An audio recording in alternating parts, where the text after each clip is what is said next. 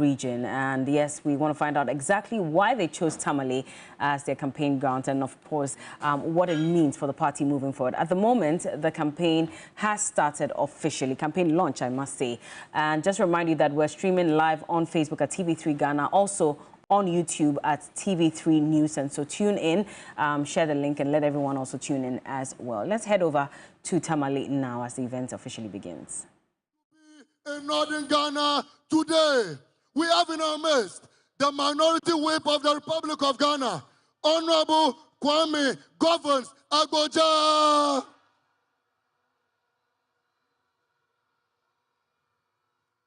Choboy, Choboy, Choboy, Choboy, Choboy, Choboy, Choboy, Choboy, Choboy, Choboy, Choboy, Choboy. We have the campaign manager of the 2024 general election, the man who has sworn everything to take us to the promised land, the man who has vowed to make His Excellency John Dramani Mahama President of the Republic of Ghana. In our midst today, let me hear you shout as we welcome the Honorable Joshua Alabi. Thank you, people of Northern Region. Thank you. We shall continue with your members of parliament and your parliamentary candidates as the invited guests arrive. Thank you very much. Thank you, Malik. Thank you. Tijima de kum de machine ma, de zotener la kum tire, banna jinji sambanma, di pala ay te kanakul hanya polo, ami binya polo, bin shade yanang chezongoma, de tatebo kula hanang, de zongun na bia yung kanal shiagore nang wong. Bambama za habashina. Dezo enzan la chongo. Then the bone parliamentary candidate ma. Candidate Sobian ko yama wapam. Korukana kulmor no partner. Otiampana la tebole candidates ma nage. Ama oba poma mpana. Tiambola parliamentary candidate for Zabuzugu constituency. Ama okwe yimna tepuhte kalabdama osahama agaria. Honorable Abako. Sokamyo Honorable Abako. Chela katinano photo. Zabuzugu constituency parliamentary candidate 1 minute. Hassan Imoro Abako. Just 1 minute. Thank you. The nation builder is almost here. 1 minute. Ayazu. PC. Ayazu. Ayazazu. Entre. Ben shaden on the union de nation. The bottom in the Zavzo. To vote. Yala bit could declare your Ghana a woman the Zabzo parliamentary seat, Zabzo presidential vote, NDC you are me a dominated Ghana. Ayazu Boletale can yalala Zabzugu constituency since 1992, Zankana 2000. Nation D up and down. NDC Nation D up and down. You know, NDC and Dila up and down. ASU. Thank you. Thank you. Put your hands together for the PC for Zabzugu constituency. Thank you. To Pumpon, Banak Palanyang, Marta Suriame, the Sahama Changa Pam, Sahama Changa Pam. I could chana kapui, Kalan Love Chang to Zane. Tamama Mang non shilpumpo no chana to Jimane. Niam Bolsway and Yala, Nachimbil Pale, Konya Bando Cornle, O Karla Buko Hali, and to Karam Sosa Kabulo, no professor. So Mulanka Chicha, Omira Punya Chicha Kurle, Yung Balanko, University Halle, Katike MP Talma Punan MP, Kalanya parliamentary candidate, Zaun Moyan Zano Kabu, Honorable Professor Adam Hamza, Kumbungu constituency MP, Honorable Amaraba.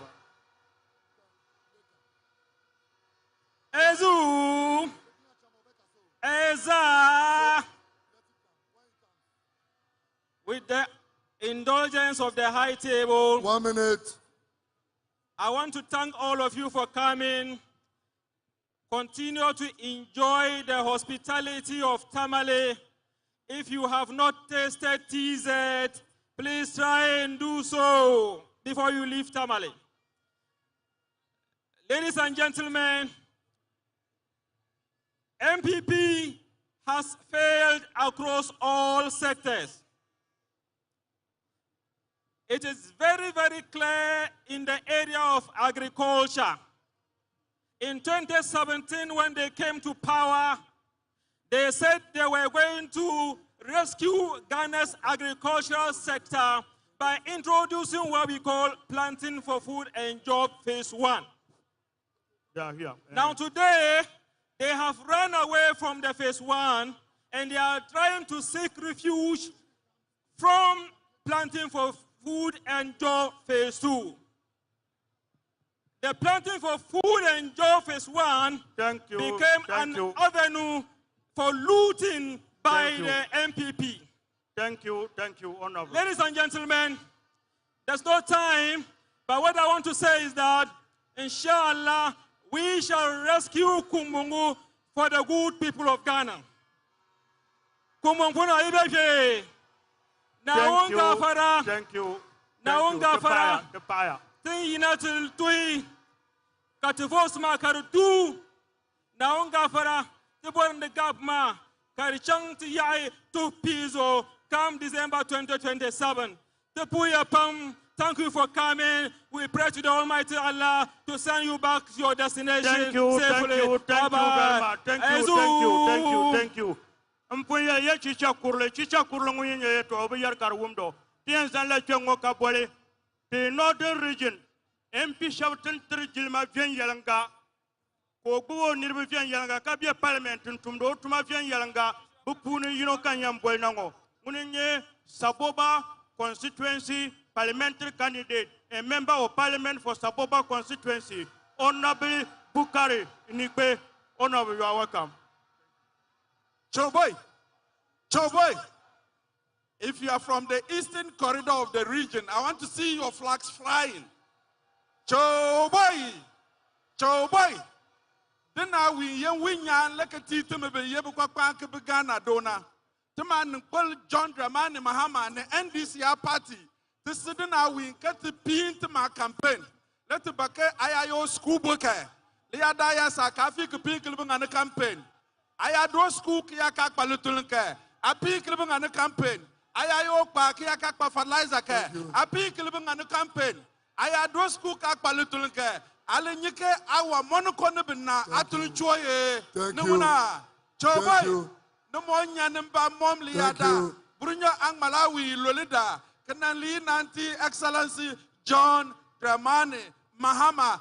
All parliamentary candidates be the whole country now. So that will look by majority parliament. Thank you.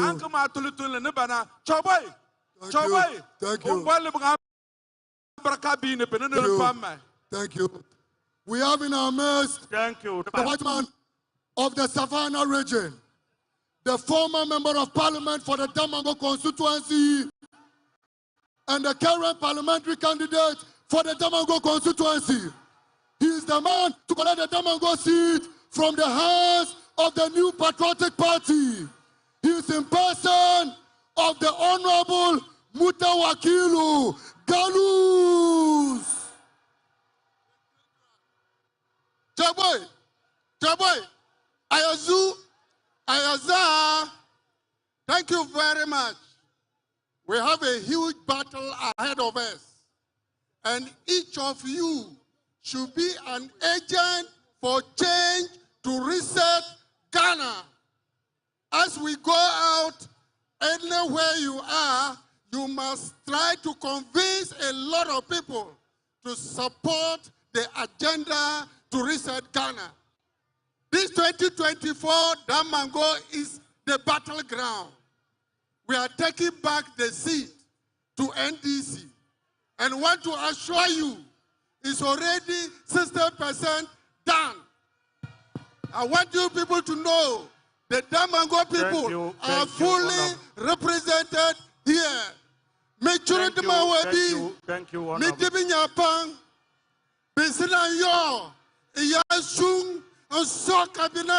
And say President Mama, the Jikumu and Bamukumunso, Nagalus, Adamuta Wakilu, People Katlemu, Ancient Parliament. Ayazu. Thank you. Chobai. Mai zami ne tembe toma so yung katebema. Dagbambia ne tiri yare yi dambe zo nterdu. Tiri tumla tale kakpa yugo be dama zo chedu. Ama NDC dahil barka no bu gobte tale. Cheya katinu nupo karatimsa. Ka be kuma si ka wum de damle ka be bolga ka wum de damle. Ka te bole parliament ma pune bi yarga. Honorable Mutala Mohammed of Tamal Central Constituency. Eyezu mankae to apam dagbamba yana yang buiki ne kanyene shiro dan zo kalkramin yana la in shakartum la azidannakum tupu ya ka party yana election shaloma ka NDC be MPP election yale tem fala gana bae ka te tertuma be la bale nubi chat nan elections ma salaman Nadan danang 2020 ma jande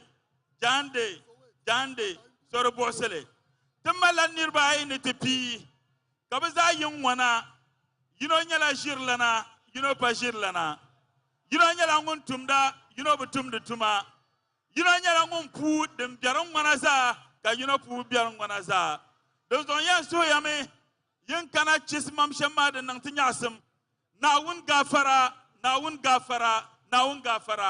His Excellency President Mahama Oyenyela, the next president of the Republic of Ghana. Nawun men yel surat al Imran pune لكل اللهم مالك الملك تؤتي الملك من تشاء وتنزع الملك ممن تشاء وتعز من تشاء وتذل من تشاء بيدك الخير إنك على كل شيء قدير. Thank you. On this note, due to time, we would only call your member of parliament to come and give you a wave. And so we will start from the member of parliament of the Tamale North constituency. He said, okay, so we do the member of parliament for the Salaga North constituency, Honorable Alassane Mumuni. Thank you, Honorable. The incoming MP for Salaga North constituency, thank you. We have the Honorable Parliamentary candidate for the people of Uyo constituency. Honorable, come forward. Honorable Alassane Sulemana Jables. Thank you, Honorable. We have the parliamentary candidate for the Pru East constituency in person of Honorable Lord Boam. Thank you, Honorable. We are grateful. Thank you. We have a short performance. Choboy, Choboy, Choboy, Choboy, Choboy, Choboy, Choboy, Choboy. Let me see your flags in the air. Let me see your flags in the air. Let me see your flags in the air. Choboy, I invite on stage the maestro of communication. Choboy, Choboy, the running mate of the NDC has arrived. Professor John Nano Pokwajiman has arrived. Let's show some love, show some love, show some love. Show some love, show some love. Show some love. Professor Nana John Opokwajiman is going to be the first female running mate of the Republic of Ghana under the leadership of His Excellency John Dramani Mahama. With a shout, let's welcome. Hey! Professor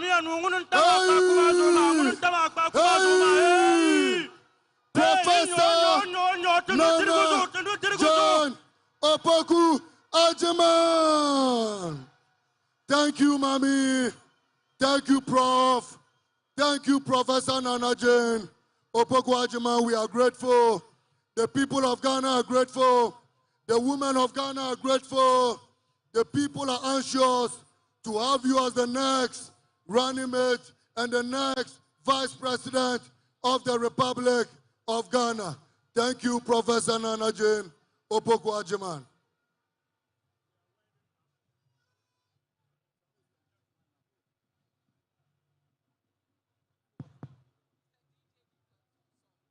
Mr. DJ, give us a song, give us a song. Mr. DJ, give us a song. Mr. DJ, na cheka danyurubu tuba makum. Danyurubu tuba. Kumpo de lebla ba wumia tuba. Dama okwe no non tuba ma biane o salan kire mi ya. Dezo afanang la tuba karnon wala la ila ila la ba wumia tuba. Ba wumia tuba. Mr. DJ. Danyurubu tuba, tugura, danyurubu tuba, yom. Ayazu. Ayaza. Yan nang la kapela biala ki kole. Katenan to yilama. So let's hold on. We are reserving the energy in Balazaku for the midpoint of the program. So don't worry. You will still hear the summer Nolly hitmaker come on stage. 1 minute. Ni jama mama borno umo yilama umi na pana so e pana kona antuna dezo somna dengban zo la mama borno uma yilama dezo na chako pana ko kana yilama dezo balazaku na kamna.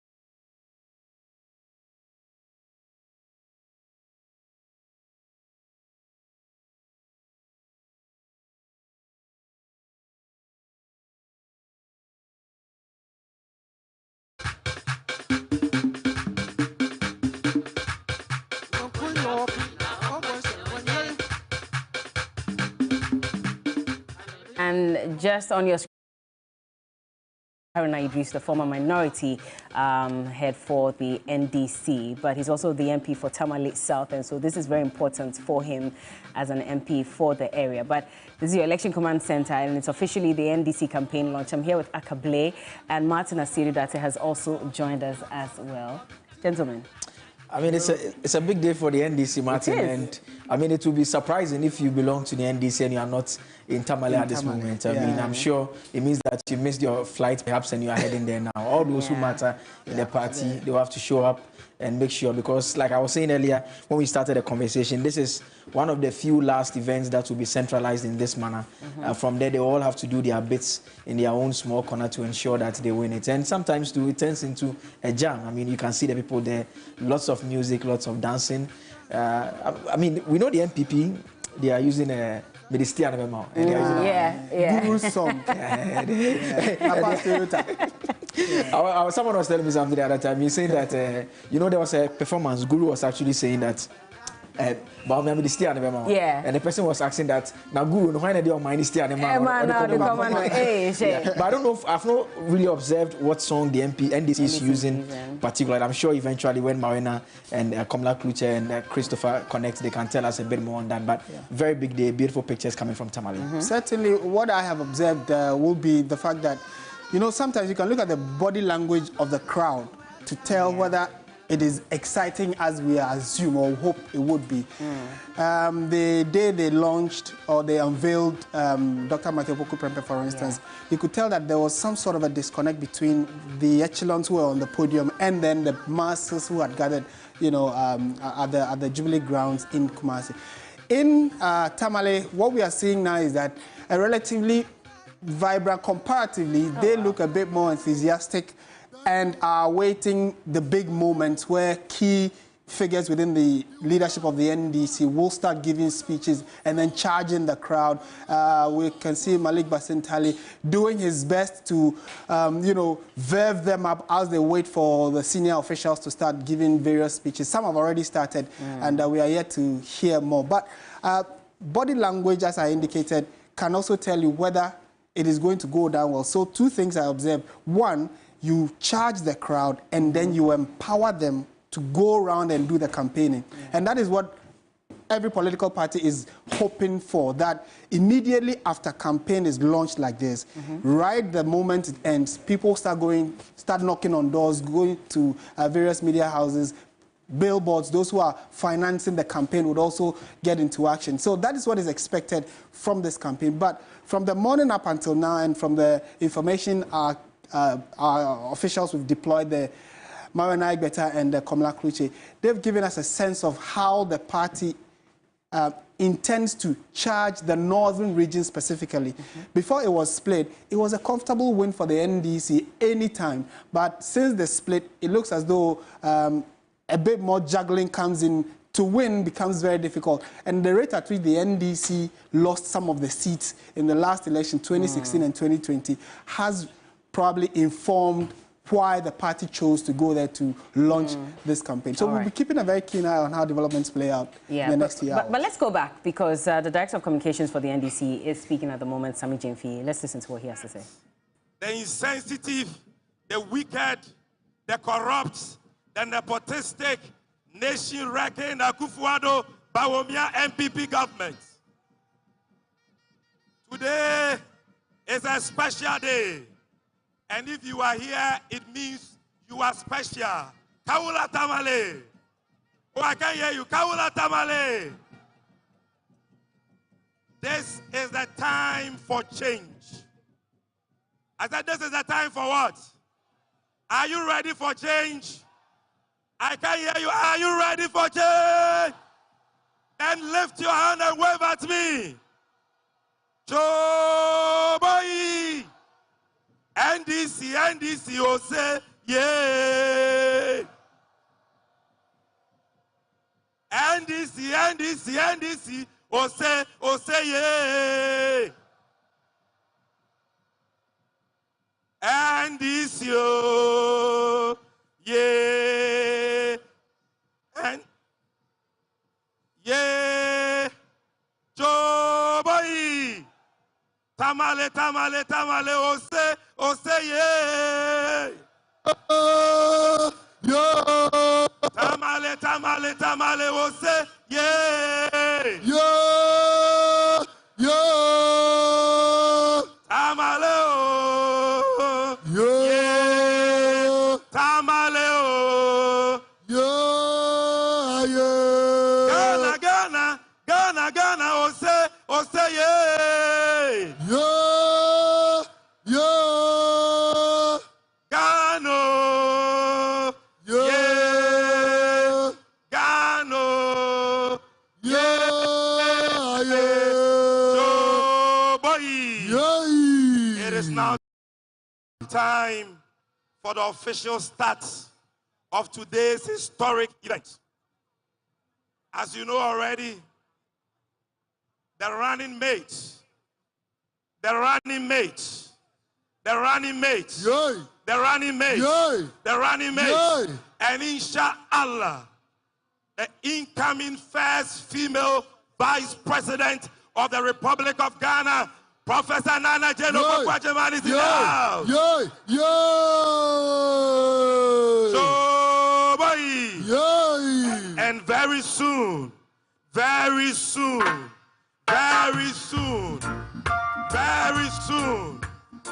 the flag bearer and leader of the great NDC will enter this ground. Joboy! Now, ladies and gentlemen. Mr. DJ. Mr. DJ. Joboy, now as we wait for our father to come so that we can officially start this program, I am going to introduce to you the man who will be helping me to MC this program.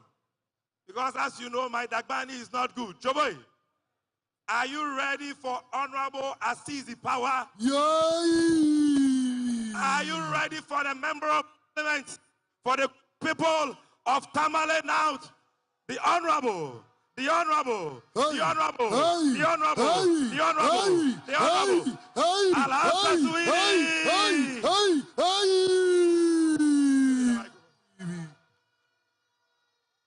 Hey! Hey! Hey! The man like you will check out what my bang the yamang the young Ungura. Chalia Karukum, hey! Hey! Hey! Hey! Hey! Hey! Now, Albarkana yini. Now, dear Sogo. Zungo Nyala Dabse Gahandele and Zante Tudu Gi Kam. Karasimson at the Panawene. We must give God the glory for such a beautiful day. It is a day that history is being launched. The fact that for over 30 years, this is the first time any major political party is launching a campaign in the northern region is historic on its own, and we are grateful. Again, we are launching this to return a man to the Flagstaff House, a son of the soil. Let me hear you say, hey! Hey! To pumpongo jingo kuto jini karapala tizangle meneng naun nuni ama to gulme nekpamba maza jini katanan zangjima neng naun nuni ama yes boy hey incoming President of the Republic of Ghana, His Excellency John, let me see your hand. His Excellency John, the victory of the NDC is coming again. His Excellency. Timabia.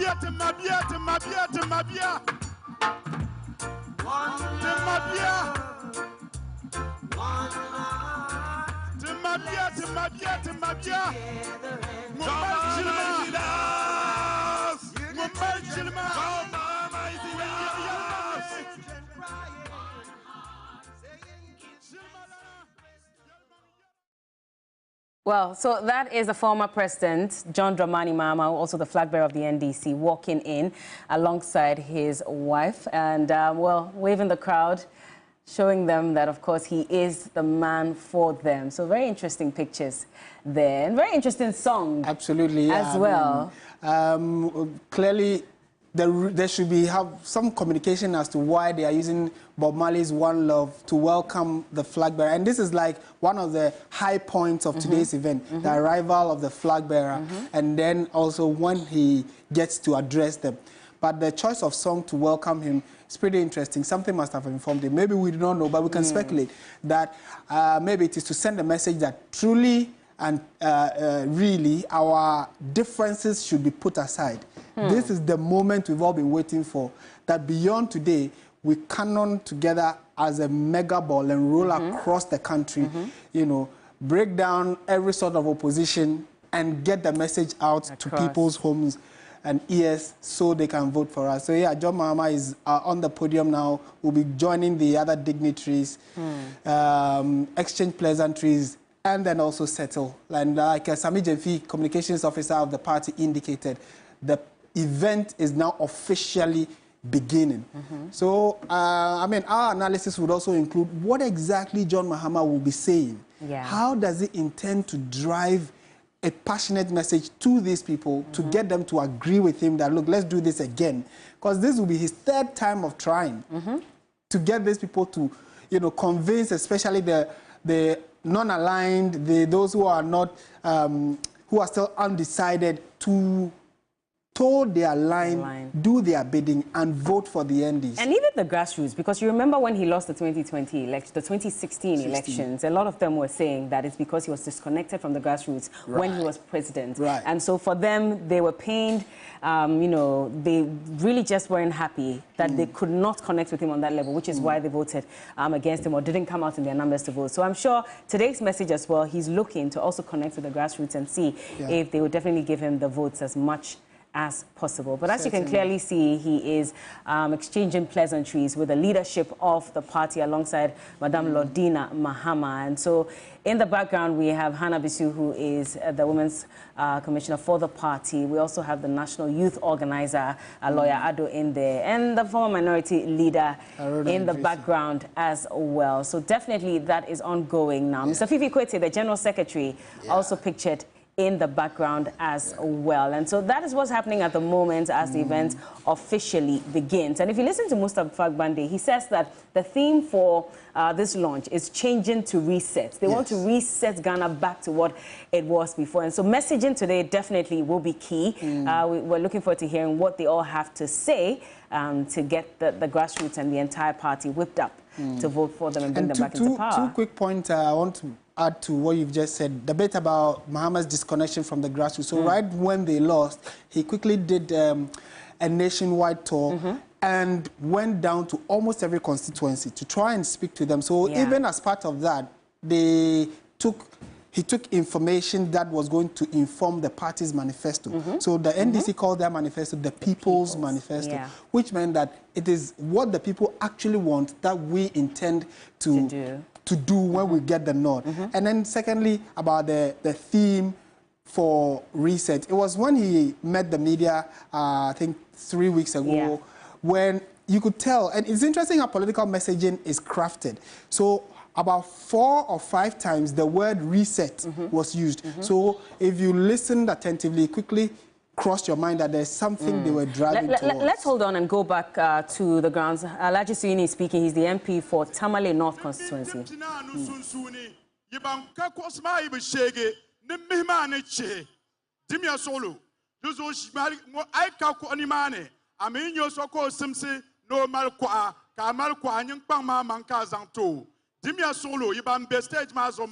Can you please kindly clear that stage on my right? If you do not have a sitting place yet, there is danger. We are told that you are endangering the integrity of the stage. So please, kindly move down. I'm sure other arrangements will be made later to provide seats for you. Please move off the stage. If you do not have a seat, kindly move off the stage. I employ the security to move in 2 minutes. Jilma Katizang de Balendia. Ama 2 minutes time Kaibi Chang. Tim Wella Prince in the Bakanata Swangte. This was Dimia Solo. In 2 minutes, you must leave the stage. That is the stage on which His Excellency John Dramani Mahama is seated. We want you all to vacate. The stage for the members of parliament as well. If you do not have a seat, please just step aside. Arrangements will be made later for you to have a place to sit. But for now, you are endangering the integrity and safety of that platform. We beg you. But in 2 minutes, security will be invited in. So pumpongo, yen pum pamka pae, niza pangmanga, panya nutima, panya nutima, panya nutima. TM Chilgla Jima. TM Chilgla Jima. The Mebornete Zangla Jima and Naun Nuni. Go Bubble Inteti Bismillah, Halle Ne Alhamdulillah. Uzo Tuli Mbwella Reverend Jonathan Imoru. Reverend Jonathan Imoru. Make some noise for him, Reverend Jonathan Imoru. When he is Northern Regional Superintendent, Assemblies of God. Nyami Avrito, Mulat, Dolodonim Kayamayo, Dolodonim Kayamayo. Telia Kabo Bangni Biani.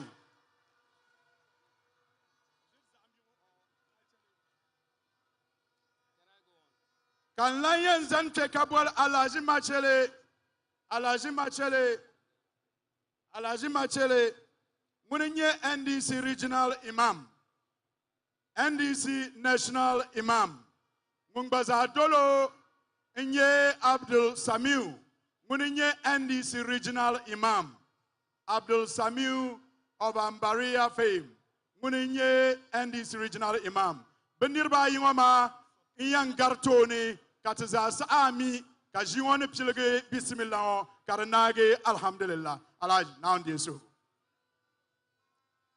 Sallu ala Rasulullah. Allahumma salli ala Muhammad wa ala ali Muhammad wa raham Muhammad wa barik ala Muhammad wa ala ali Muhammad kama barakta ala Ibrahim wa ala ali Ibrahim innaka Hamidum Majidum. Tiyanzan laka suhna tatam lana inti NDC. Insha Allahu NDC yan dilaben ma labdile nimana wannan ta katare kalab na sanke so na wonti gondara mana mamma wamin wanyanga za na wontan bazo sun so na wonti empty na ma na wontan bazo sun kaso na wonti the council all days pamba na wontan bazo sun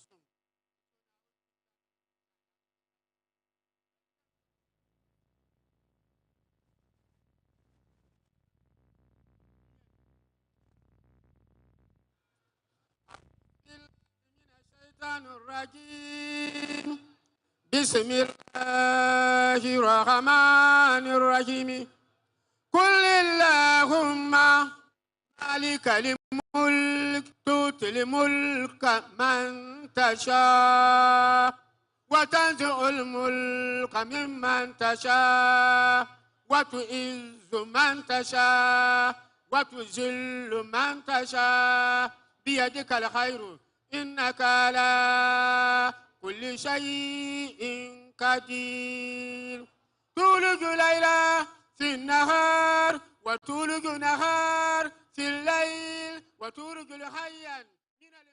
Prayers up ahead of the ceremony, and that's clearly what you're seeing in the background there. Well, they have the Imam sending some prayers to Allah, and then right after that, yes, it would continue. So as you can see, it's been passed on to another person. But if you just tuned in, this is the official NDC campaign launch. It's underway in Tamale at the Jubilee Park. And this is how the NDC is looking to consolidate gains in the northern region. And so for them, they're saying that this is a change to reset Ghana. And so the prayers to continue. I believe that this would be the Christian prayer. Yes. Yes. From the lineup that we have, that should be Reverend Jonathan Imoro, the Northern Regional Superintendent for the Assemblies of God. And so right after the prayers, in terms of the lineup that the party put out, there will be the party anthem that will be played or sung, depending on how you want to put it there. Then from there will be Welcome to Tamale by the Northern Regional Chairman of the NDC, Adolf Ali John. Then afterwards, Mama Yariga MP for Boko Central will also be speaking. Okay, so that's a party anthem being played like you just indicated. I mean... Okay. Bless the soul of Joe. Let's go back. Let's go back and look. Arise, arise for Ghana, O patriots of the land. Forward and seek your future.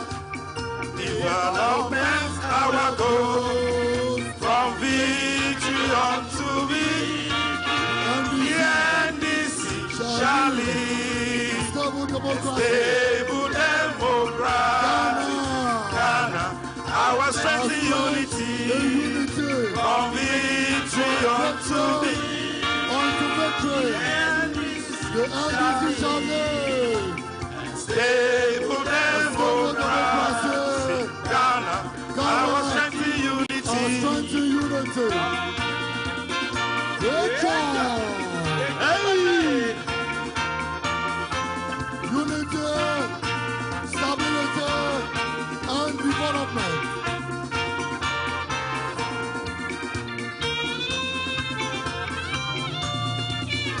Victory! Victory! It's our land. Victory! It's our land. Yeke is a winner. Oh, thank you, Mr. DJ. Thank you very much. Thank you. Now this go now nangal barkanang. Now nangal barkanang. Yezungo jima nguna. Te yango do yelle. Ne yunu piwu ma. Ne katitibe. Katitibe. Ye katitibe. Balakaramiare. Eyezu. Embwala. Ti yongo. Fatima Kiama Dama ne sanganda kamantum malngoma yiche yilne yinyarla yili yidana ka yili yidan ma gartoni nangba marhabi ma nyanga then kamza hakpalam karnan dwala. So at this point it is my pleasure to invite our Northern Regional Chairman of the great NDC. He is a man who has always said that in this year's election, there's only one way. We either win or we win. We win or we win. He is Honorable Ali Adolf Umburutiba. Chalia Karulu, Chalia Karulu, Chalia Karulu. Thank you very much. Honorable Chairman, thank you. We are ready for Thank you very much. Thank you very much. Eyezu, Eyezu, Eyezuza, Katidibie, Bala Katidibie, Dalam Kulinyele. His Excellency, the incoming President of our Republic, our First Lady, again, come 2025, you will be called a First Lady again.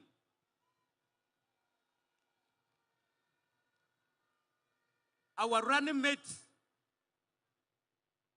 who even 100 MPP women put together cannot compete with her. Professor Nana Jane Opoku-Agyeman, the national chairman of our great party,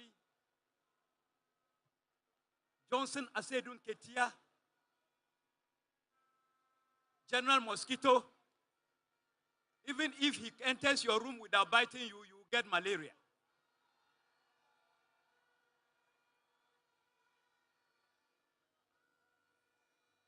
The minority leader in our parliament, members of the National Executive,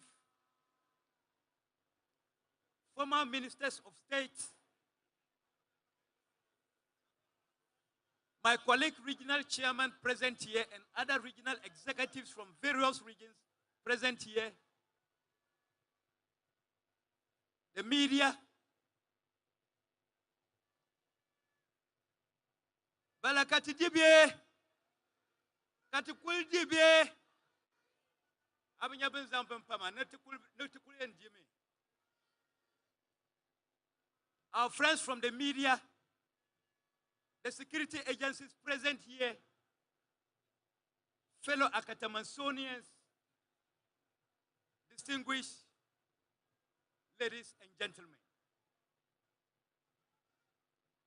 First of all, I would like to thank the leadership of the National Democratic Congress, especially the flag bearer, for deciding to hold the launch of the 2024 campaign in Tamale, the capital of the northern region. The entire 5 northern regions are grateful for the exceptional honor done us, and we want to assure His Excellency John Dramani Mahama that we shall not let him down come December 2024. Your Excellency, we are all suffering because our own northern brother, Bawumia, has totally destroyed the economy of Ghana. But we have hope that you will come and rescue us. My northern brothers and sisters, I am excited about John Dramani Mahama's promise to expand the Tamale water supply project to cater for both residential and commercial purposes. This is because water is life. And I thank President Mahama for making this important promise. Are you excited about this promise? Are you excited about this promise? The North is ready for change. The whole country is ready for change. And inshallah, there will be change come 7th December 2024 in favor of His Excellency John Dramani Mahama to lead us to build the Ghana we all want. Together with my colleague, regional chairman in the 5 northern regions, we promise to restore the glory of the NDC in the North. On this note, distinguished ladies and gentlemen, I wish to welcome you all to Tamale for this historic event. I thank you, and may God bless us all. Thank you very much. Bala Katidibe, Katidibe, Baumia says, Mumfalsitiano Mame, Mumfalsitiano Mama, who are licensed. I'm a licensed, the Caborna Dulori. Thank you very much. So much. Let's make some noise for the regional chairman. Joboy. Time is fast spent, and so we will appeal to everybody to be decorous and orderly so that we can proceed speedily. Joboy. Now, yes, today, like I said, is a special day because today we are kicking start our campaign. But it is not just about starting a campaign. It is about John Dramani Mahama's visionary and transformational message of hope. And so today, we are going to have a few speakers who will come before our Father to speak on various issues that borders on nation building, that borders on the future of our country, and that borders on your welfare. Joboy, are you ready for the next speaker? Then make some noise for the Member of Parliament, for the good people of Boko Central, the Honorable Mahama Ayarega. Thank you.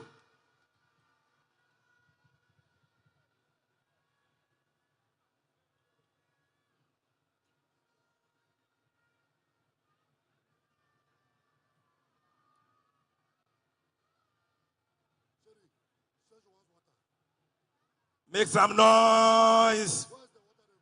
My Kusase people, are you here? Oh, my Kusase people, are you here? Make some noise. For the Honorable Mahama Ayarega. Thank you, thank you, thank you, thank you. Ayazu, Ayazaza, Katidibe. Thank you very much. Your Excellency,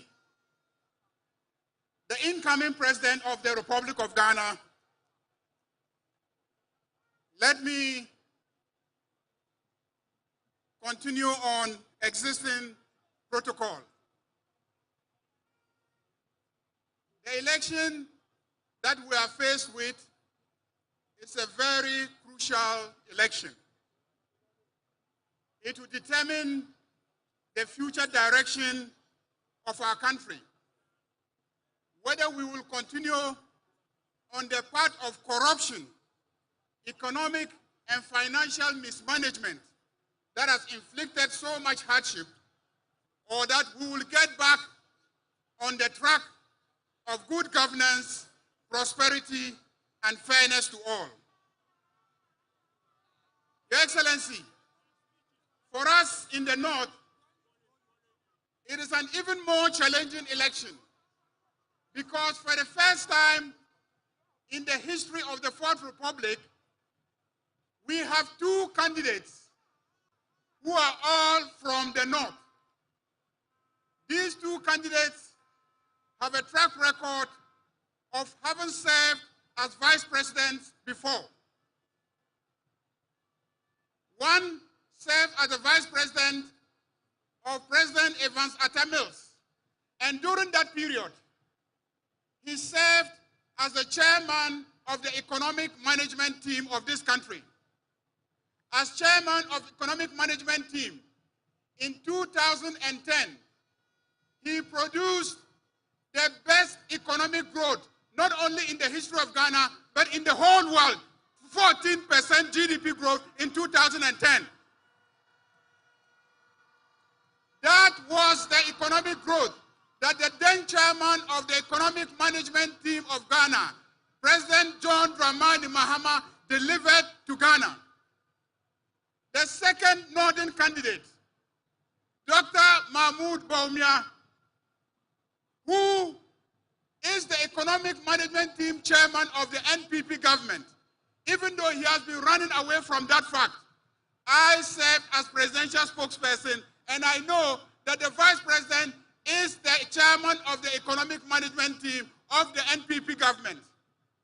Under his leadership, this country has suffered a near economic collapse.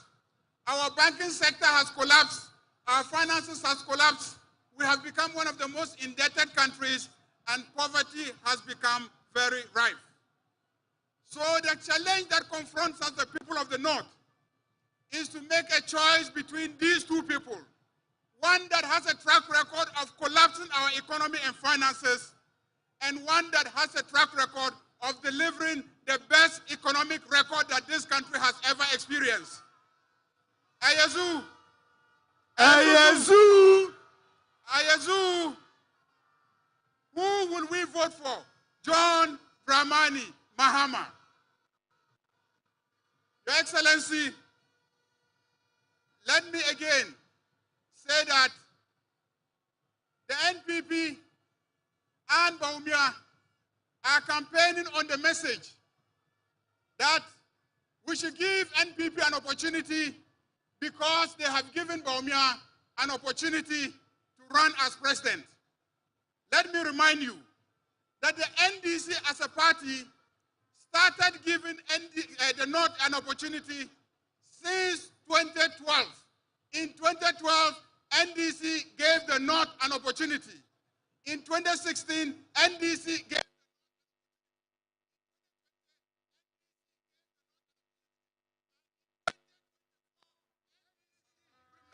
with the North. That is why today the North cannot turn its back on the NDC. The North will vote for John Dramani Mahama. Ayazu, NPP is asking us, what has John Dramani Mahama done that we should return him as a president? What has he done for the North? I am going to begin counting. If you remember, we had to always go to Accra in order to fly to Mecca. Is that not it? John Dramani Mahama did the first development of the Tamale International Airport and converted it into an international airport. So far, thousands of party supporters of the NDC have converged here at the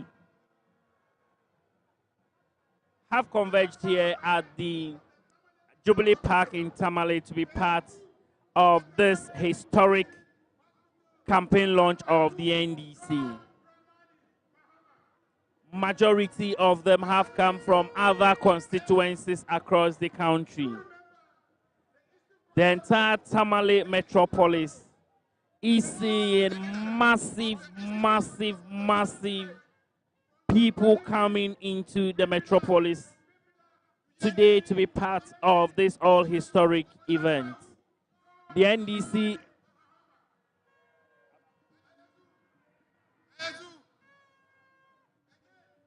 the road from Gambaga to Waliwali, the hometown of Bawumia, was done by who? John Dramani Mahama.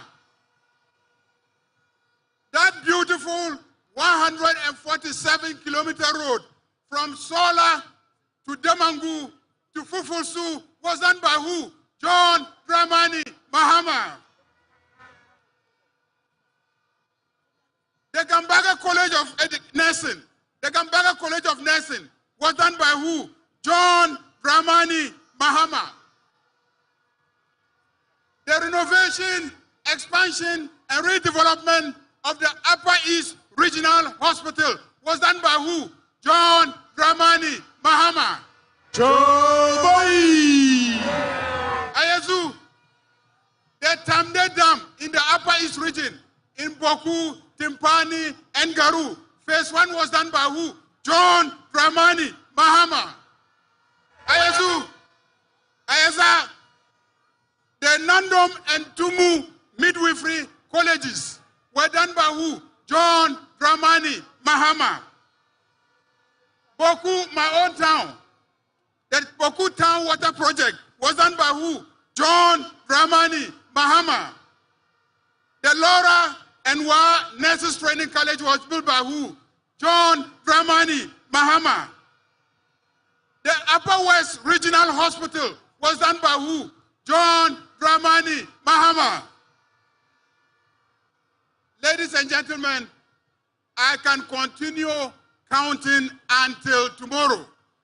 Indeed, many of the projects in the north that the NPP has run back to and are busily financing in order to score cheap political points were all initiated by John Dramani Mahama.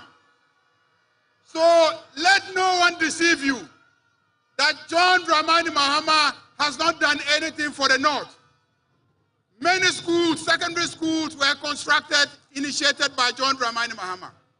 Many roads have been done by him.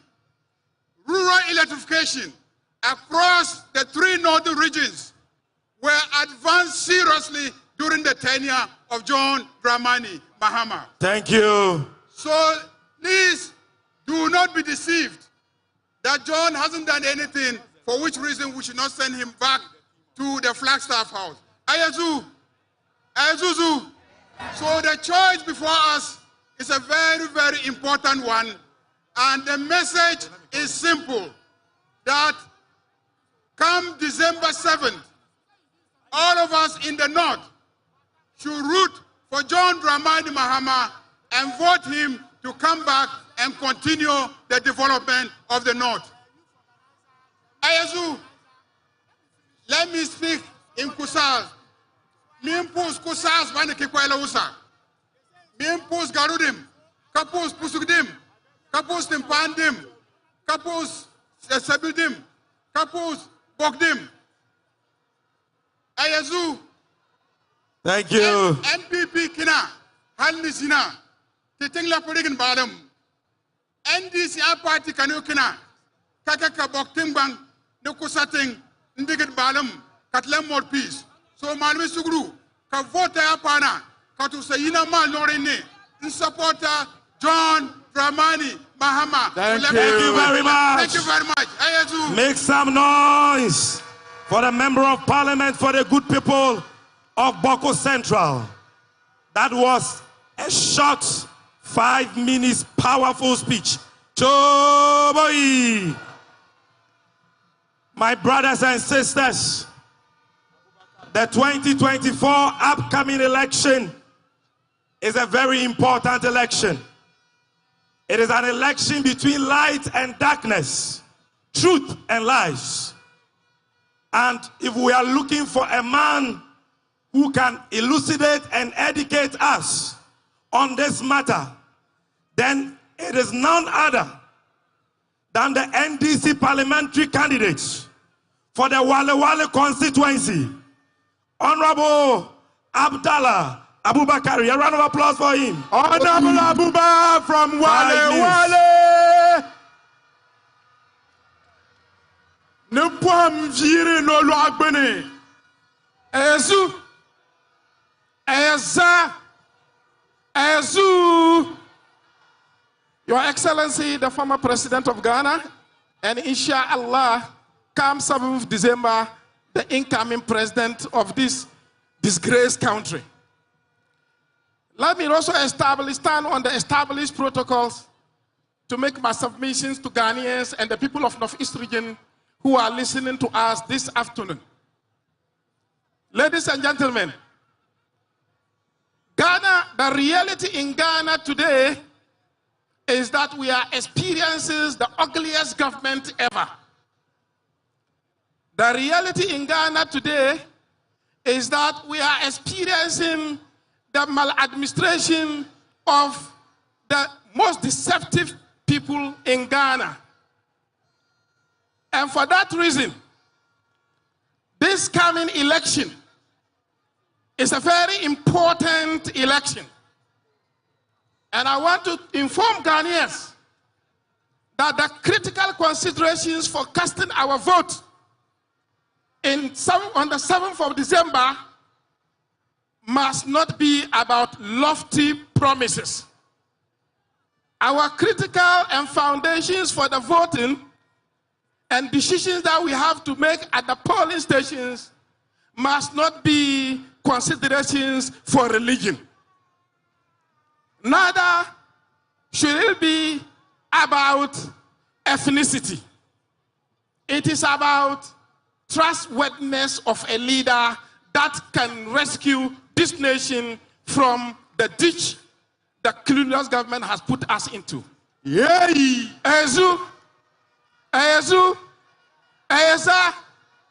The MPP administration currently, in 2016 and in 2020, crafted lofty promises.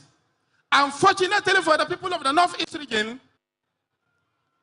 the charge for the great deception Ghana is facing today was led by my own brother, His Excellency, the Vice President, Dr. Mahmoud Bawumia. Today, I want to inform all of you and all Ghanaians that the deception of this government is clearly manifested even in the hometown of the Vice President.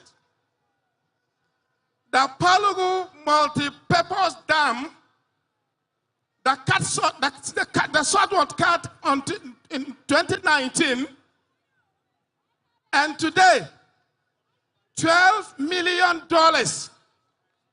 have been squandered and shared among themselves with the tacit approval of my own brother, who during the cut sodding took the Nairi, no less a person but the Nairi himself, with his paramouncies in the Upper East region and the Northeast region to witness this great deception. And today, the $12 million that was meant for the construction of the dam has been shared, unfortunately, with the tacit approval of my own brother, Dr. Mahmoud Bawumia. Ayazu, it is the same very Dr. Mahmoud Bawumia who promised the people of Waliwali that they were going to do a watermelon factory. Today, 8 years down the lane, the MPP administration has only an empty container by the road to show for the 8 years of the administration. Can we trust such a personality? Can we trust such a person? Can we trust such a person? Let me give you more of the deception. It is the same brother of mine, His Excellency Dr. Mahmoud Bawumia, who assembled the people of this north to cut sword for the construction, the dualization of the road from Walawali to Tamale. Today, there is no constructor on site. Sadly enough, he made sure the chiefs and people of the north witnessed yet again another deception. Again, I want to give you another deception. My brother once again didn't shy away from carrying his deception to Yendi, where he stood before the Yana and promised the construction of an airstrip in Yendi. Today, as we speak, there is nothing like an airstrip in Yendi. Can we trust my brother, Dr. Mahmoud Bawumia? Can we trust him to be truthful with us? Can we trust him to be trustworthy? My brothers, that is not all about the deception. So this particular election, everyone listening to us today must agree that the critical element to determine who to vote for is trustworthiness. And today, based on the records of His Excellency John Dramani Mahama and the record of my brother as a vice president, we know that we can trust the visionary John Dramani Mahama to deliver and rescue this nation truthfully. Choboy! North Israel ne man persevere pagwan puria ni zanori ne tetuma ni akpanga yan yinama. Maya yele shem yala man purguduma bangumna ya wuma. Man persin yania ne yin ya yi japal zugu nyirfini. Vi kangwana vi mala o yirdema. De zugu te bangma ne yu no election ma terela divine pasi. Terela divine pasi. Thank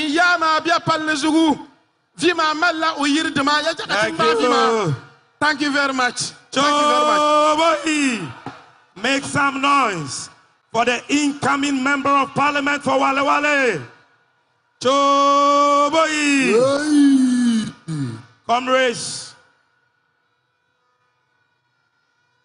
as I told you, this program is a special program. It is not just about the launch of the campaign, but it is about the vision of the nation builder, His Excellency John Dramani Mahama, for Ghana.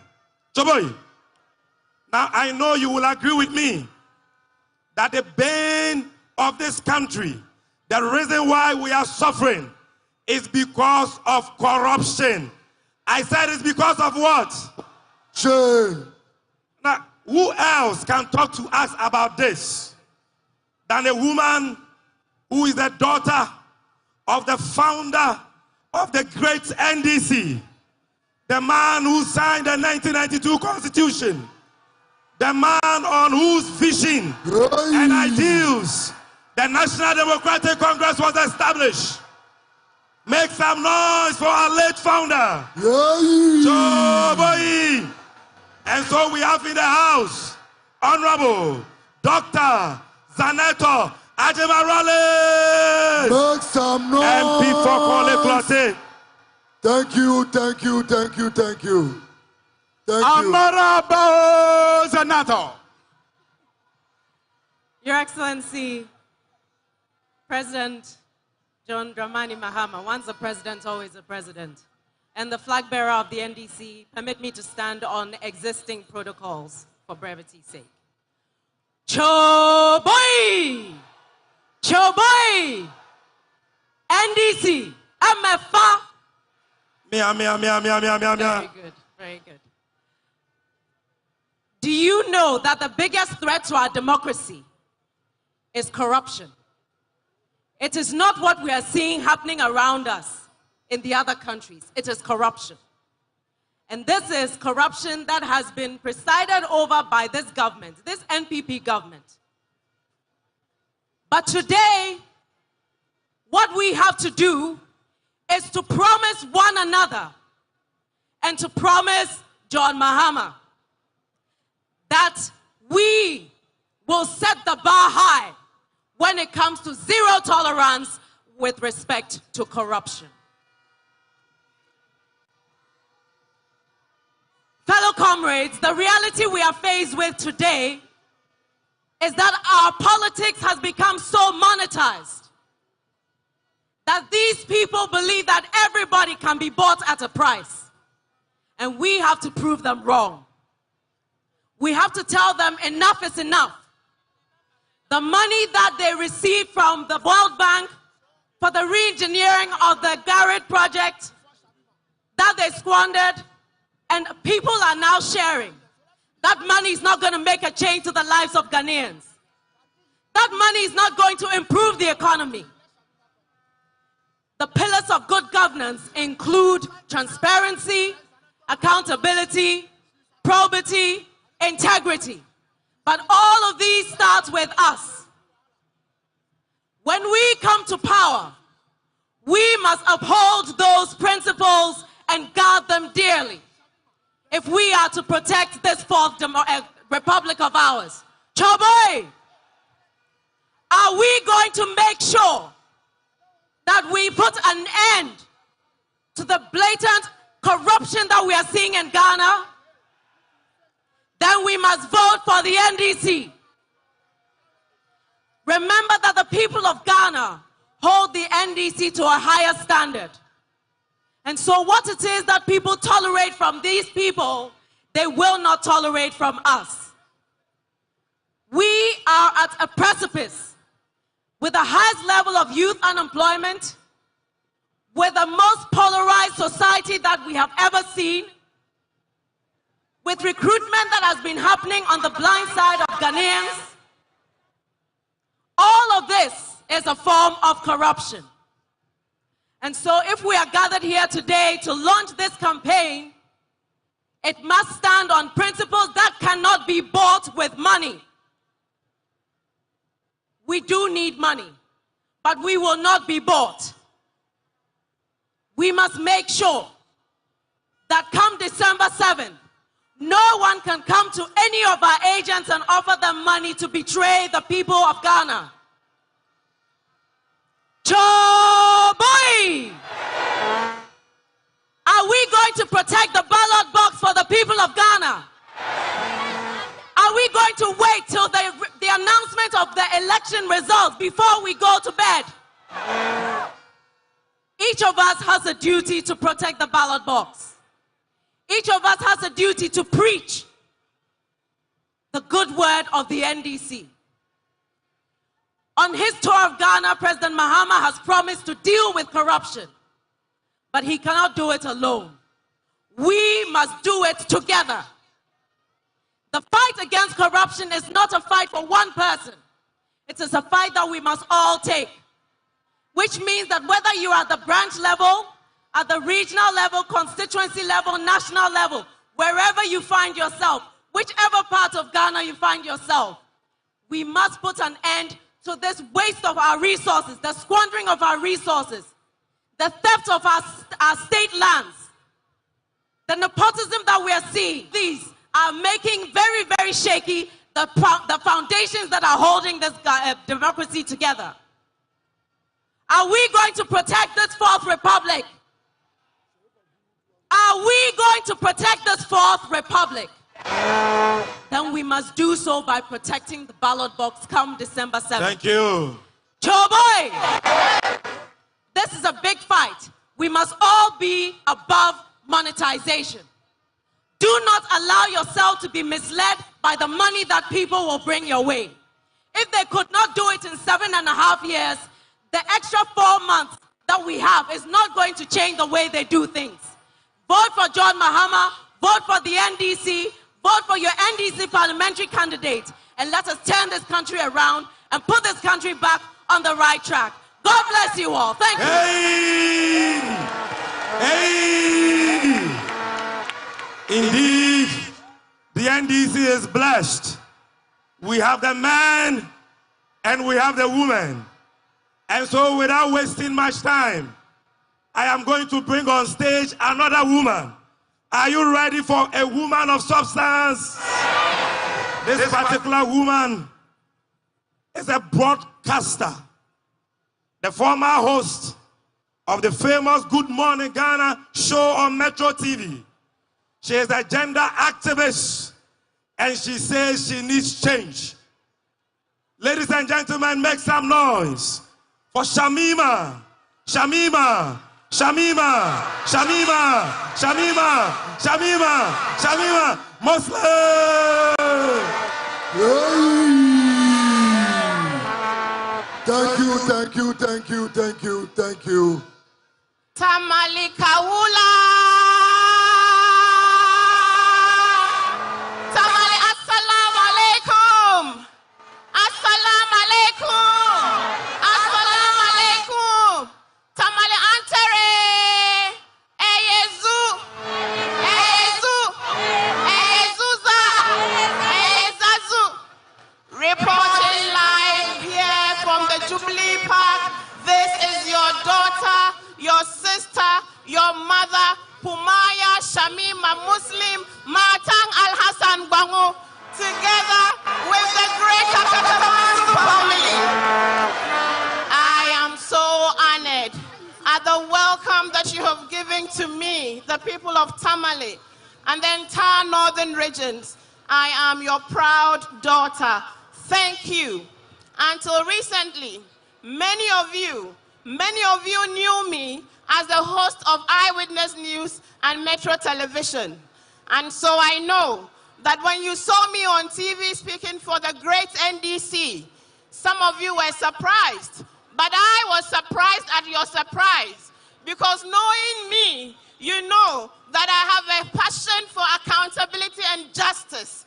This is why I am today speaking for the NDC. You see,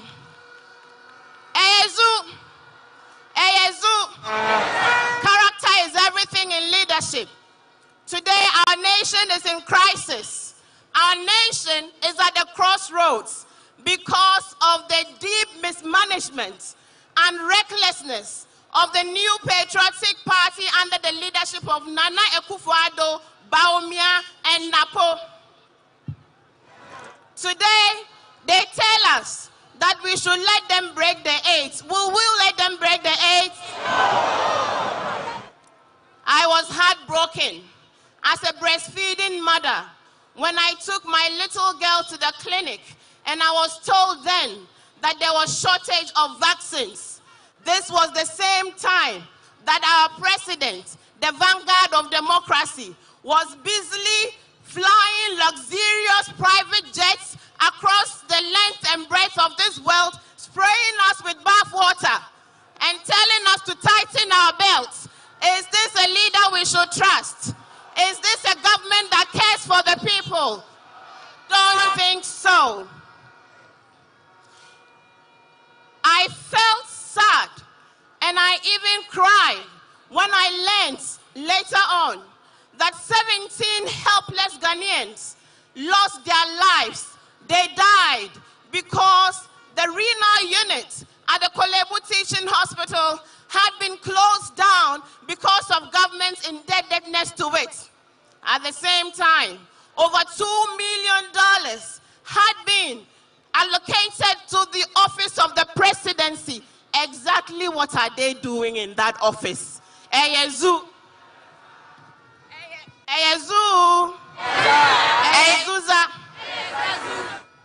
Do you know what?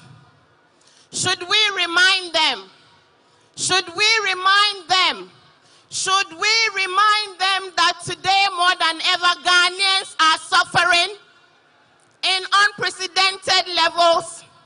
Should we remind them that we see grand corruption of monumental proportions and nepotism? Should we remind them? Should we remind them that we will remember their extreme arrogance of office and power come December 7? Should we remind them? Turn to your neighbor. At this point, I said, turn to your neighbor and say, hey, NPP. Hey, NPP. Someone Nolly. Say APP. Oh.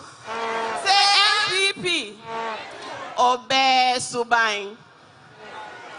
To remain silent, fellow comrades, fair-minded Ghanaians, is not an option. To remain silent at the time where our nation is being demolished is not an option.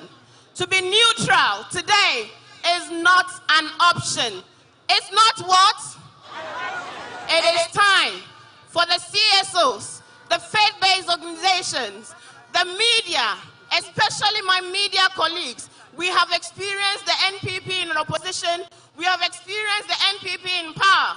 We have experienced the NDC in opposition. We have experienced the NDC in power. We know their true colors. We know the people who have character. We know the people who have humanity. We know the people who have feelings for the people. We know them. And we know that it is His Excellency John Dramani Mahama and the incoming first female Vice President of the Republic, Her Excellency Jane Nana Opoku-Agyeman.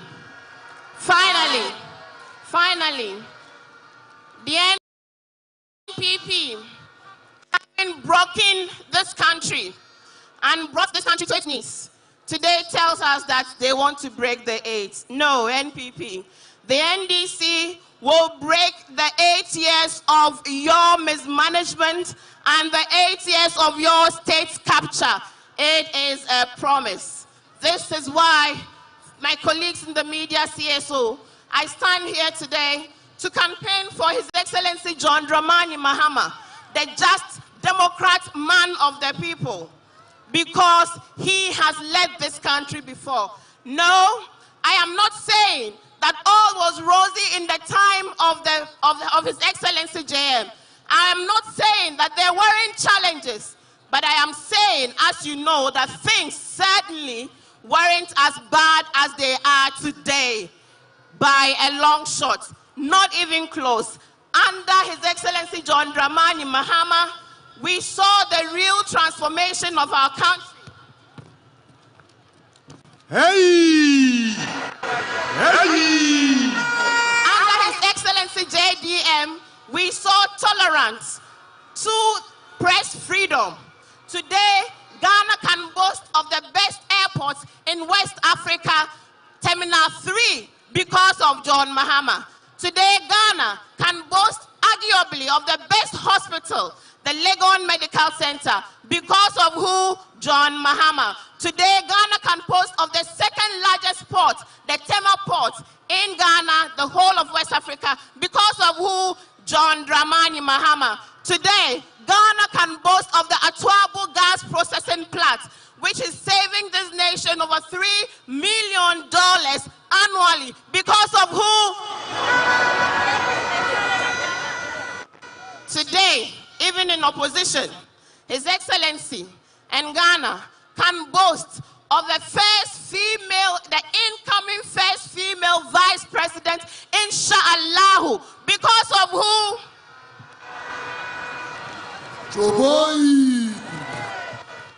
And now this is my call to action. Fair-minded Ghanaians, this is the time to stand and be counted. I am voting for His Excellency John Dramani Mahama because, indeed, he is a nation builder by evidence.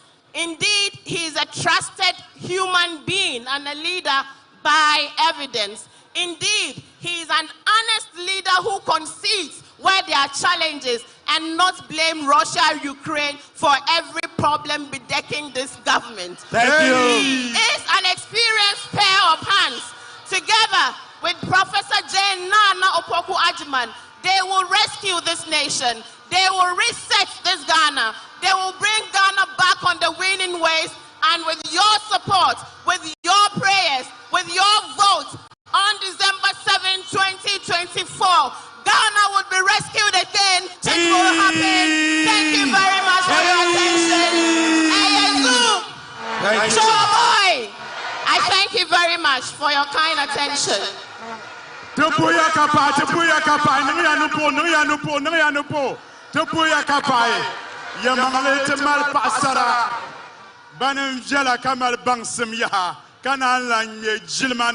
Katinan la mal na chimba banum jela bangbazan la mal bangsem kanye jilmanema anyo de bedwane jishir malba. We have the men and we have the women.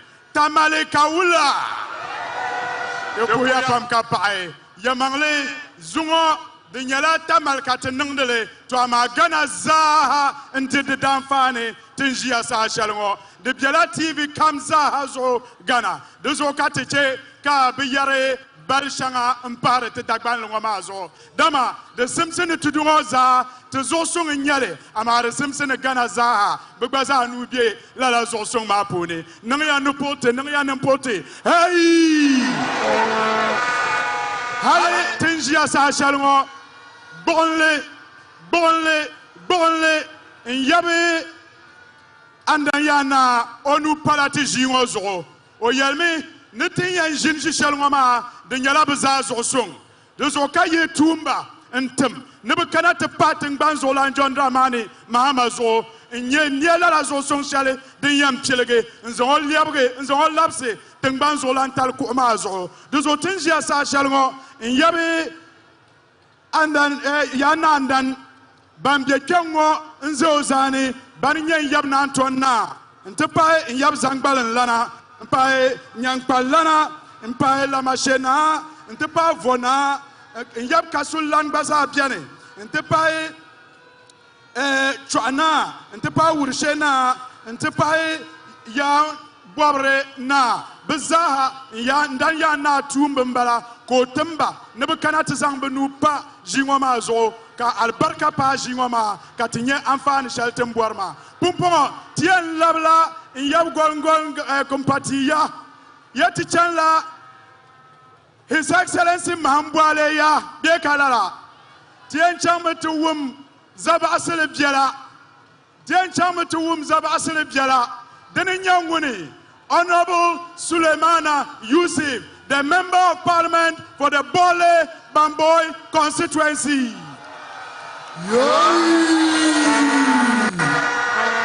Honorable Member of Parliament for Bole Bamboy constituency. Speaking Honorable for the Savannah region. Yusuf Suleimana Ore. Thank you, thank you, thank you, thank you. Eyezu. Eyezu. Eyezuza. Eyezu. Eyezuza. Assalamu alaikum wa rahmatullahi ta'ala wa barakatuhu. Your Excellency, the great son of Ndaura Jakpa, His Excellency John Dramani Mahama, and his beautiful wife, our mother. I want to seek permission to stand on the existing protocols in order that we are able to save time. I stand here, ladies and gentlemen, on behalf of the people of the Great Savannah region. I stand here to give you an assurance that we are ready to right the wrongs that happened in 2020. I stand here today to tell you that we have learned our lessons. I stand here today to give you an assurance that we are not taking less than 7/7. We have 7 seats. Hey. And we are taking all the 7 seats. I know what is running in your minds. What about Dawango? Dawango has been taken already. Hey. Dawango has fallen flat. Dawango is in the pocket of His Excellency John Dramani Mahama. Dawango is gone. Dawango is gone. We know what we're talking about. And we are delivering 7/7. Nothing less. I stand here to give you some good news. Which news goes to our gallant farmers. His Excellency John Dramani Mahama is a farmer. And so he cares for farmers. There's nobody in this country who can solve the problems of farmers if not His Excellency John Dramani Mahama, because he himself is a farmer. How is he going to do this? That is the question that is running through your minds. He is going to establish a scheme, Operation Feed Yourself and Industries. You are going to farm to feed yourself. You are going to farm to feed our industries. How are we going to do this? He is going to establish farmer service centers across the region where farm inputs, technology, and what have you be provided. 3 days ago, I got a call from a community, Dakurupe. They want a tractor to come and farm for them. We couldn't get a tractor. I got a call from Bagle. They want a tractor to come and farm for them. They couldn't get a tractor. I got a call from Dolly. They want fertilizer. They couldn't get fertilizer. The person to provide the fertilizer, the person to bring the tractors, the person to ensure that we give a new face to agriculture and make agriculture attractive, sexy, not only for the youth, but everybody in this country. It's His Excellency John Dramani Mahama. His Excellency John Dramani Mahama. His Excellency John Dramani Mahama is going to establish a sustainable irrigation scheme to ensure 27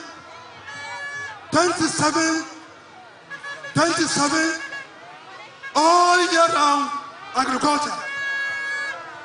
That is why we are saying that those dams that you were promised, one village, one dam, that fraudulent project will be written off. His Excellency's administration is going to establish agro-processing industries, and these industries will be encouraged to apply to the 24-hour economy scheme so that they are able to produce day in, day out to create more jobs for the teeming youth of this great nation. Choboy! We are assuring you that it is only John Dramani Mahama who can do this. Boli ebi beumfia, Sole ebi beumfia, Salagan of beumfia, and you won't fail, Waya beumfia, and you won't fail, ebi beumfia, and you won't fail. Come on, big Kaurunian, Beda, Big Sankama, Kaurunian John Dramani Mahama, Cabre Chana, Ayan Nasi NDC Bikalang, Ayakami NDC Bifini. Esobe Timbaswan in La, Nimber be Kaurunian, be to Terre, be Kabiere, as a Kamana auto. Ama Nkanasikalana, and Kamafini, and you are going to soon like I am Swamu Kena, and I want to Kaurun John Draman Bento, Inshallah, Amalin Sevubore, Munani Beling. Adaga Ankayik and Kamana, and Kampa Bar, and Lar, and Su, Karanyangro, the Kaurun John Draman Mama, Alam Machari Cabinaso. Choboy. Ebenta kado mba, kado ebenta mbana, kale kado atrata, fertilizer, senkamo binyesa, kema watuda nebeji ntauru binyese. Ebemba kusoba kami irrigation, nebeji ntamu nchito, ndobi jibe kado. I'm so in Kulubia. Thank you. Kapanyana kapanyika, besi nanla, nyato kibia, esi kaurinyi John Dramani Mahama, mechura kamana, miyasa kusu. The Member of Parliament for Bola Bamboy constituency has assured us of 7/7 in the Savannah region. He says the Mango constituency is coming back to the hands of the NDC. He says Salaga North is coming back to the hands of the NDC. He says that Aboya Mankargu is coming back to the hands of the NDC. Joe Boy! So we came from the Upper East region with Mahama Ayerga, and at this point we are taking a break with Honorable Yusuf from the Savannah region. We came through, like I said, from the Upper East region with Mahama Ayerga, and at this point we are going to take a musical break with Honorable Yusuf Suleimana, who has just spoken on behalf of the entire Savannah region. Pumpomo, Tien Kola, Tien Bwela, Yili Yinda. So right now, King Ayusoba and his group are going to perform at this event. King Ayusoba is here with his team.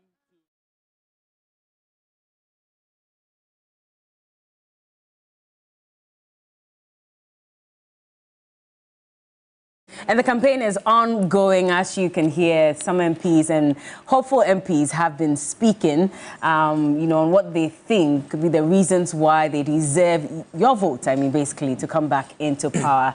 On the screen now is the MP for Tamale North, Honorable Alasan Suyini. And gone by, we also heard from Rawlins herself. And she spoke for quite a while, had a lot of things to say, and also stressed on the fact that no one should allow money to be the deciding factor for them. I think she said it about 3 times. Yes. Also, very interesting speech from her. I think in terms of the lineup of speakers that they had, you see that those who had spoken prior and even after, they were more of persons who hailed from constituencies within the northern enclave, if I'm to put it that way. And you have her coming in. Her speech was more national. Yeah. Mahama Ayariga's own was a bit that way, but hers centered a bit more nationally on what the MPP government had done in her opinion and why she thinks that the NDC is a better alternative. Quite a very powerful speech. I mean, if it's anything close to the boom speeches that we've missed for a while now from Rollins of Times Old, but very interesting commentary that she put out there on some of the issues that have come up so far. I get a feeling she was part of the lineup of all the people. She particularly was part of the lineup because of... So, I mean, very interesting point there. We'll hear a bit more from Martin shortly there, but I mean, the point that was being made was about the fact that in terms of the speakers that showed up to address the gathering, she basically was someone who does not hail from that particular constituency, but had the opportunity to address them. The others like Mama Ayariga and the MP for Bole as well, they stuck more or less to issues affecting the area, talking about John Dramani Mahaman's performance within that particular part of the country to make the point that, look, you've had a government in power for the last 8 years. They have not done anything close to what John Mahama did when he was in power. So more or less taking the fight directly and having members. And the interesting thing is you saw all of them switch to the local dialect to engage the people. I mean, there's always a saying that when you speak the language of a man, you are speaking to the heart of the mind. As against when you are just speaking a common language like we are conversing in English now, you are I'm just listening to you and understanding you. But they want you to understand on a personal level that this is your member of parliament whom you voted for, and he is talking about the things that he's done for you and he's been able to do for you. I think that should be Kenaisoa. Yes. That's him. Yeah, my father, and you recall that a few days ago, former President Mahama used one of his songs to tease the current president, Nana Addo Dankwa Akufo-Addo, where he said, the way you do it is not right, so it just falls in line for him to come and give them a performance. But I was making reference to Zaneto Rawlings, doctor, and why it was important for her to speak. And I'm thinking that the reasoning that went into selecting her to speak or to address the people was the Rawlings factor in the party. That cannot be done away with. And so it has become an integral part of the NDC's nature, where any and everywhere they go, especially within this time, it has become, it looks more like a John Mahama-led NDC. But they do not want to do away with the fact that there is an era, or there was an era where Jerry John Rawlings, I should say, was the lead boom maker of the party. Look, if he were still alive and came to these grounds, you can imagine the kind of charge that the people would have felt. I think the party actually have come extremely electrifying. I mean that was just the point I was coming to. I mean, the party over the period, you know, they had issues with Rawlings. He eventually basically more or less moved away from the party a bit, but gradually he was always a feature, someone that the party listened to, especially in times when the party was quite down. And it's good, Martin makes the point that the party is trying to bring in the Rawlingses. I saw his son Kimathi as well join the walk that took place here in Accra. And so gradually he's also coming in to participate. And then there was our former colleague, or still our colleague. Interesting one. I mean, just before that, I also wanted to make the point that if you look at the numbers when Rawlings was running for president, he was hovering in the 60s. It was between 61% to 62% in the northern region specifically. And so that should tell you that there was a deliberate reason why they brought his daughter on stage today, because they're also trying to reconnect. If they're hoping to increase the numbers, because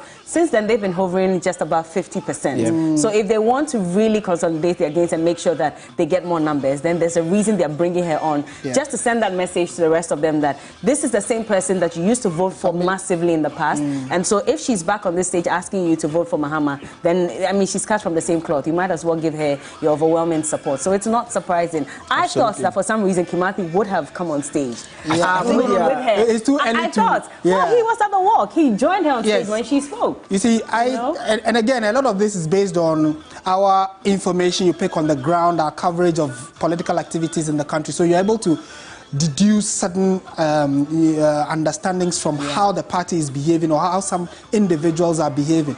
So, I mean, I honestly think that Kimathi clearly is in pole position to take up some significant or play a significant role in the NDC going forward.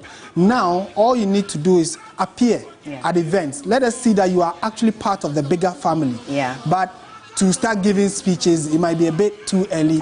You know, when they start throwing certain mud at you, you may not be able to, you know, bounce it or clean it off and come back again. So it might be early days yet for people like Kimathi Rawlings. But then again, Zaneto clearly, like we all have espoused, was on stage for the people to see and make that connection. The Rawlings factor is still very instrumental. I mean, for me, it was the most engaging speech. I mean, she asked questions and the crowd responded. Yes. Do you want this to continue? They said no. She asked questions. Do you want a new government? They said yes, among other things. And so that was quite an interesting address there from Zaneto.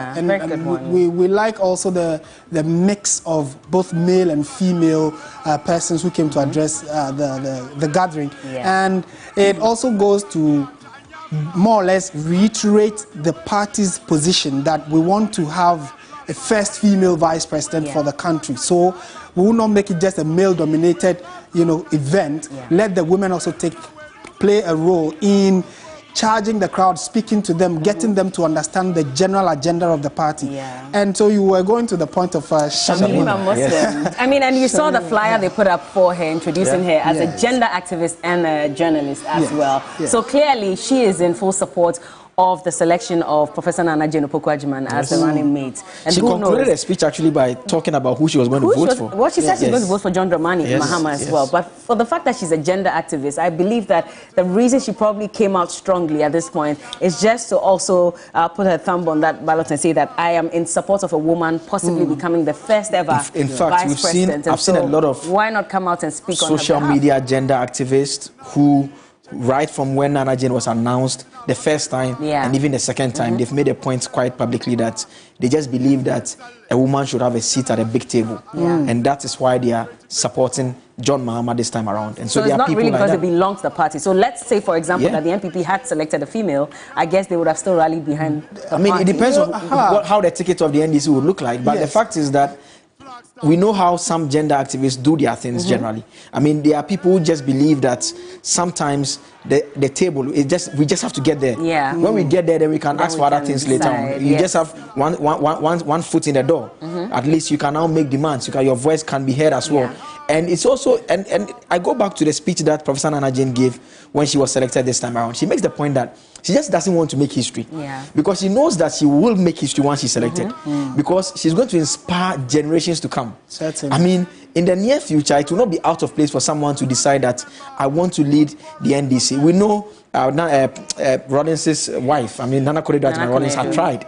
She wasn't quite successful. She moved to the NDP and also tried. It wasn't particularly successful. We know that the key path to political power in Ghana basically is the NPP and the NDC. And with her, the NDC is making a statement quite strongly that, well, this is a woman that we believe in. And she again makes the point that, and Mr. Mahama also made that point forcefully, that she's not just been selected because she's a woman, she's also competent as well. And makes the point that her track record speaks to that. And so those are the two things that they are putting together, hoping that it doesn't just result in the history making, but also it becomes a defining moment, because questions will be asked. If John Mahama wins, if she becomes vice president, who leads the NDC into the next elections? That's the big question. So probably those kinds of questions will be secondary as of now.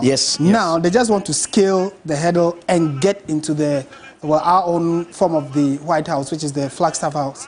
So whoever gets there now can make some of these decisions. And we know that even within the NPP, moments after they came into power, a lot of lobbying goes in the background, especially within the fold of the party itself, not the government.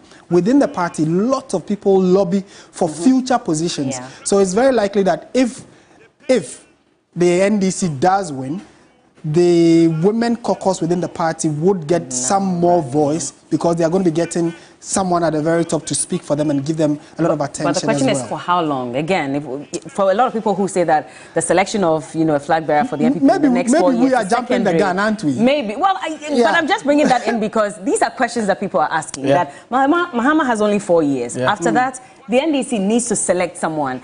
The ideal thing usually is to have someone that you can, put in the faces of people in the first 4 years, so that it makes it easier for you to select that person to run ahead of the party. At this point, is Professor the right one, or is she the one who could do it? Maybe let's go back to Tamale. The MP for Wa Central, Rashid Pelpo, Dr. Rashid Pelpo, a very experienced legislator, we understand, is addressing the gathering. The president of Ghana said nothing about it, did not share his condolences, appeared to be unconcerned about everything that happened. But we noticed that he almost came to tears when he heard that somebody in the United States was killed. Today, we are talking about the next elections, and we are talking about somebody who cares, who shares his commitment to develop the whole country, whether you support him or not. At least we have seen it in central region, and we have seen it in especially Ashanti region. Ladies and gentlemen, and comrades and friends, I would like to share with you some very interesting things that happened and that were promises made because of the transformative agenda His Excellency John Dramani Mahama is focused to put in place. I keenly followed the President building Ghana tour in all the 5 regions of Ghana, and I have taken note of the many things he professes to do for the northern part of Ghana. And I believe that after listening to the many things he decides to do for us, the positive focus he has on us, and the desire for him to see a change northern sector of this country, if you were thinking whether to vote for him or not, I believe very strongly you would have made up your mind. Apart from the many things he's here to mention, I believe all that he said for now may have convinced many of you. We know that one of the major factors for development of a people is that they have something to commit their energy on. We know that cotton was a key material we produced in the northern sector of the country. Choboy. Eyezu. And in the end, the industry collapsed. The president to be, His Excellency John Dramani Mahama, has committed himself to revive the cotton industry in the north. It's going to be a commitment in line of the 24-hour economy in which the northern people who are involved in this sector will get jobs. It will reduce poverty. It will create opportunity for us to show commitment to what we believe in and what we can do to better our lives. Hey! Eyezu. For the people of Tamale, are you here? Is Tamale here? Now this is a promise to you. His Excellency the President to be is suggesting and saying, and with one of the areas of commitments, he says that your problem with water will be solved. Water problem will be solved in Greater Tamale. This is coming from his northern region commitment to develop the region. He says that Tamale is very central. You have challenges in water. He will expand the Tamale water project to ensure that you have no problem with water. He also suggests, and he is committing to us, that entrepreneurs will be developed in all the northern regions to help you focus, to help young people get jobs. He will ensure that he provides money from Exim Bank to all of you who are willing to go into entrepreneurship to develop on your own. Right. In Tamale, once again, are the Tamale people here? He is promising you a new abattoir, a place where you will kill your animals and in a hygienic way treat them. A new abattoir. A modern abattoir. So you will have no problem in treating your meat and getting it sold. Right. Thank you. For all the northern, Thank you. 5 northern regions, this is a message for you. Right. We have heard about the Eastern Corridor. We have heard about the challenge we face in the Kwadugu Dam project. Thank you. The president is now saying, and as we mentioned here, he will start, commence, and complete the Kwadugu multipurpose dam. Kwadugu will be completed. Thank you, Honorable. And for the people of Wa, kan yelkuye, jinanga tilanga tilanyang kar isiri, Atlanta anyoga yeliyeni, avoti ka NDC John Dramani Mahama, oyesiri kudieniti ye kariti dia election. Ye ja ambijenga, kenan bijenga venkan yela wa NDC. Tiyelanka John Mama na lead it in to win our election. Thank you. Kana win our election. Yalaja and second ka Thank you. Kana ngune saka anaeng. Salamu alaikum. Make some noise for the Honorable Member of Parliament, Honorable Rashid Popo, the MP for the people of the West Central constituency. Thank you, thank you, thank you, thank you. Hey!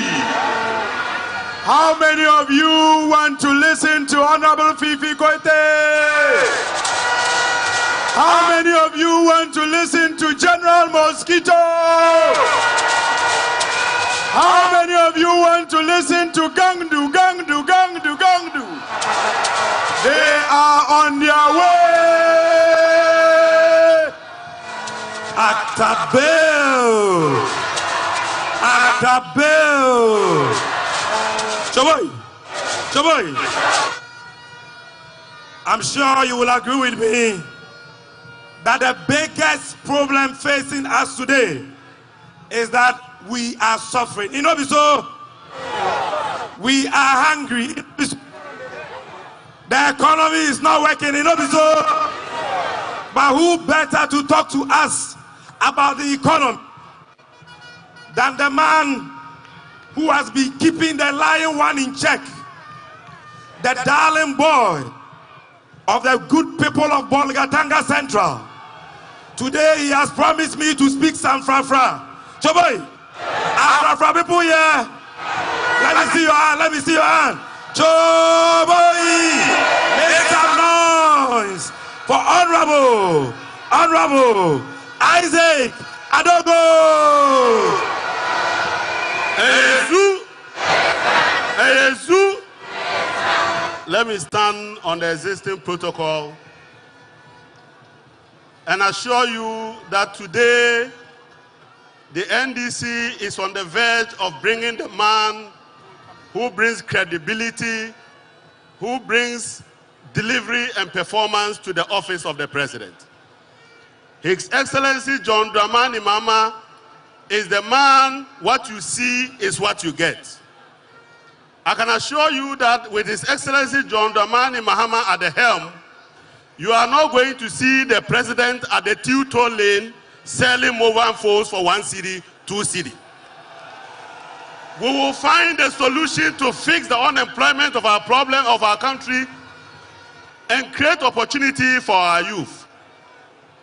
Let me tell you that the only political party that has the history of fixing challenging economies in our country is the NDC. Our descendants, through His Excellency Jerry John Rawlings, Professor Kwesi Boche, and the rest, dealt with a much bigger economic problem in 1983, even after 1 million of our youth returned from Nigeria. Today, His Excellency John Dramani Mahama is the only man standing that has the capacity and the experience to turn this economy around. And I'm very sure that the people of Ghana will not regret for bringing this man back to the office. Bolgaru Mabokala. Bolgaru Mabokala. Bongur Mabokala. Bongur Mabokala. Tani Bokala yo. Tani Bokala. Tani Bokala. Tani Bokala. Naur Mabokala. Naur Mabokala. Joma Manchina. Joma Manchina. Joma Manchina. Joma wana ye school is a tongue to Bakamela. Joma wana ba aboya. Tia Komala ye school chinga. Via Ruma. ya via irrigation project lati Joma ligri 150 million ta enge Ghana commercial agriculture particularly dila Joma ma ligri wana male via dam tianyankora ya airport lati ya kina Tamale zona airplane kina Ankarala Joma ma abo airport asan wana ya saba o inti hiya koma ima ahu yire hospital yela sifti yela ya ima ahu yela bola John Mahama nuwe ayetinga me asifti la mo bolgala ba ha gakinta me ayima boko te boko duma kina bila tebra gate bolgala bo ngotalhe ti ye bolga tebra te baala ayezu ya komala za oblanka kini school ne ba tumala John Mahama etete la sanwa te kome a ela tara 24-hour economy wana. La sanwa titi ela tomat be ila ti industry.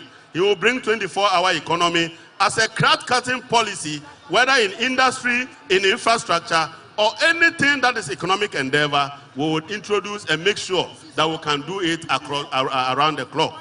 So komalakanza tira dame, komalakanza tira bire, te komalawanya tomato, te komalakan ye tinge kuma tazera. Kaya ye betwa ye la bolga tuna gebe hirato ya botbala ko yakobot bala ya botbe yakobot bala ya botbala be yakobot bala ya sambota bala ya bati John Mahama wana NDC mane wana te bolga tuna NDC ne wana te tongo tuna NDC ne wana te bongo tuna ya baburala irpana la get ko mobile phone duma His Excellency John Dramani Mahama, if you see you at tiptoe lane selling mobile phone to our unemployed youth as a solution to rural unemployment, we will sack you from the presidency. One thing I can assure you is that His Excellency will bring policies that will mainstream employment for our youth and bring food to the table. We are suffering from cost crisis.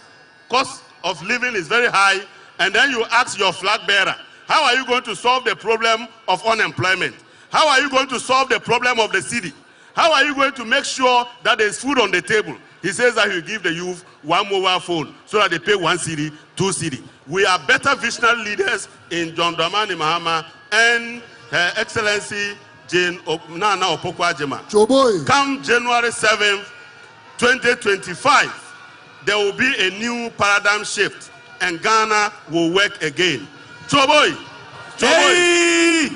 Thank you. The Member of Parliament for the good people of Bolga Central Constituency, the Honorable Isaac Adongo, thank you. Thank you very much. Choboy! Jayam,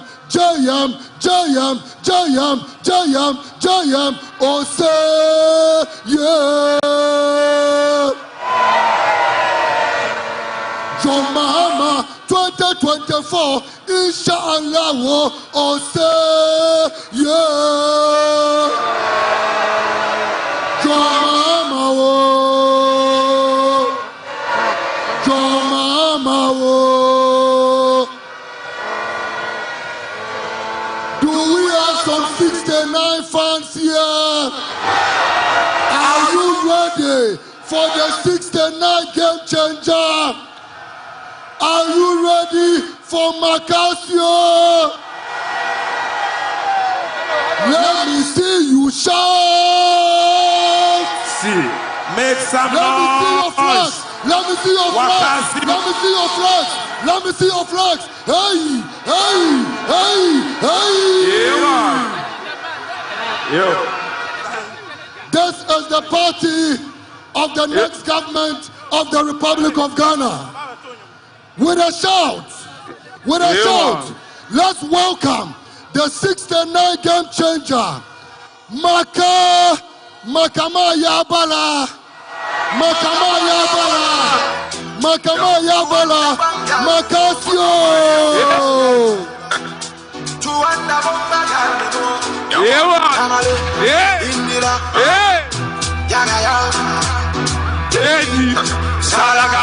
Ragada, 1, 2, 3, hey!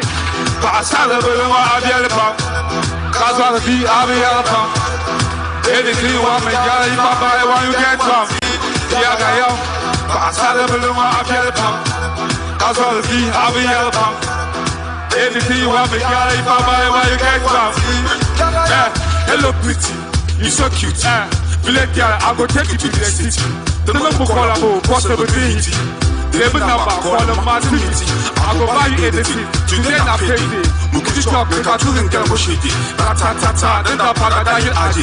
Father the body, I do my body, but money. This one that you're with money. I'm on the check on the tally. I never put your money. So you have walk style. Now before with the tapali. Now be you look at my leg. I use the my head. Hey, the cover yet. I need to tell you what I pump. Cause all the key, I'll be at the pump. Anything you want me, girl, if I buy one, get one. Yeah, yeah. Tell you what I pump. Cause all the key, I'll be at the pump. Anything you want me, if I buy one, get one.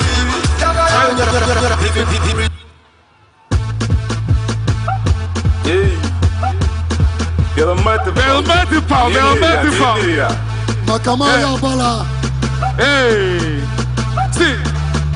Hey, Tabadaka Devi, I'm single, Chatsanga, Melody, Alaji Baba, Police Mali, Katalala, Kataneka, Kolo, Pikra, the Texu, Obagala, Bangala, Kaula Kajagala, Mabalusra, Yamabalusra, this Abba Kapalo Party, or I am on the Japan Honey, the body, Sabi Kampupani, the Kolo, baby Abani.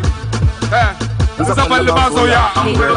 Where the black, I wear the ball, I wear the ball. Yo, DJ, hold it down. Yo. Ayi buzoni katipana anye. Mamini yaritin mkana with them.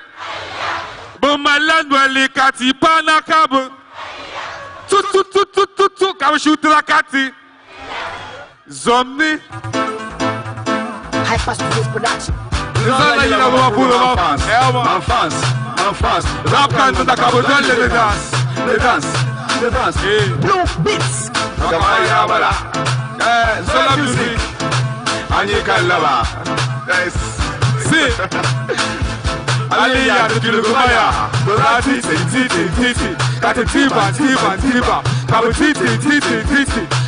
Katiba. Kabla titi. Let the tiba. At the end. I don't put your shima. At the end. I don't put your shima. At the end. I don't put your shima. But I did.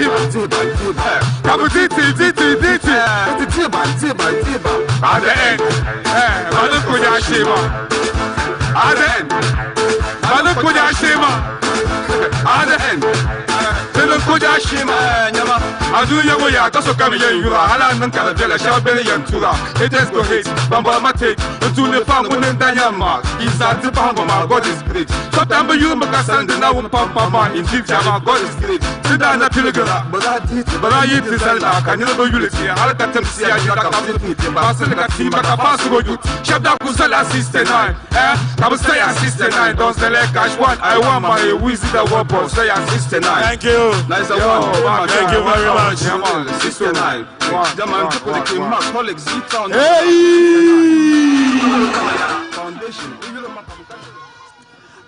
Hey! Kabadit. Katadiba. Kabadit. Bekalante nyale December 7. Bitendime katadiba. Kabadit. Kabaditi katadiba at the end katekoja shema. Hey! Bibora bankem volni. Ya yunu wadunguna kamambende yelma no wabgen yang karpak bulugul pake. Eyezu. To pumpongo tiambwala. The campaign team. Mumjere Tony, you know people ma. We am be Tony Katanan campaign ma. Yinto take a party ma rakpa campaign team. Munyere chairman kanyere coordinator. Onyelate mabia. Ozola word K. Eyezu. Damani nov ni maibeke. Yo zola word K tempuni. Kayiri nyanga Nliabe Northern Regional Minister. Northern Regional Minister Manyanga. Ko yina zungo Ngunumpanyete 2024 National Campaign Coordinator. Professor Joshua Alabio. Professor Joshua Alabi, the National Campaign Coordinator of the National Democratic Congress. Professor Joshua Alabi. Thank you. Ayazu, you know, I cannot succeed without the youth wing and the women's wing. So you can see today, we are all here. The campaign manager, the commander of the youth wing, and the commander of the women's wing. With these two people, we have finished the campaign. Repeat after me. We have finished the campaign. We have finished the campaign. But why are we here? Why are we here? We are here to launch the fight against state capture. We are here to fight and move to the Flaster House come January 7, 2025. But like you know, this election is different. Democracy, like I've always said, is about our welfare. It's about our welfare. So when you talk about democracy, it's not like a football match between Bewa United and Savannah Stars. No. It's not like a football match between RTU and Northern Arrows. No. It's our welfare. In a football match, your team wins, you go and drink beer and you sleep. But this one is about your community development. It's about Ghana moving forward. And what do you see today? We are moving in the wrong direction. And that's why we are launching the vote for change today. And the commanders who are going to lead us, we have the National Youth Organizer and we have the Women's Organizer. You see, as we've always been saying, these people, they'll lose and they'll hand over peacefully. Even common hotels, they hand over peacefully. Election. So those who making noise, they will hand over and run away. And we are assuring everybody here, we are going to protect your vote. So go and vote. Be very confident, go and vote, and we shall protect the vote. Hey! Hey! Repeat after me. We are going to protect the vote. We are going to protect the vote. And I assure you, nobody should move out of the place. After we vote, we will be there. Why is John Mama coming back? We have a lot of policies that we have lined up. But one key one is about the apprenticeship. Unemployment. The youth of today, our main problem is unemployment. But you see, not all of us would like to go to university. Not all of us have the talents to go to university. But some of us have the talents to do other things. We are going to make you realize your talent and move on. So it's essential your mama is going to pump in a lot of resources towards the apprenticeship. And after you finish, we will give you the resources to start. And this is how other countries develop. You are going to make sure that our country develops to the level we provide. I have here with my two strong personalities. So I will hand over the mic to the ladies first, to my woman organizer to say a word.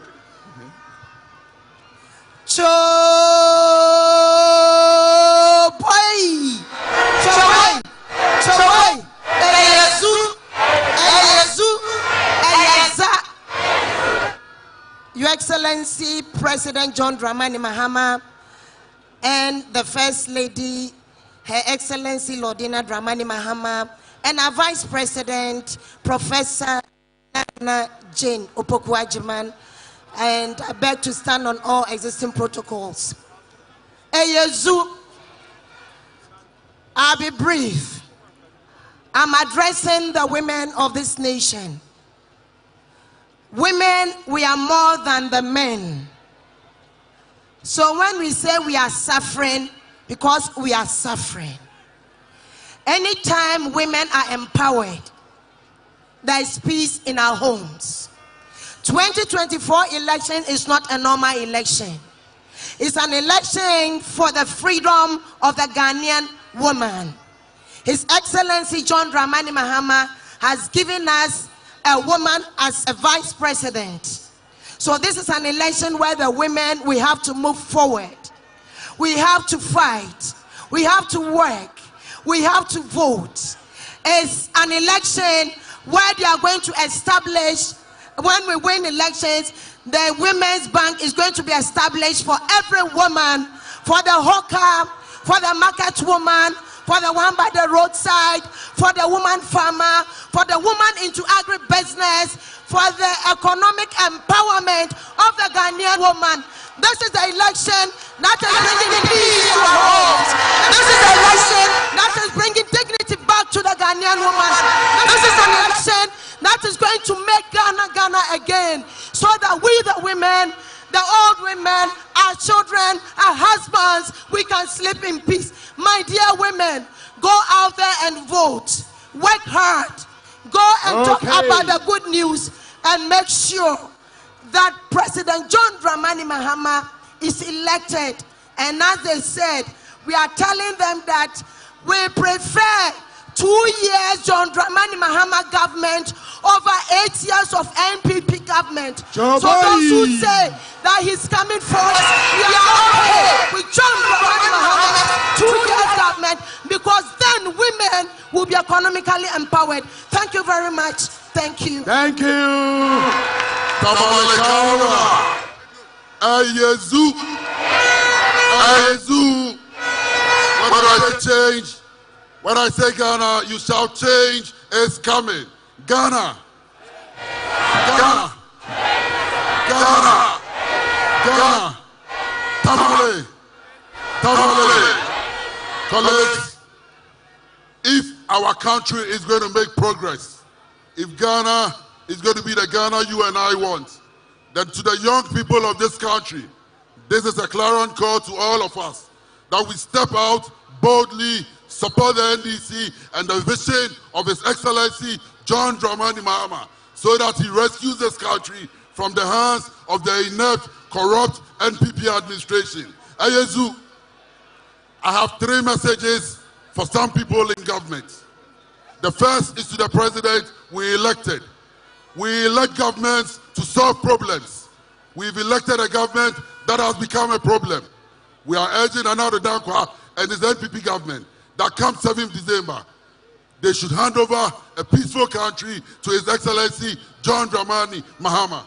Ayezu, to the police IGP, we are aware of the secret recruitment that is ongoing. And I am telling the police force, as the leader of the biggest political party in Ghana, if they continue, we will mobilize young people in this country to go to where they are recruiting, because every Ghanaian is entitled to be recruited into the police force. Ayezu, my last message is to the Electoral Commission. Chabai! My last message is to the Electoral Commission. Madam Jane Mensah, come 7th December, and any other officer who is given the opportunity to go to a polling station, We are not asking anybody to cheat for the NDC. We are very confident we are winning the elections. But woe unto any man born of a woman who would dare go to any police station and do the untoward. We will face them squarely. And let me remind you, we were in Asenov. We protected the ballot in Asenov. And we will protect the ballot at the peril of our lives come 7th December. We are looking for a Ghana that we all want. Ayazu. Ayazu. We are looking for a Ghana that our dreams and aspirations can be met. If you're a young person here, I believe in the vision of His Excellency John Dramani Mahama. When he promises, he does it. I am assuring you that President Mahama's government is the key to the solution to the unemployment that faces all of us. We are urging all of you that mobilize yourself, become a volunteer, and fight for the salvation of our country. Let's leave no stone unturned. And on 7th December, let's deliver a resounding victory, not for John Mahama, not for George Parado, not for Esedu Ketia, or not for Prof. Jenado Pokwajman, but for you as a Ghanaian.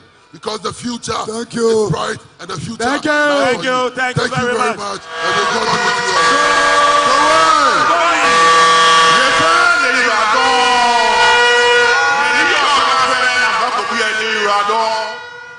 Yes, 7 December, na voter. Ni wọ́n wọ́n ọdún ṣùmọ̀jì ọba protect voter. Ekwe chuma igugu bukwa kashigbe. Wọ́n win ni ko win wọ́ta ọba sa wọ́n magana ne. Ne twa no mani abawo. Hey! Thank you, Professor Joshua Alabi. Now it is time for the indefatigable Sharifa Gunu. Are you ready for Sharifa Gunu? Let's welcome on stage Sharifa Gunu.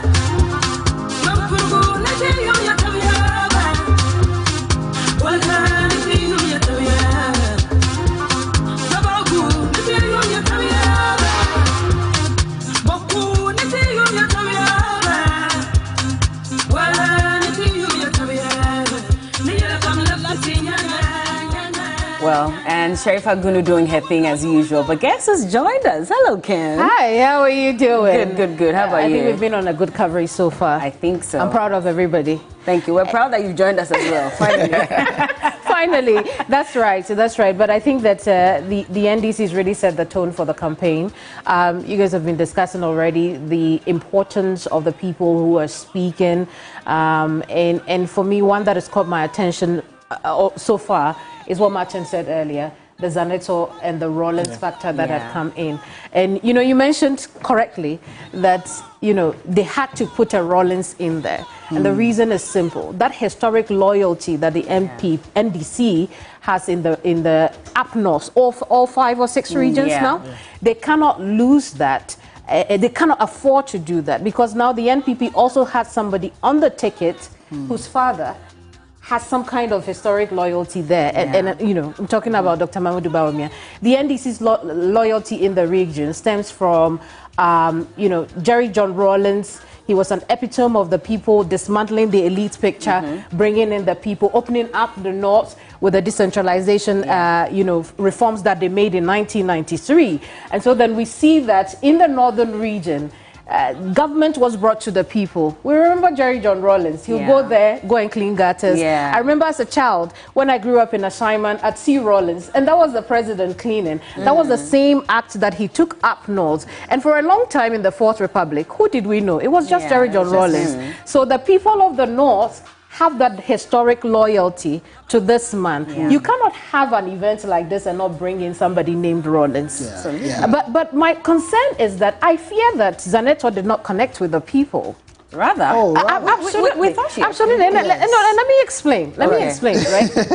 After Zaneto was Shamima Muslim, I want you to compare the response. You know, I think that if we are going to use the Rawlings factor, Zaneto would have to work on her connecting with the people. It's not enough to speak the polished English. I mean, I think her connection was more beyond the gathering there than the gathering there, because the message, and that's why earlier I was distinguishing between her message to the people as compared to the other speakers.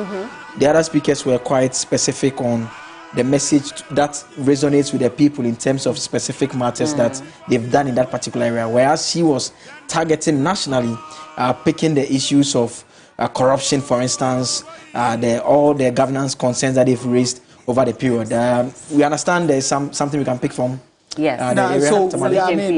of the MCs for the program, Sami Jemfi, would also be addressing the crowd. But then in studio, the issue about the Dr. Zaneto Rawlings, so maybe you might want to land on your point. Yes, I mean, the point I was making was that I thought that her message connected nationally. Not for the people. Yes, it was not directly for that crowd there.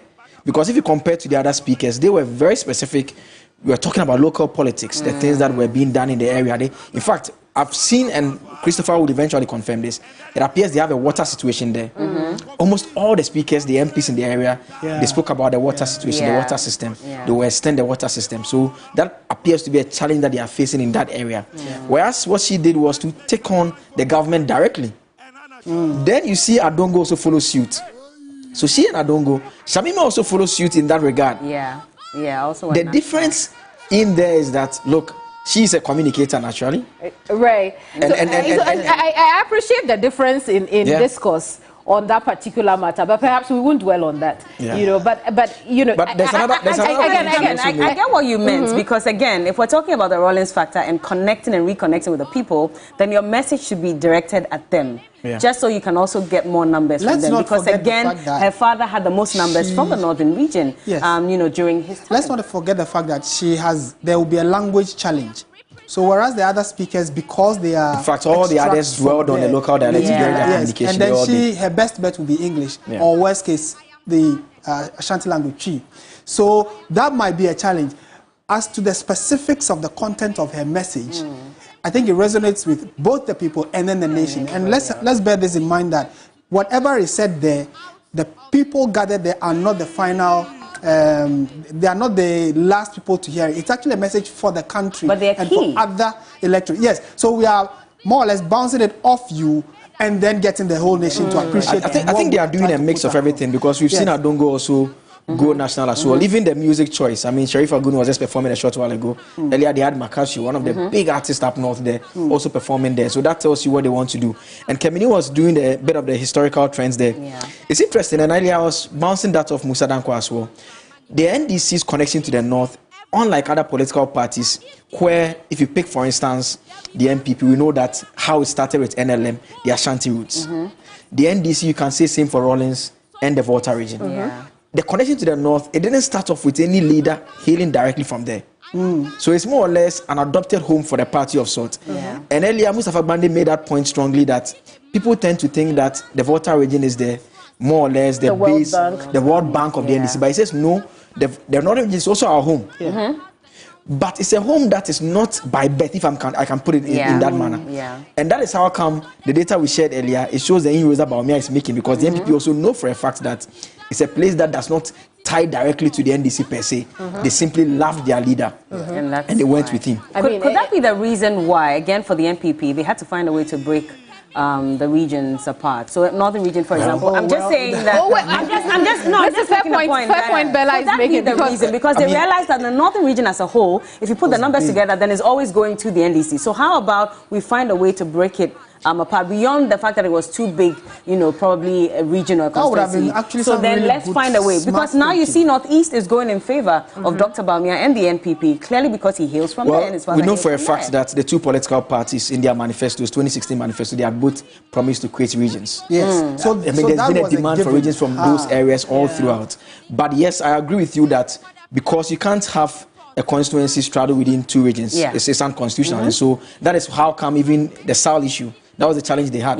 Because some of the electoral areas were going to fall within the OT area, some were going to fall within the Ho area in the Volta region. And so, yes, that could have had an impact, and I think that had an impact. And that is how come when you isolate the Northeast and even the Northern region, the constituencies that Mr. Damkwaran is polling, you see that those are typical Gushegu, Zabzugu, Mion, those are typical MPP constituencies. And so, yes, it was a campaign promise. It was implemented by both parties, I must say. The people petitioned the presidency, all that process went in, and it all turned out this way. The fact of the matter is that the two parties, Dr. Bawumia, John Mahama, they are very well connected up there.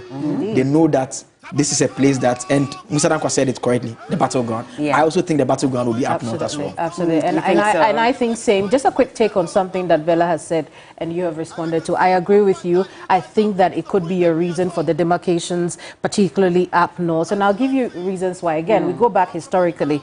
When the decentralization reforms... We'll let you hold on. We'll let you hold on. Let's just go back to Tamale quickly and we'll come back to this point Kemini's making. So the First Lady, delectable, adorable, incredible Lordina Mahama, I stand on all the existing protocols. Today, I stand in front of you as Ghanaians with a strong conviction that we need that change that we've been yearning for. And that's why I stand here today to endorse His Excellency John Dramani Mahama as the next President of the Republic of Ghana. I endorse President Mahama because he embodies the leadership and vision of a country, one that needs to be done in this very turbulent time in our country's history. Before the turn of the last millennium, we saw him in 1996, serving his people of Bali Bamboy, rising through the ranks to become the commander-in-chief in this country. Do you think Mahama is capable of taking Ghana to the next level? Yes. As I endorse him, I don't know about you, but I'm voting for John Mahama because he truly has the youth of this country at heart. I believe in him because he's a leader who accepts when he's at fault and makes an effort to amend things. He resolves things.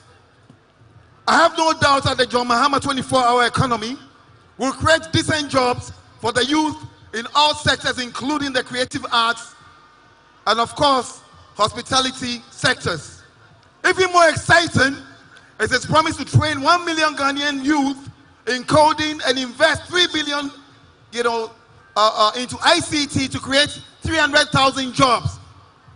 Many of our young people are done with university and they are staying at home doing nothing.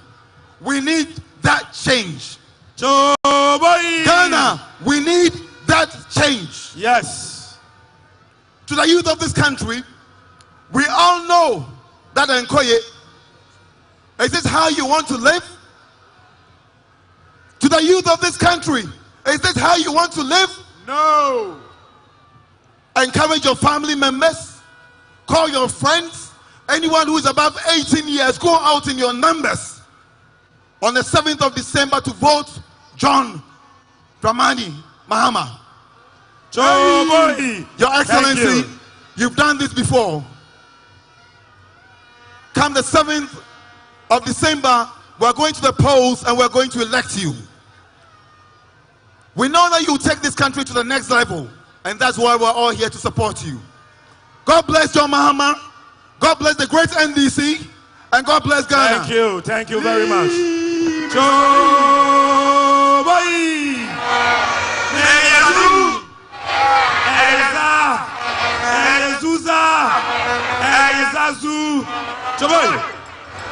Today in Ghana, there are a group of people. They are 137 in number. These are the men and women who today are the vanguards of our democracy. These are the men and women who today are the voice of the voiceless. These are the men and women who are fighting for the people of this country. Ladies and gentlemen, make some noise for our 137 gallant NDC members of parliament. The minority leader. Oh boy. And our MPs are here. They are led by their leaders. I can see the Chief Whip, Honorable Kwame Agboja. I can see the Deputy Leader, Honorable Amako Fibua. I can see the Deputy Chief Whip, Honorable Comfordoyo. Choboy, Choboy, Choboy, Choboy. And I can see the minority leader who is coming to address us. Ladies and gentlemen, with a shout and a rousing round of applause and with shouts of joy, welcome to the microphone, the Honorable, Choboy, the Honorable, Dr. Atofase.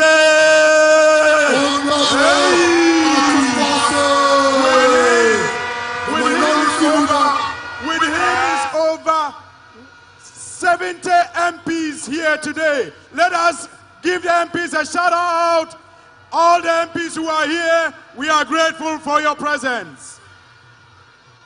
Kabay, kabay, kabay. Eyezu, Your Excellency, President John Dramani Mahama, the leader and the flag bearer of the great NDC. Colleagues, let me also stand on existing protocol to address you. Let me start by saying that on behalf of the NDC Minority Caucus in Parliament, we extend our warm greetings to all of you here in Tamale. Comrades, ladies and gentlemen, our country is in a mess, a gargantuan mess, a big fat mess. In fact, Ghana is in trouble. This Akufo-Addo and Bawumia government has been a monumental failure. It has been 8 good years of lies, lies, and more lies. 8 years of impunity and lawlessness. 8 years of recklessness and cruelessness. It has been 8 years of no jobs and joblessness. 8 years of no hope and hopelessness. 8 years of hardship, misery, and ahocher. 8 years of taxes, and more tax. 8 years of borrowing, more borrowing, and in fact, over borrowing. 8 years of illegal printing of money at the Bank of Ghana. 8 years of illegality. 8 years of wastage. 8 years of non-performance. 8 years of poor governance. 8 years of massive, uncontrolled corruption. 8 years of state capture, family and friends, and arrogance of power. Ladies and gentlemen, I have heard some Ghanaians say that they are not interested in politics and that they are not going to vote. But let me say, I bet you that you will have a change of mind if you are aware that indeed 11.5 million Ghanaians, representing 33.3% of our people, have been thrown out into extreme poverty due to the bad governance of President Akufo-Addo and Alhaji Bawumia. I bet you will have a change of mind if you are aware that 8.4 million Ghanaians, representing 24.5% of our people, went without food in the year 2023 within a period of 24 hours. Ladies and gentlemen, I bet you will change your mind if you are aware that 2 million Ghanaians are facing acute food and nutrition insecurity. And this is according to the Ghana Statistical Service and the World Bank. You will be sure to note that 35% of our people, particularly youth unemployment, is such that 35% of our people are unemployed. And that 1.9 million of our youth are idling with no work, no training, and no education. And this, again, is according to the Ghana Statistical Service. Ladies and gentlemen, I bet you will have a change of mind and you will not say that again if you are aware, that out of the 33 million Ghanaians, only about 22 million of our people are jobless. And that 2 out of every 3 Ghanaians are jobless. In fact, you will be surprised to know that 4.5 million of our people have completely given up in the search of jobs because of frustration. Ladies and gentlemen, I bet you will not make that statement again if you are aware that 50% of Ghanaian doctors are now working abroad due to poor working conditions, obviously because this government has failed. And this, again, is according to the Ghana Human Development Report. Ladies and gentlemen, that statement that I will not be voting because this government has failed, I beg to say that you have a change of mind if you are aware that this MPP government borrowed and overborrowed and have made Ghana bankrupt and insolvent to the extent that even pensioners were forced to accept crude haircut, and that the Bank of Ghana is today bankrupt and policy insolvent, and that the Ghana Cocoa Board has actually collapsed and the cocoa sector is actually collapsing, and almost all state-owned enterprises are also collapsing. Colleagues, ladies and gentlemen, let me say that with this poor scorecard of President Akufo-Addo and Alhaji Bawumia, I want to use this opportunity to call on you, fellow countrymen and women, that this is a call to duty. You cannot sit on the fence. We owe Ghana a joint effort and a communal labor to rescue our dear country. Thank you. Ghana for ahochira badodo. Amani resai. Amani rukwenechiru. Da me pada mtoto sramu inde. Mon join NDC. Ni yemfansi sapapa bi. Yemfambro amani mu. Baby oman rokon. Aya humito. Enkankanem brante. Ezibani nyomani mu. Sike nyomani mu. Edume nyomani mu. Bebre wo buana wada. Da yatoto sramu inde. Mombra mbeka yeho. Ne yemfa obani. Yemfa nko baby ebotum de Ghana ako. Yeda mo ase bebre. Hey! Make some noise for Honorable Dr. So, boy, we are gradually getting to the climax of today's program. And this is the time for my boss, the Chief Executive Officer of the great NDC, to speak. This is the time for the General Secretary, the General Secretary, the General Secretary, the General Secretary, hey, the General Secretary of the NDC to speak. Ladies and gentlemen, make some noise for the Honorable Fifi Fiabe Kwete.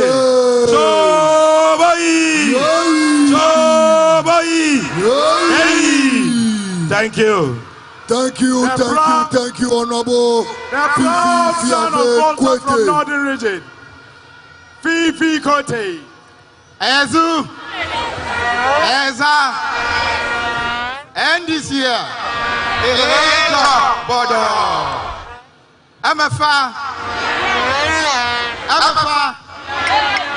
Thank you very much. I want to begin by acknowledging the flag bearer of this great party, the former president and the incoming president of the Republic of Ghana, John Dramani Mahama, and the running mates. And I want to stand on all protocols to thank every single one of you gathered here and all millions of Ghanaians who are listening to us today. First, let me begin by thanking the Northern Regional Executives who have worked very hard to make this program a reality. And also to salute the planning committee at the national level that worked very closely with these executives to make sure that today's program has become such a great program. Our beloved country, Kwame Nkrumah's Ghana, is on her knees. Kwame Nkrumah's Ghana is at an all-time low. And all who love this country, and I believe millions of you listening to us, love this beautiful country. Therefore, I want to make a call to you. December 7 is not a battle between the NDC and the MPP. No. Please listen to me carefully. December 7 is not a battle between NDC and MPP. No. December 7 is a battle between those who love Ghana and those who do not love Ghana.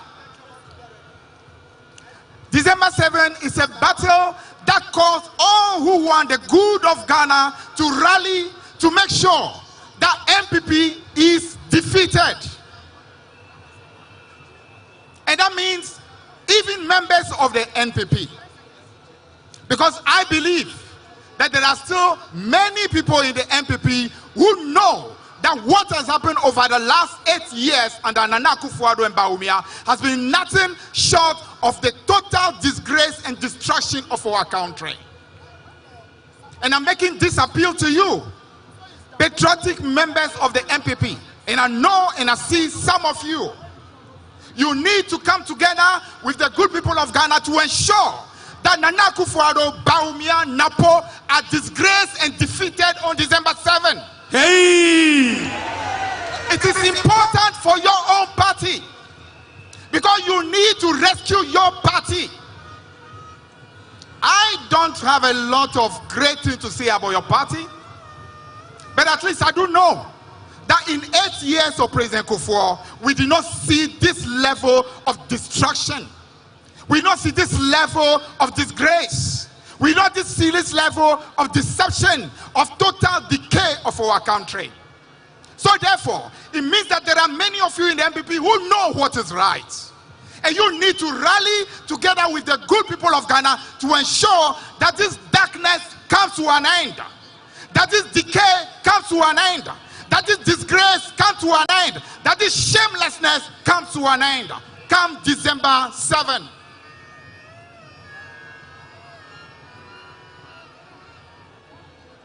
Comrades, if MPP is not defeated on December 7, what we'll be doing is letting them believe that you can destroy a country to any degree.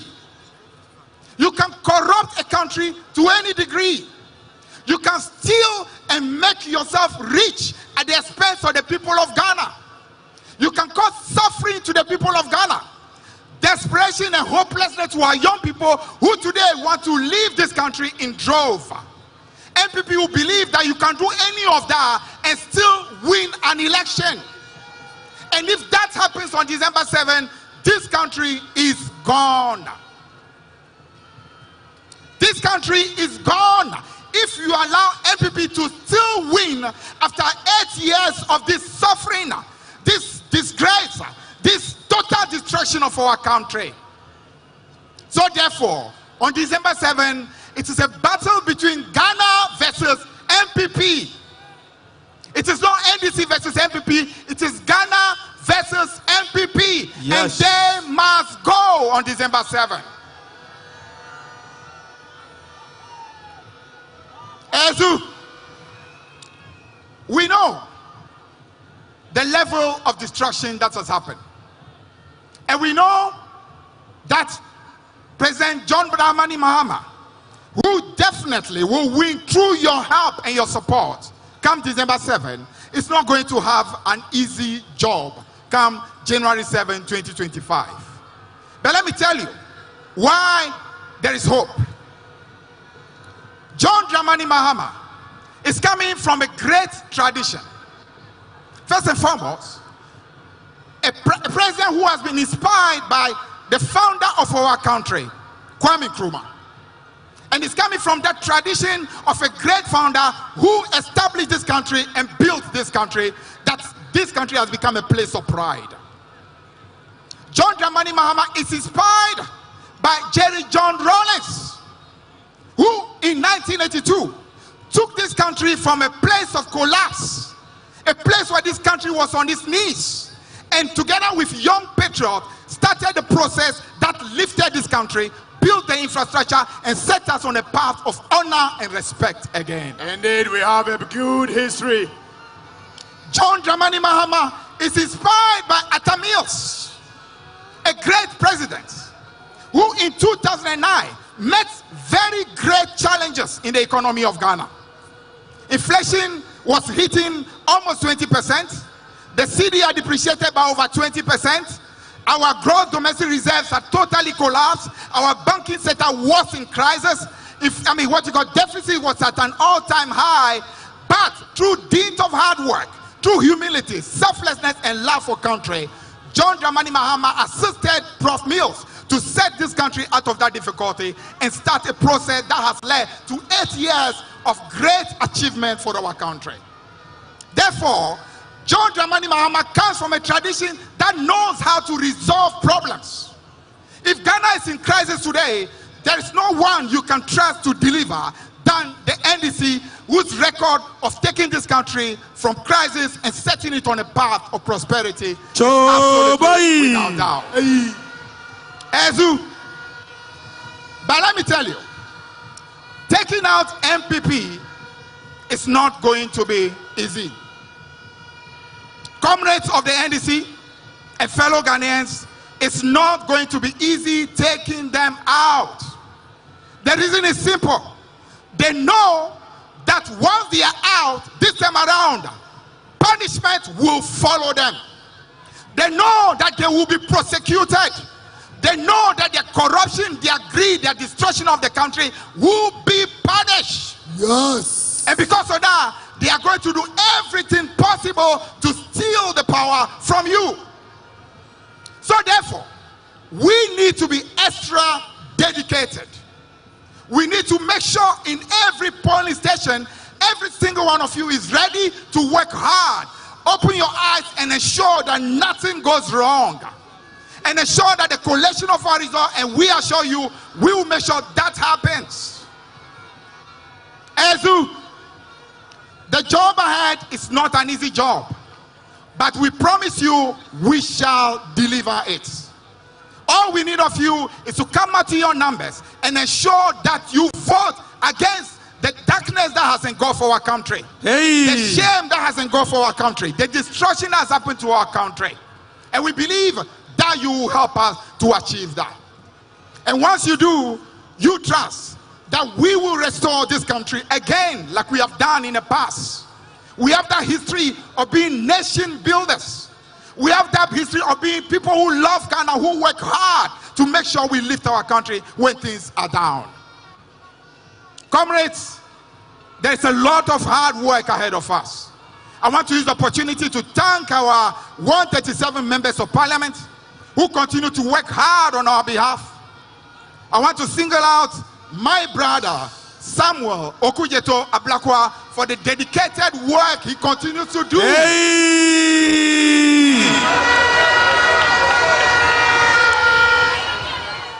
We need more patriots, more people who love our country, who are ready to ensure that the hard work gets done. I want to thank our regional chairman and all the executives through the constituencies down to the branches. I want to tell you that your hard work has been great, but it's a 4.5 months to go. Let's finish hard and ensure that we do this for the sake of our country, for the sake of our children, for the sake of our children's children. And I'm sure we can. Novinho akpenami. Miato votato akpenami kata. Edogara langogbenami. Tami blaliji. Eleve viento miamba Ghana dukoya echochronga ndemi machitrio. Tamiawe doga, miawe gbedonda, miamba kutri kuku egbegbegere miawo. Akpenami. Thank you. Thank you. Akpe. Thank you, General Secretary. Choboyi, the man who is about to address us, was once a general. Choboyi, but once a general, always a general. You know, so are you ready for the only general in Ghana's politics? Today we call him the Chairman General.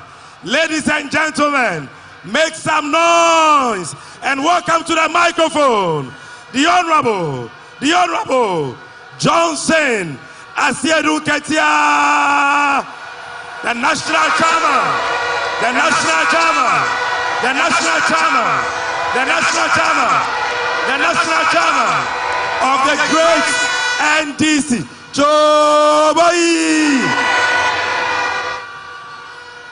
Oh, show some love to General Mosquito. General Mosquito is in Tamale. Show some love. Joe Boy. The Chairman General Mosquito. Joe Boy. Joe Boy. Joe Boy. Let me see your flag, the NDC flag. Let them fly. Oh, look at how beautiful. So beautiful. Joe Boy. Thank you very much.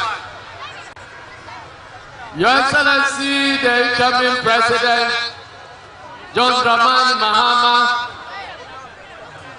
Your Excellency, the incoming Vice President and the first Vice President to be of the Republic of Ghana, Professor Nana Jane Opoku Agyemang. Your Excellency and my own sister, Lordina Mahama.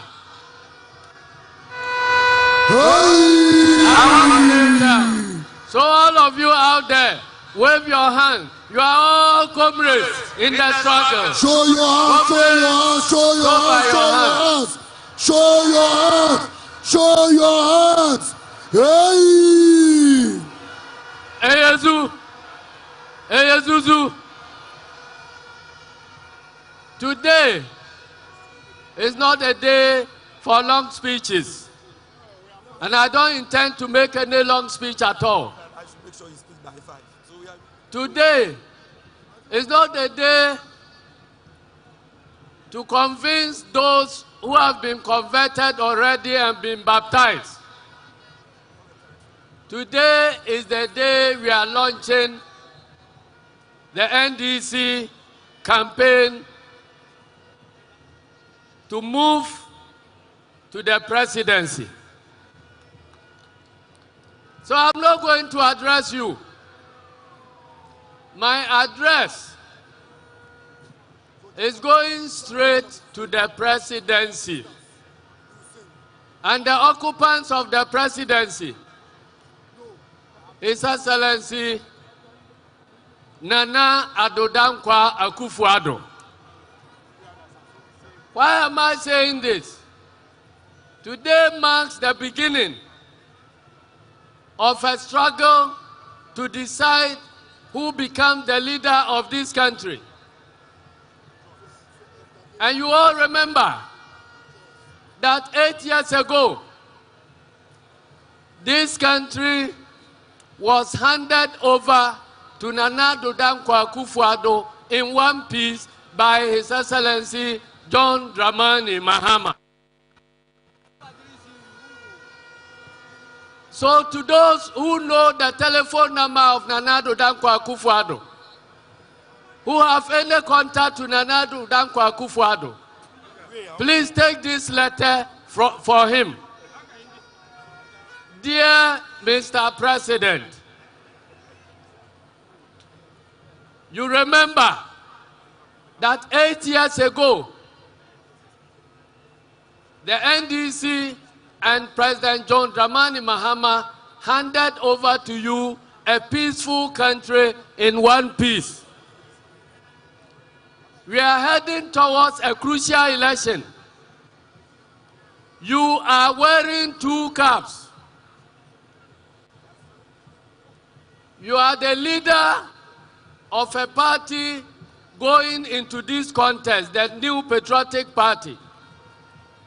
But more importantly, you are the current leader of Ghana.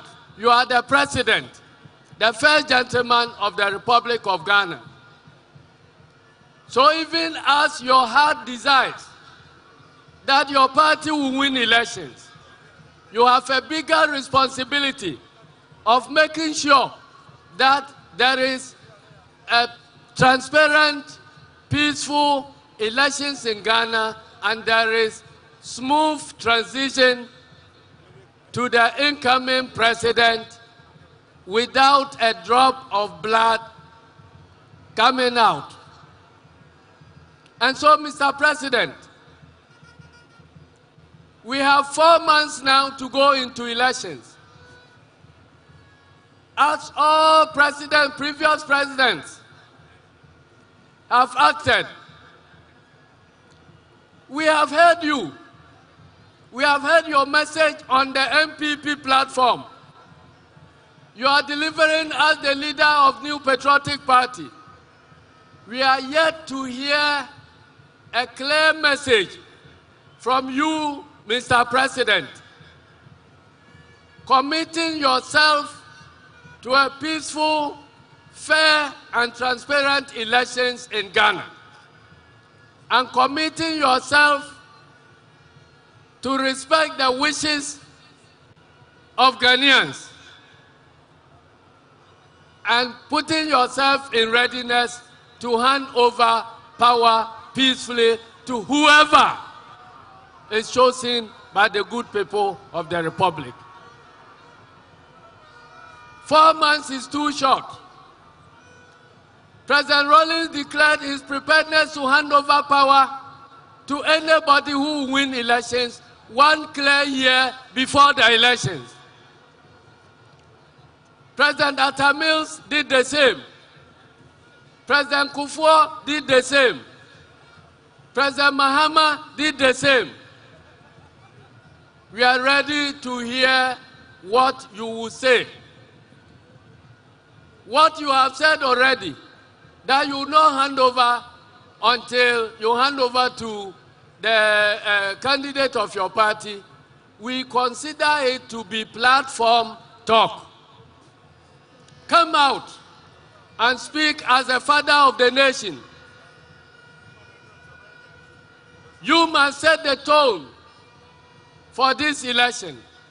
If the election is going to be peaceful, it must begin from the mouth of you, Nana Addo Dankwa Akufo-Addo.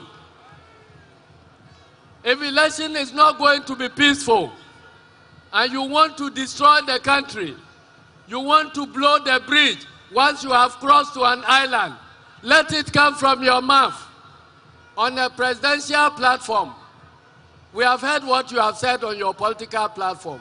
We are not MPP people. So we take it that you are addressing your party faithful. Come and speak as President of the Republic of Ghana and give us assurances that you are interested in peaceful and transparent elections. And when the people decide, you are ready to hand over. Chabai!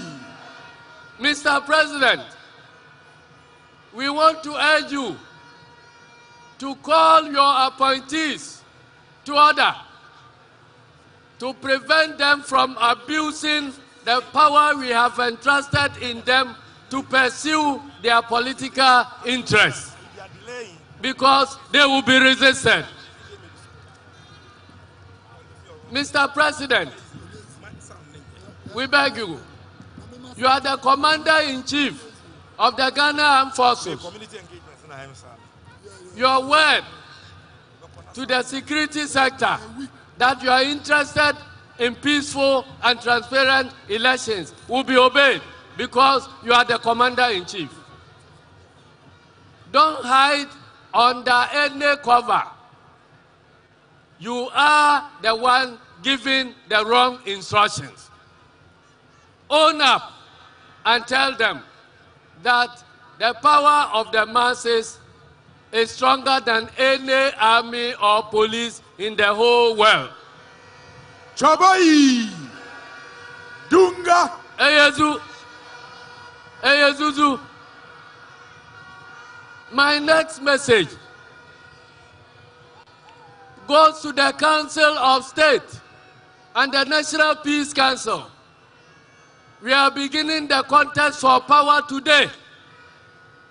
You have been established as the institution responsible for advising the President of the Republic of Ghana. Please, stand up and discharge your responsibilities. The nation is in crisis. We are going into a crucial election. Justify the reason why you were put in place. You were not put in place to bootlick the president. You were put in place to advise the president, because we know there will be a time that you will have a president who is recalcitrant. There will be a time that we will have a president who will not listen to the masses. That is why we established the Council of State. Please stand out and be counted. Do your duty. Either you work now or you have yourself to blame 5 months from today. Hey! The National Peace Council. Your message is simple. Act according to your name, the Peace Council. We did not establish a Peace Council to be appealing to the emotions of people who have been wronged. We did not establish you to appeal to the oppressed, to guarantee the peace of the oppressor. We established you to speak the truth. Tell whoever is not conducting himself well, whoever is moving on a dangerous path to create problems of this nation. So if you are interested in peace and you want to act according to your name, please be proactive. When you see the early warning signs, don't wait for anybody to wake you from your slumber. Stand up, speak out, and be counted by posterity. Thank you. The next message, I want to send it straight to the heads of security in this country. Ladies and gentlemen, is the Chief of Defense Staff listening?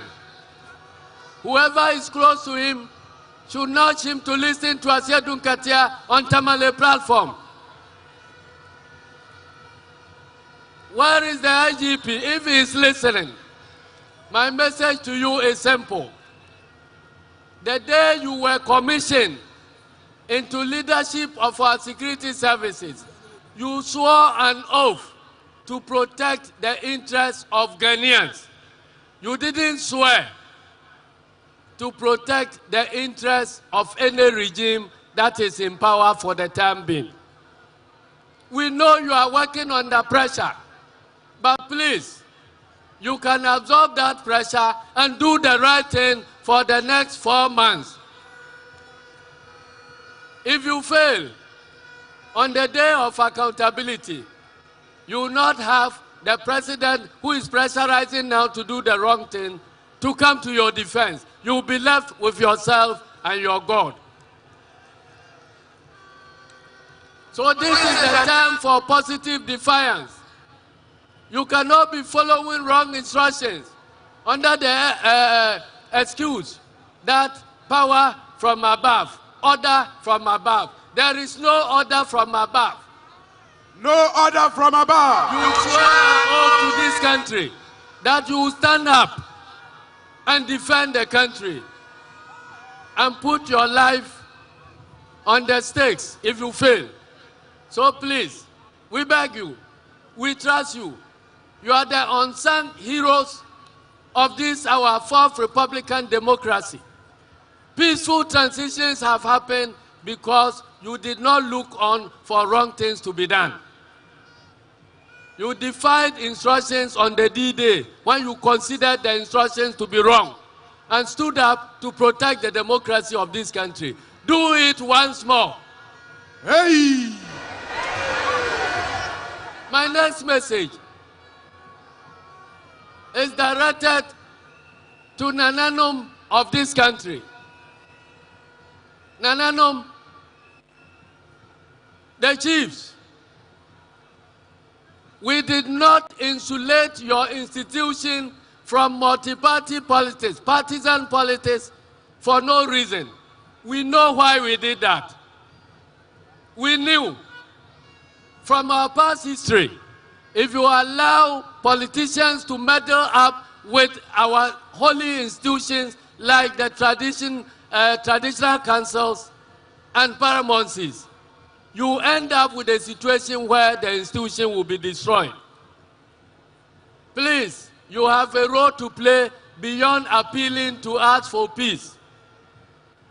Stand firm and neutral in this contest, so that if there is a problem and you invite us to adjudicate, we all trust you and come before you and listen to your advice. If chiefs meddle in politics, then there will be a time politicians will meddle in chieftaincy, and we don't want that. That is why we framed the Constitution to prevent chiefs from engaging in multi-party or partisan politics. Stay holy, stay clean. We know you are under pressure for Nana Akufo-Addo, who want to compromise every institution in this country. You are our last hope. Stay clean, so that you can protect our democracy. Finally, our religious leaders. Religion is a very important structure in nation building. And so in crafting the Constitution, we were very careful to ensure that political parties cannot be formed based on religious denominations. We were careful to ensure that nobody can form a political party based on a religion. And so for the past so many years, this country has stayed peaceful. Nobody has campaigned in this country on the basis of religion. Let me tell you that religion can become a very, very dangerous force that can destroy a nation. If you mix politics with religion, you have a divided nation that cannot be reconciled upon itself. So we are talking to our colleagues in politics that December this year, we are not going to look for a bishop. We are not going to look for an imam. We have those people already. What we are going to look for is a leader who is truthful, who is trustworthy, who has vision, who can lead this country out of the quagmire we are facing. Hey. John Mahama! And that leader is President John Dramani Mahama. Thank you. Those who know Quran, Thank you. go and read the Quran. If you are looking for an imam, the first thing you look for is a truthful person. No religion will accept a liar as their leader. Whether you are Muslim or Christian or Hindu or Buddhist or traditional African religion. So look at the attributes of the choices you are facing and decide.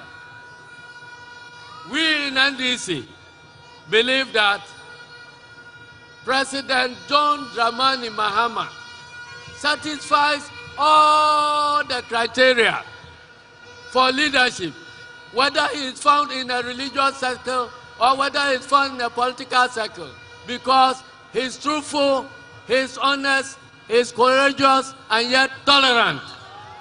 He listens to the masses. Hey! And so, this evening, I have come to address this message to these very important leaders of our country, Ghana. Whether Ghana will remain peaceful depends on what happens in these elections. Aluta! Continua! Aluta! Continua! Thank you very much. Thank you! And may God bless you. Hey, my brother. We are going to church. I want the song. Chase those crazy ball heads out of this town. We are going to chase the crazy ball heads out of this town. Not every ball head, but the crazy ones. Otherwise, we will have to chase Okujato out.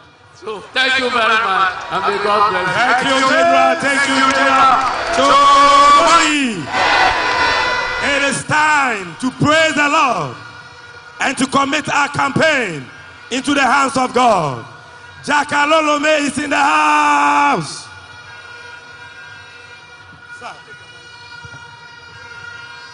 DJ, let the music flow.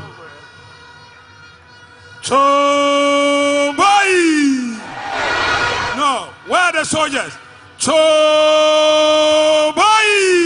Tomorrow by this time, DJ. Tomorrow by this time. Let me see your hands up. Your hands up. Like this. Wave it. No, where are the Zeus? Where are the Zas? Wave it. Let me see your flag. Wave it. Wave it. Come on. If you believe that tomorrow by this time God will make a way, let me see your flag. Say yeah. My God will make a way. When it seems to be no way, the Lord will change my life. He will change my destiny.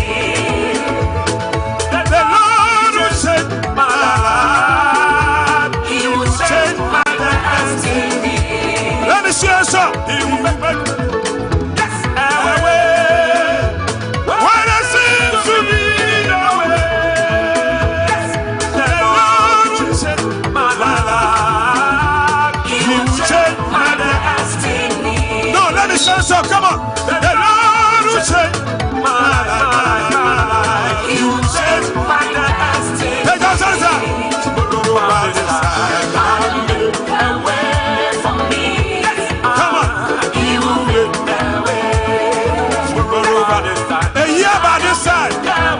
God will change Ghana's destiny. Let me see us.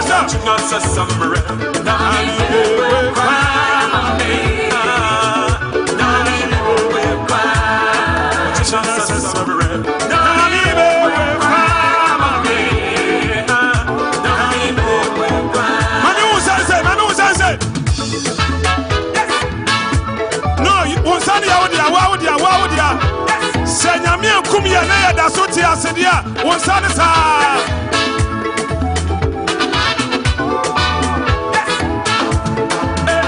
God you make a way when it seems to be no way. Let the Lord will save my life. He will put my enemies to shame.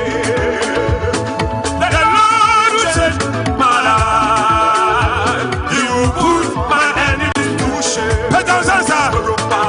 Say, He will make a way for me. He will make a way. Tomorrow by this time, He will make a way for me. He will make a way. DJ, hold on. DJ, hold on. It's time for worship. See, me and you for His Excellency John Dramani Mahama. A son said, "Wadi on my way suda." Na, wadi on my way suda. You feel said ya all year no, and yet you can send be tray and ya pamono, but ya suon suo aswansa. So be kanya mimuno crepa dia. Tie, ye ina ya baba tuaba. But say abanda dani aban fufure we dia me kwadwa me gina han dia me pe John Dramani Mahama na mamu. Thank you. If you believe it, pay down salsa. Pay down the music flow. Pay down salsa. Hey, John Dramani Mahama. John Dramani Mahama. Omagana yefra. Omagana yefra. Sepra. The fire kopo shasa so. If you say why you beat that. Hey. Well, it's time for some worship in quote, and so that's what we're experiencing right now. But if you just tuned in, this is your Election Command Center, and we're all here digesting the launch of NDC's campaign happening at the Jubilee Park in Tamale in the northern region. Of course, I'm here with Kemini Amano Akable and Martin Asiedu Date. Right. So, yeah, I mean, we are here till the final speech. So what we'll be doing is intermittent conversations like this while we wait for the next on the bill will be the running mate, Professor Nana Jane, and then Dr. John Mahama will also speak. Indeed. But in between, we'll be taking you back to the grounds to also get a feel or a sense of what's happening on the ground. It's still a live, continuous coverage, so do stay with us and just increase the volume. Like you can see, we are playing two roles at the moment. Just gone by was a very fiery speech from the General Secretary, National Chairman, I should say. You know, we call it General Mosquito. Well. He has been General for a long time. General Mosquito. So he's the National Chairman of the NDC, and he touched on a number of things that the NDC has been trumpeting since the last election, which was issues of security and the fact that the National Peace Council, the National House of Chiefs, the religious leaders sometimes go quiet on major political developments that they need to speak to or speak about that they don't. So he, for instance, referenced the people who died in the last elections and, you know, attributed it to the fact that there were clear security lapses or deliberate political activities that led to these deaths, and charged the IGP, the Chief of Defense Staff, and the heads of the various security agencies that they should not allow themselves to be used for political machinations. So indirectly saying that they need to police the ballot, especially, or the whole electoral process this particular year going into the elections. With the next 4 months left, they need to be more proactive. And it is more important because whenever there is a change, or whenever they even retire, when history is being told, what they did in these times, or when they were in office, is what people will remember them for. So more or less, you know, be vigilant and be active. He also asked the, you know, he said something about the president that Nana Akufo-Addo a number of times, and some of us disagreed with or thought that what he is asking the president to do, the president has already done, which is that the president should say publicly that whoever wins, he, Nana Akufo-Addo, will hand over power to the person that wins. He fell short of saying he should hand over power to the NDC, but that's not the point. That's beside the point. The main point he was making is that former presidents, when they were in office and they were in an election year, from Rawlings era, they said that when they win, they'll hand over to whoever the people choose. But very little is heard from this current president. But the president has also said it a few times on different platforms that he would hand over power to whoever wins. However, he has also said he'll hand over power to the next NPP government. So that is where the bone of contention is. But we'll be going back to the platform. Maybe my colleagues here would throw in a word or two before. Well, we're told that Professor Nana Jane Opoku-Agyeman is next to speak, and so she's being introduced now. Mami Odende! Mami Odende! Mami Odende! Mami Odende! Mami Odende! Mami Odende! She is set, inshallah, to be the first Vice President of the Republic of Ghana. The first Vice President of the Republic of Ghana. Who is female. Who is female. Give it up, give it up. Give it up. Professor. Let me hear you shout. Nana Jane Opoku-Agyeman. Professor.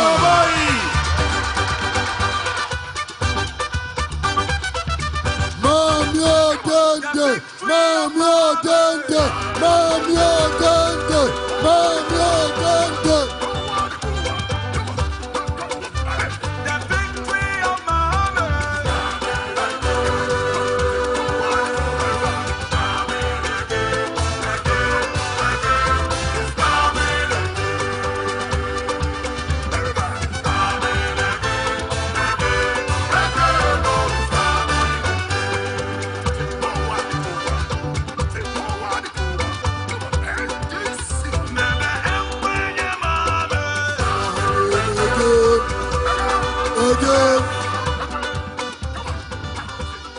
Thank you, thank you, thank you. Let's get ready to listen to the first female Vice President of the Republic of Ghana in 2025. Thank you, thank you, thank you, thank you. Thank you all very much. And my thanks goes to the chiefs and people of the northern part of our country, especially those in Tamale. You have given us a good welcome, and we are very grateful. As all our members, and even our admirers too, we are very happy and grateful for your presence. Oh, NDC, you do all. You've all done very well. We are very grateful. Thank you so much. So special greetings to the people of Tamale. It's always a joy to be in Tamale. But you know, today I'm here for a special reason. This is the first time I'm addressing our launch. And again, I'm very grateful for it. We, as a country, we know we are in a crisis. We know things are not working. We know that whether we are unable to pay our debt, whether our currency is depreciating, whether we are having a haircut. And let me explain.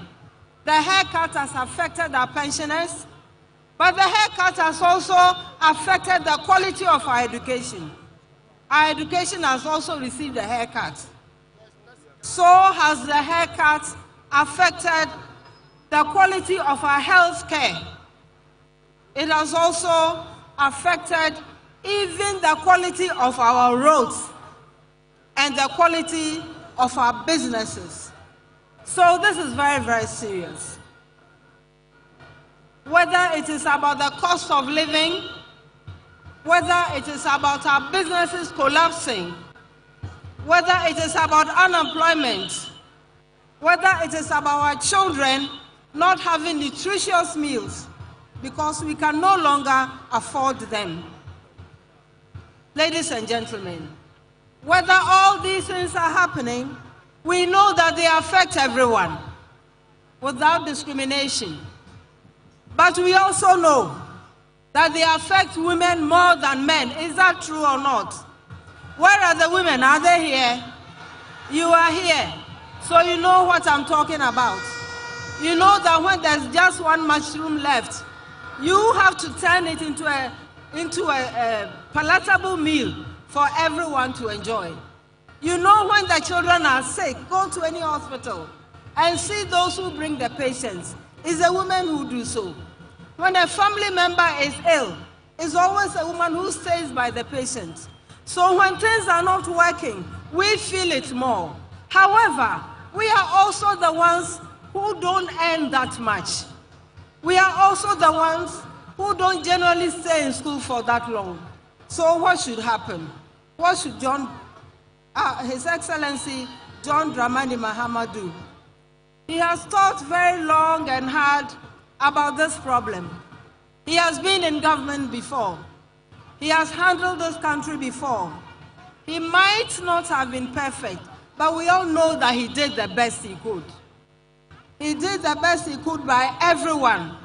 And this is the time I want to thank the entire northern section of our country for giving the NDC, for giving Ghana a person who prioritizes truth over lies. A person who doesn't give false promises. A capable, highly competent, truthful, respectful leader in the person of His Excellency John Dramani Mahama. Hey. We have tried him. Hey. We have tried him.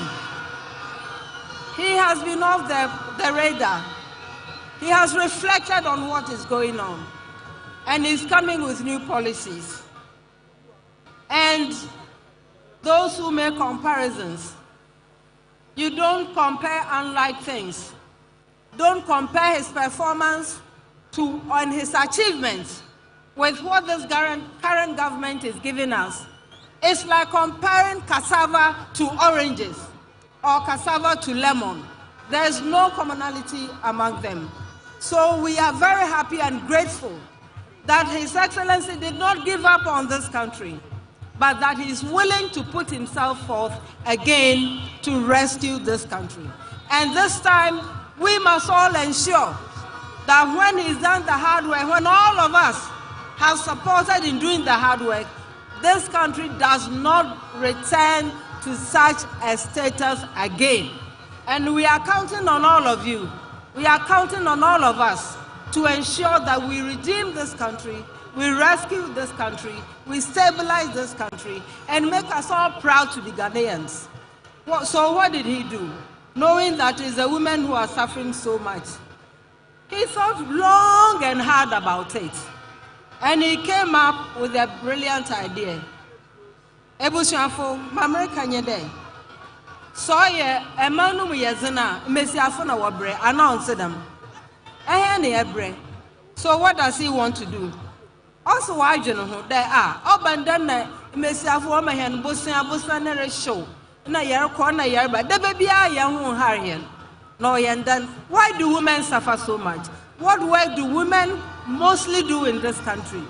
The papa ponya azuton. Na yeswana bosiana yehian on those. We don't need huge capital. Some will need that, but the vast majority don't. Somebody wants a little money to sell kuli kuli. Somebody wants a little money to bake bread. Somebody wants a little money to set up the store. So what does the person do? The person normally goes to the bank. And what does bank manager say? Bank manager is also under instruction. So we are not angry with him. He's doing his work.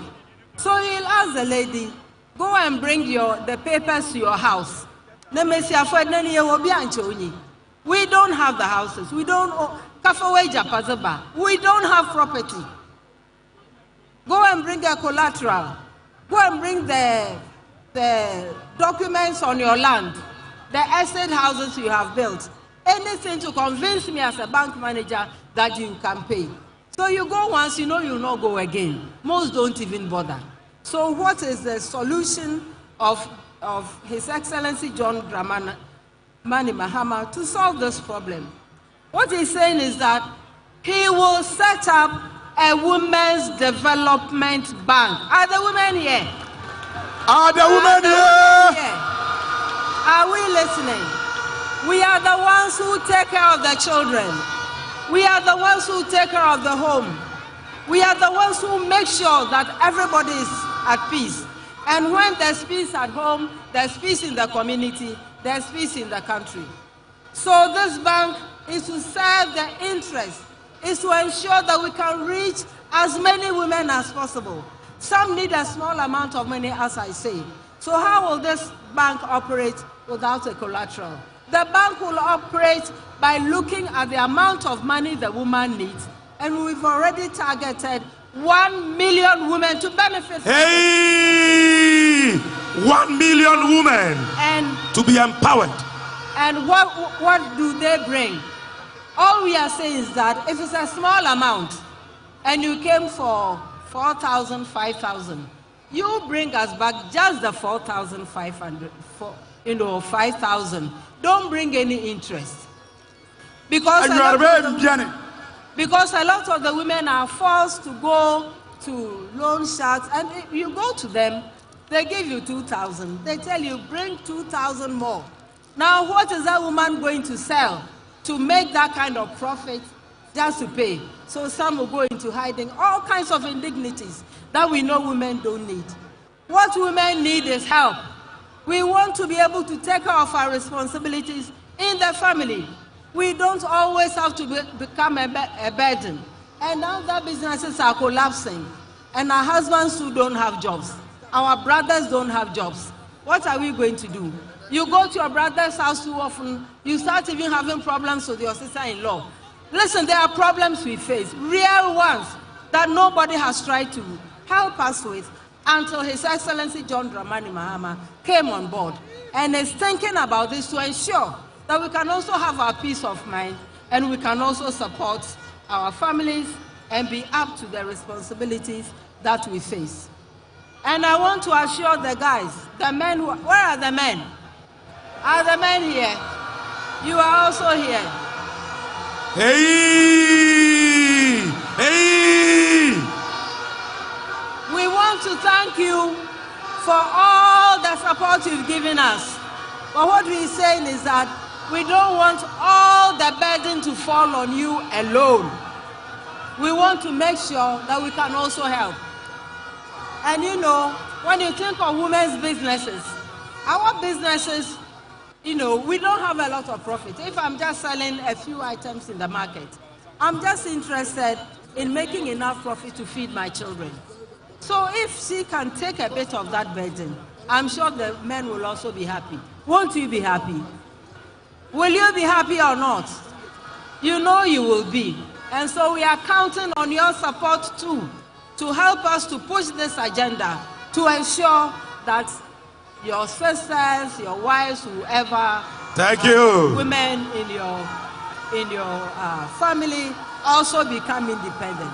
There are times when your journey or your profession takes you far away from home, and you may not be paid 3 months or so before, but then before what should the children do? And the woman is with them. So you see, this is something that cuts both ways. It helps everybody, and we know you are already with us. What we want you to do is to spread the gospel, to tell the good news to other people. This is a serious matter. It is not a gender war. Far from it. It is rather about raising the value of the businesses that women make, making them resilient enough to withstand. It's a bushafo, as some no it is here. Imesiafu yebre, obia rebrebi, na here ni yembre or morte. Them a bohen po de yembre mesiafu po or morte. It's obia baby. Oh yeah, one posting kakra, on quachi, or hana washo. It's a women's development bank will do more than simply disburse money. We'll also give the training that allows the businesses to stand, that allows the businesses to thrive. You need business advice, you come. There are fellow women who have been through it who can share their experiences with you. You need a bank manager, you need people on the board who really understand our problems to be able to proffer the proper advice. Insia kandama, tamalefo, yadawanasi. Tamaleka wula.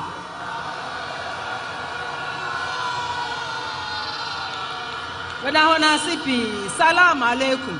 Wa alaikum salam. Thank you, mommy. Thank you.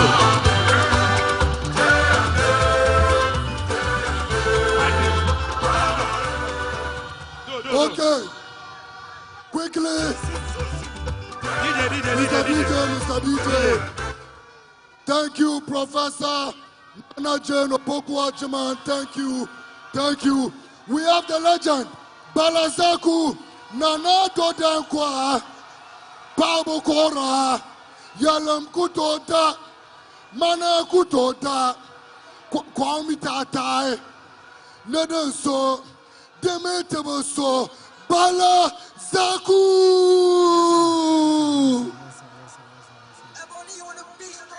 Mr. DJ, Samuel. Let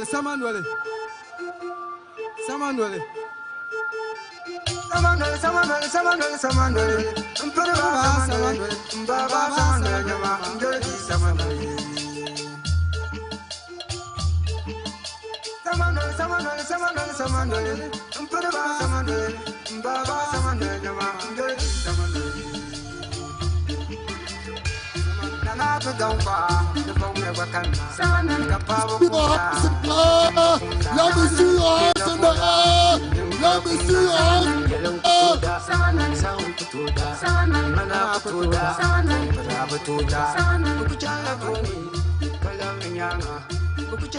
Definitely a traditional dance, I believe, but of course, this comes after the running mate for the flag bearer of the NDC, Professor Nana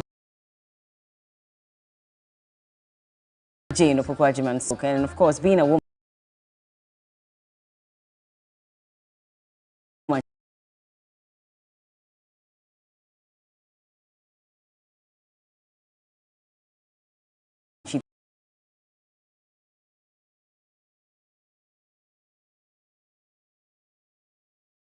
touched on things that women own from the as well, because she says if you have to do is to return that 4,500 or 5,000 Ghana cedis, and the rest is yours to run your business. Great idea maybe, but do you think that in this case you're asking questions, how does the bank, take care of itself? Because if you're not paying back with interest, how are they making profit to take care of everything else? Talking mathematics. I think eventually. Well, we need to also ask those questions because you cannot just throw. Again, we've seen a lot of promises, being bandied around, and you're not getting a lot from it in many cases. So in this case, we have to ask those questions. How is the bank then going to function beyond? Are they getting support from any other institution? What exactly is going to happen, moving forward, especially if you're trying to prevent a loss-running bank as well? Yeah, and I agree with you. I think that Prof is saying the things she's supposed to say. Perhaps would wait and see that manifesto and see how this is developed, because absolutely key question you're asking. Okay, so will we keep pumping money into the bank and giving to people at no interest? Or are we going to have a generally solved problem that will make it possible for us to do that for women? Because what are the interest rates now? They're really high. And so it's important that, when they finally launch that manifesto, that key issue about a women's bank that will give money to over 1 million women is dealt with. We know what the plan really is. And I can understand why they would bring up the issue of no interest. Yeah, in a predominantly Muslim community, in Islamic banking, interest is really not charged when you give loans to people. And it's also a form of banking accepted worldwide. But the question is important. How are you going to sustain this at the end of the day? Because we live in an economic system that is already overburdened with high interest rates. Today, if you're going to the banks for personal loans, you're talking 36% thereabout. For businesses, it's no better, So really important question that Bella has asked there. But these people who are talking, I'm guessing that they are starting to give us snippets of the things to come in their manifesto. And so we would give them benefit of that. Perhaps, a little later, you take us through some of the things that we have seen. But we'll give them time and benefit of doubt that eventually they will tell us exactly what, and expand on some of the things that they have said so far. It's interesting that sometimes when they are on political platforms, I get the feeling that normally some of these ideas that are thrown out on political platforms have been discussed, but not in detail. But it sounds exciting to them. They think that, let's put it out there. Former President Mahama, who now wants to come back as president, some time ago was accused of saying, and he actually said it, that now the National Health Insurance was going to be a one-time payment, and that when you pay once for the rest of your life, you are going to be on it. But he realized that after a few months after they came into power, implementing it became a challenge. So he had to review that position. And it's likely that, like Kemini is saying, maybe when we get the manifesto, or when they give us better and further clarity on how they intend to implement the Women Development Bank policy, then we'll get to understand how they are going to make money. First of all, the seed money for the bank, how they intend to disburse it, and how they intend to run even the bank, because you can't say someone comes for money and will just return with the amount without interest. How do you even pay your bills? The land or the rent for the structure that you're in. So all of these are a number of the questions that we'll be seeking answers to. But for the last year and counting, the NDC flag bearer and some of the key spokespersons for the party have been giving us hints of what would be captured in their People's Manifesto. So definitely the Women's World Bank. It was a recent idea that came up, and it looks like because they are getting a certain kind of good feedback, they are going to capture it into their manifesto. The other thing, former President Mahama also, when he talked about the 24-hour economy, it looked like it was a one-off idea, but because of the kind of resonance that policy got, quickly everybody has latched on, and a number of the party campaigners or party communicators are unable to properly even explain how the 24-hour economy is going to work. Ordinarily, over time, they can give us better explanation over it if we keep asking questions, because whatever policy they are coming to implement, we are supposed to benefit from it. But if we are not too sure, then we can ask questions and seek clarity, so they don't come and run circles around us and then after 4 years, we might be caught in a web of debt. I see. I mean, I thought the approach to her speech generally was quite interesting. I mean, she basically wanted to stick to the women agenda, and we had earlier made the point that it is clear that this issue of gender inequality, gender activism that we've been talking about for a while now, it's a central theme of her message. And so basically, everything that she spoke about, even when she talked about the economy and the challenges, she narrowed it down to how women are the most affected. I mean, she knows what her target market is. She knows that it's an important market that she ought to tap into, and she's trying to reach into that particular market. And so it's no surprise that she leaned on the bank issue. I mean, I agree with all the sentiments expressed. I mean, the point needs to be made that our politicians generally, as the campaign goes on, as the policies are generating discussions, they tend to now firm up their ideas properly. I mean, obviously, this is an idea that they've thought about, and I've always said that manifestos, even the manifestos itself, sometimes when you pick the manifestos, they don't even give you a proper explanation of the policies. You just list. I remember the free SHS, for instance.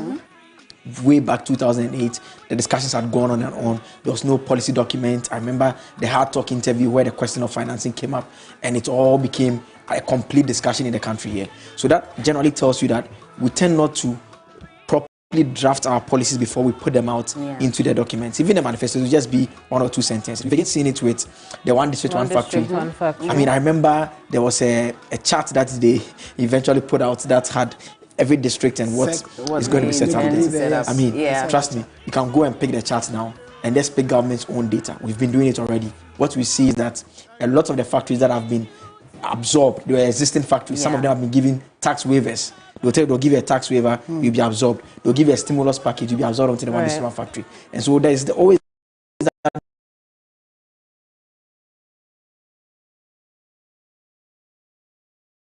disconnect between.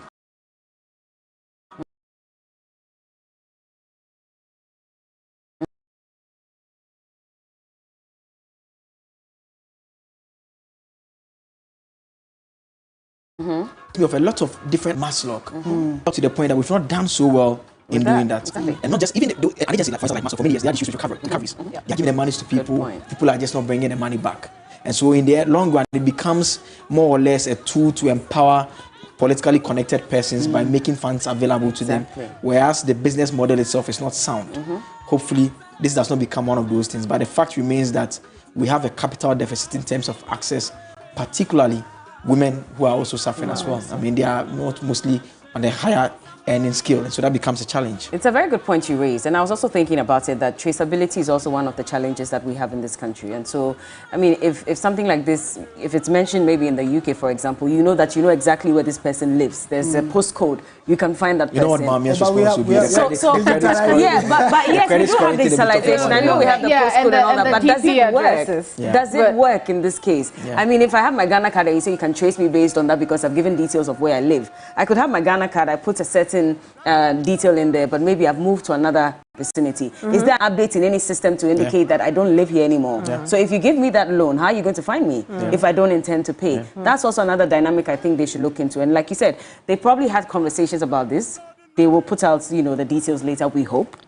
We hope that doesn't become another promise like the many others that we've heard as well. We were told one constituency, $1 million. But she were asking those questions. Have they really invested that $1 million?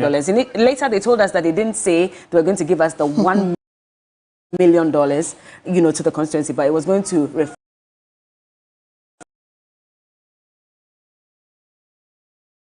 reflect in developments within those constituencies as well. We're still asking, so where are these developments and do they equal that $1 million that they promised? So a lot of promises are made, but really, realistically, are they applicable? That's what we're asking. You know, and I keep saying that the NDC will encounter Ghanaians who are awakened, Ghanaians who want more from their politicians than just mere words.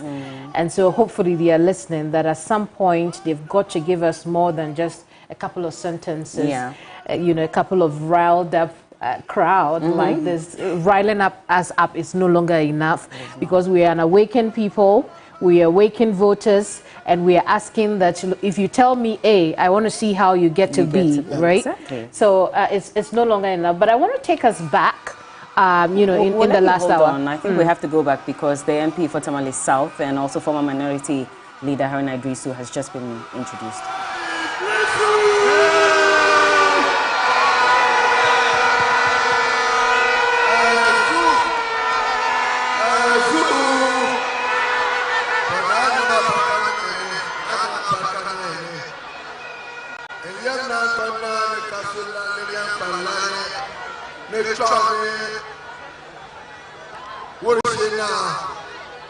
Zuo ebia iyanga inganga na woni MP soko fa Ghana mulchi bai kafa Ghana tengbam bai kalyab ga Ghana karatam kalanga zo kata bilchinse nete jilma kara labna.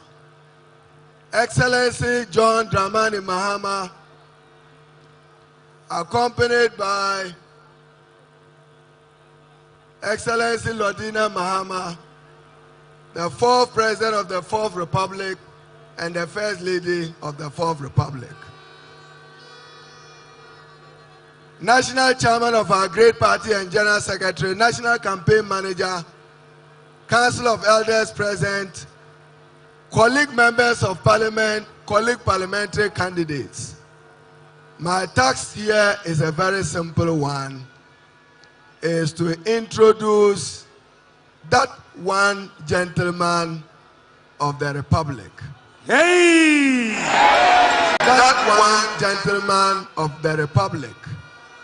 The humble giant, John Dramani Mahama. Ayezu!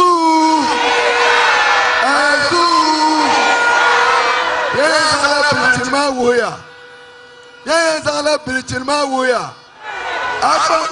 Akbang man Prigopolo, Bia the Bauya, Bia the Bamajire. Yaya the Bauya, Bamajire. And to remind, as National Chairman said, President Nana Akufo-Addo be reminded that the 2024 presidential and parliamentary election is not a coronation. It's an election that John Dramani Mahama will win. And you have no option than to hand over power to him, respecting the sovereignty of the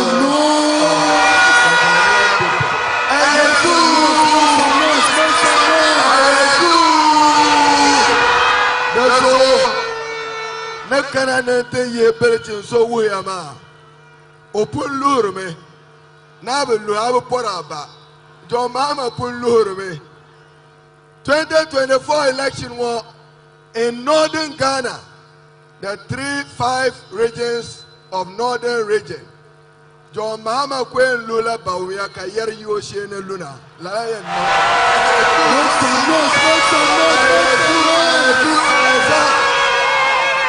You know, John Dramani Mahama is coming to the presidency with unparalleled rich experience and not experiment. He's been deputy minister, vice president, acting president, and president.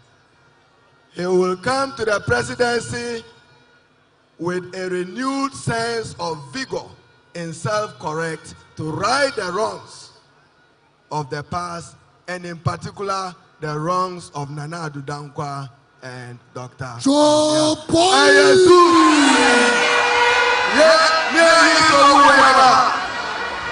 Excellency John Dramani Mahama, when we are going to then you took Galgala, when you can cut in your song, a new Excellency John Dramani Mahama.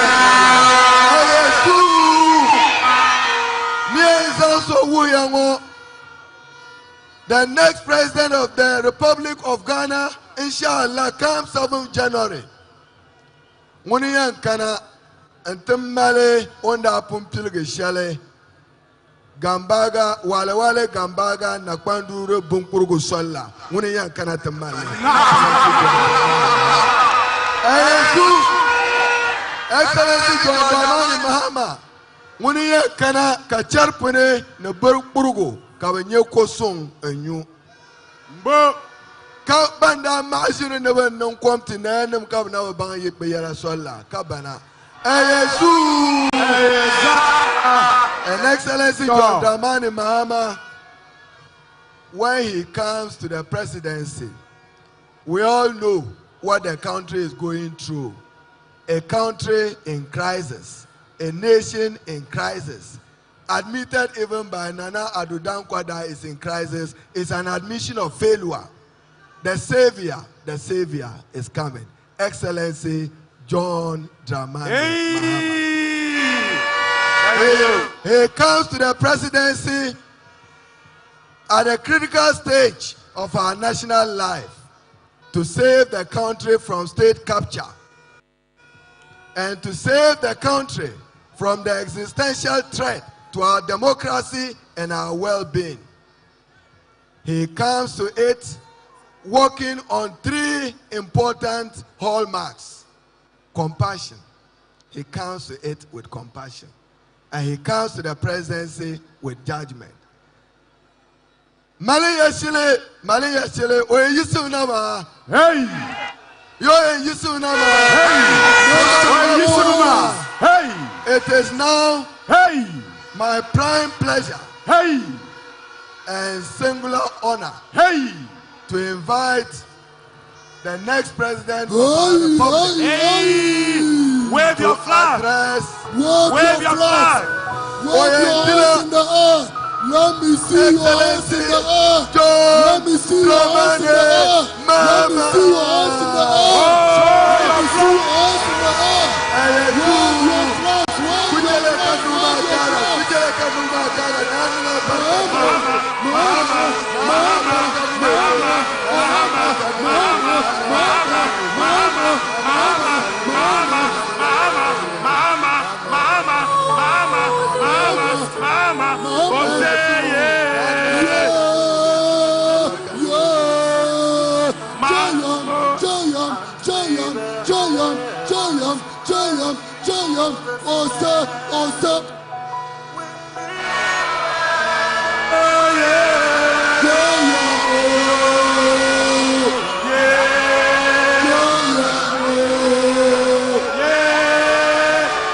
Wave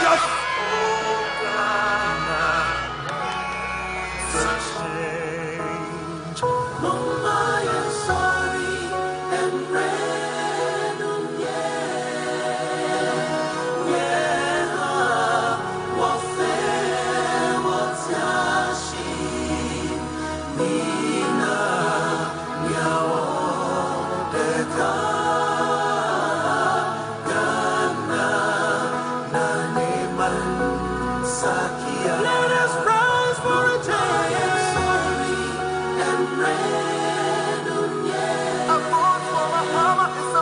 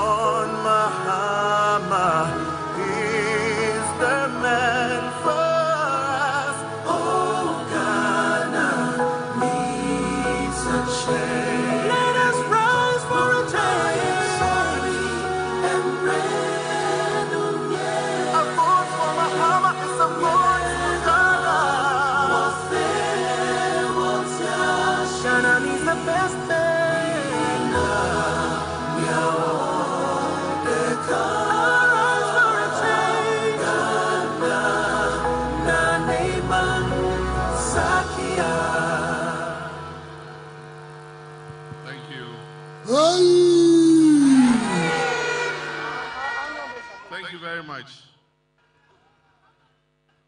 Let me begin by thanking the Almighty God for protecting and preserving all of us to be able to see this day, and to pray to Him to continue to protect and preserve us so that on 7th December we can exercise our franchise and vote to change the trajectory of our country, Ghana,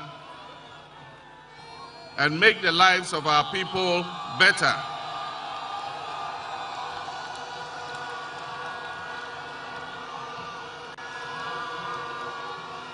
On this occasion,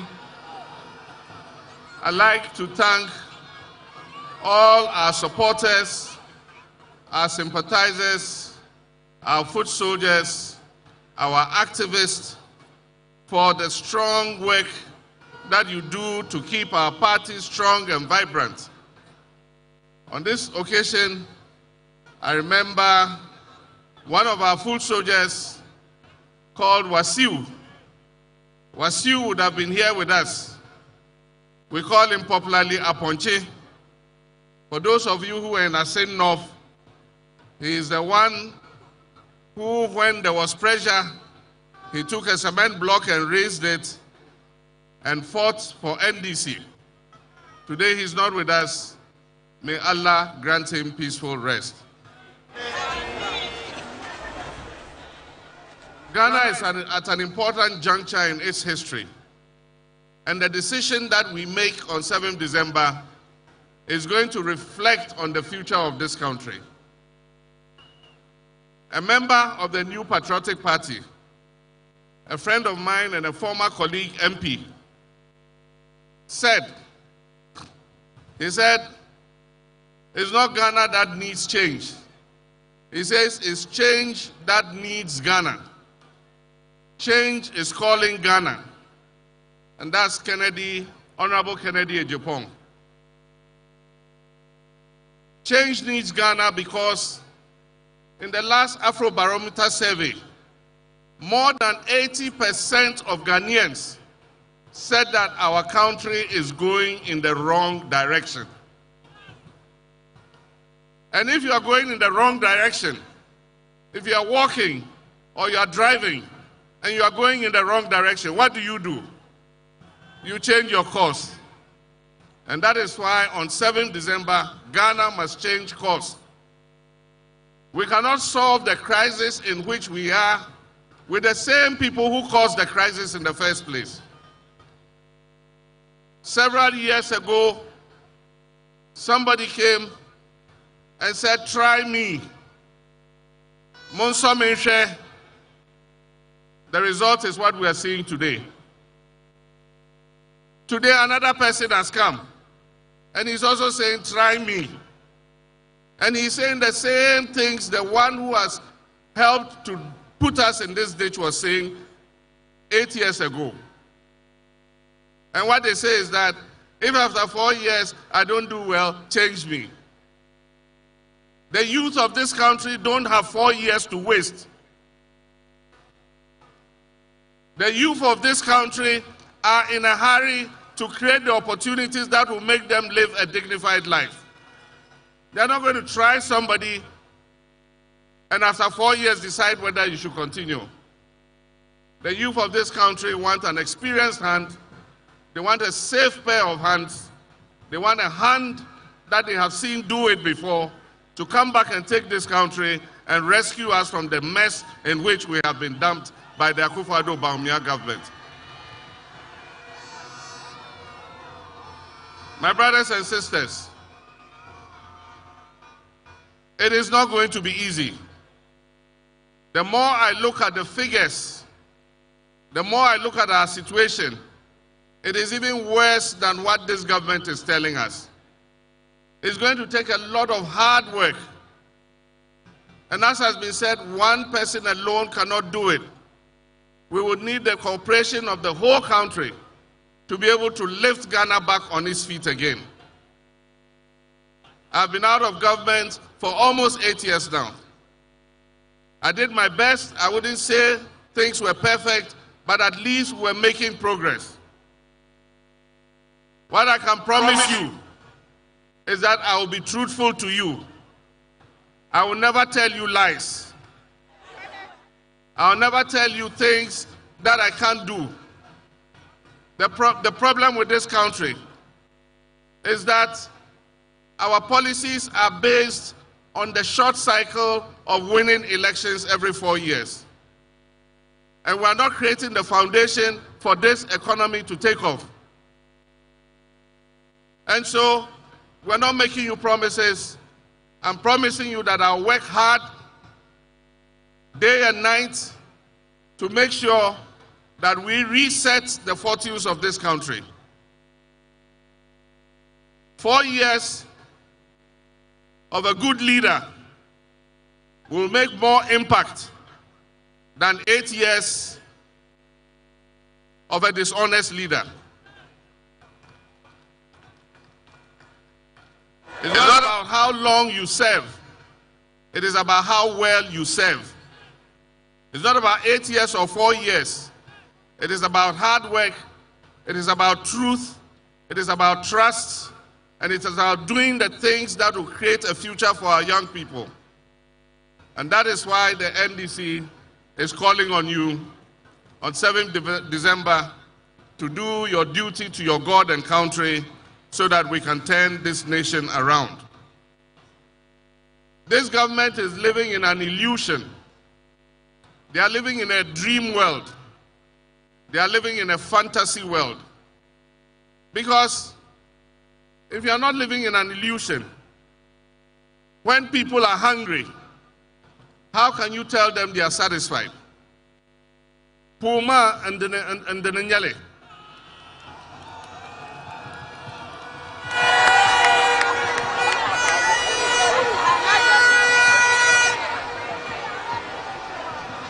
And the Nyale. Kakum Malma. Kakanti Yelmane and Teria. Then we can feel the pangs of hunger. And yet this government tells us we are satisfied. And that never in Akufo-Addo's government have people gone hungry. Meanwhile, the statistics clearly show that 8 million of our citizens last year in 2023 went 24 hours without food because they couldn't afford to buy food. Meanwhile, the statistics tell us that almost 2 million of our young people are sitting at home. They are not in school, they are not in education, they are not in training, and they are not in employment. They are just sitting at home idle. And most of them are still living in their parents' houses because they don't have an income to be able to start a life of their own. The statistics tell us that unemployment has risen from just above 8% in 2016 to 14.7%. And yet, they say things have never been this better. And they have the audacity to compare themselves to our first president, Osajifo Dr. Kwame Nkrumah. How can you compare this useless government that has led Ghana into such crisis to the government of Kwame Nkrumah?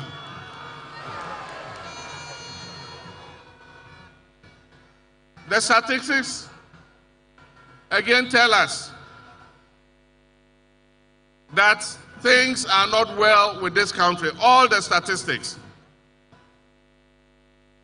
For a government that said it was going to come with an economic wizard, an economic guru, and that is the reason why he was being brought, to stabilize the economy and stabilize the currency.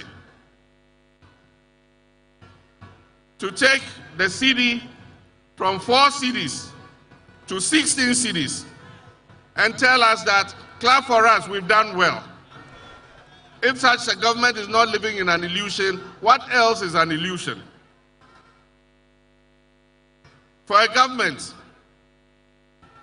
that has taken inflation as far as 54%, and it is currently still above 20%, to tell us that we should clap for them because they've done well. If they are not living in an illusion, then I don't know what an illusion is. But that is the beauty of democracy. It gives us the opportunity every 4 years to make a change. And the time has come for us to make that change. The time has come for us to reset Ghana. And I believe that 4 years is enough to do the reset of Ghana. We will reset this country so that future generations can come and build on that foundation. Our intention is to ameliorate the damage that has been done. We all saw what happened in the banking sector clean-out. The indigenous capital of Ghanaians in our banking sector was wiped away with one very reckless decision. And so today, most of our people who were working in the banking sector for these banks are today unemployed. And I'm sure there are some of them here. Today, some of them are Uber drivers, some are bakers, some are even driving Aboboya and Mahama Kambu. The time has come for us to make a change. And I've said when we come, we will restore for those who unjustifiably had their banking licenses withdrawn, we shall restore their licenses to them.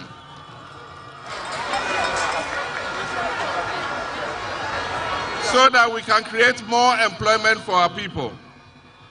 The debt restructuring has given people haircuts, and that's what Nana was talking about. Today, the savings of our middle class has been eroded because of the debt restructuring.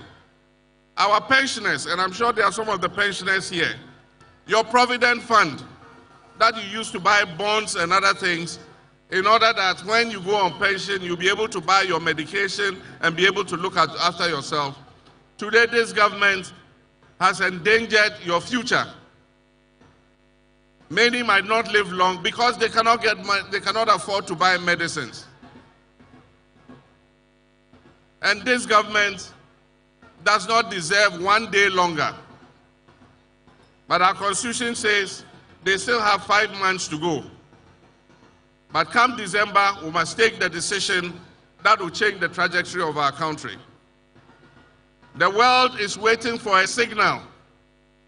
Ghana is waiting for a signal. Investors are all holding on because they want to see what will happen in Ghana. We must take a decision on 7th December that shows the world that we are serious people. And that we know that our country needs a turnaround. And so 7th December, let us all make sure we come out in our numbers and we vote so that we move this government out. Let us not lose hope. Let us have hope, because I can assure you that the next NDC government is a government that will restore hope and create opportunities for our young people.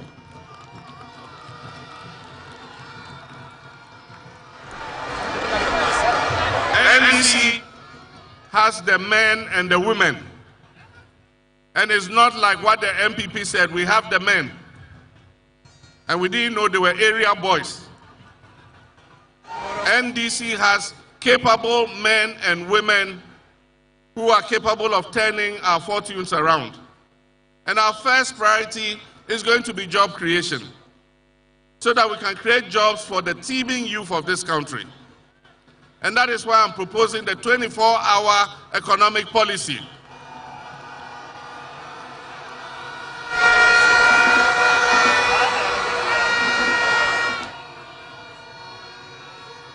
The policy is going to be linked with aggressive food production and modernization of our agriculture.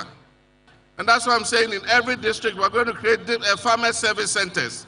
We will bring the tractors, the planters, the plows, the seeds, the fertilizer. And if you're a farmer, you must register with the center.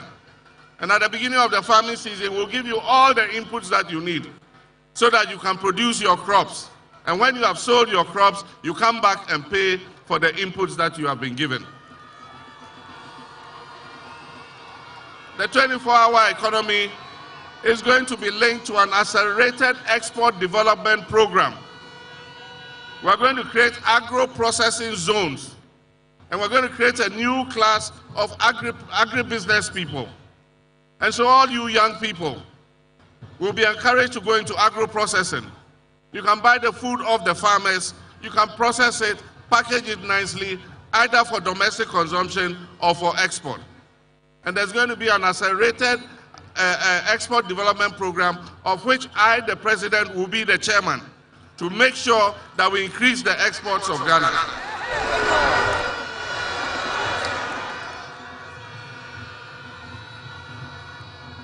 Ghana has the human resources to turn our nation around.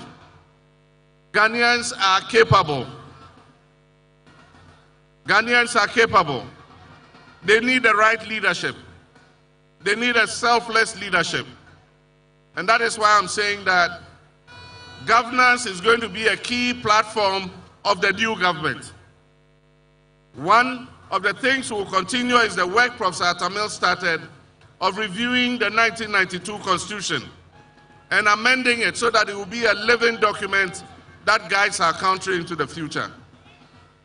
We will continue the constitutional review to amend the various sectors that are holding us back.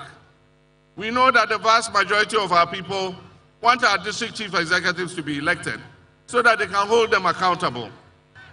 We will look at the work the Constitutional Review Committee did, and I think that in 4 years we can forge the consensus that will amend the Constitution and make it a better document for us. Another aspect of governance will be to strengthen the institutions. We're going to work with the judiciary.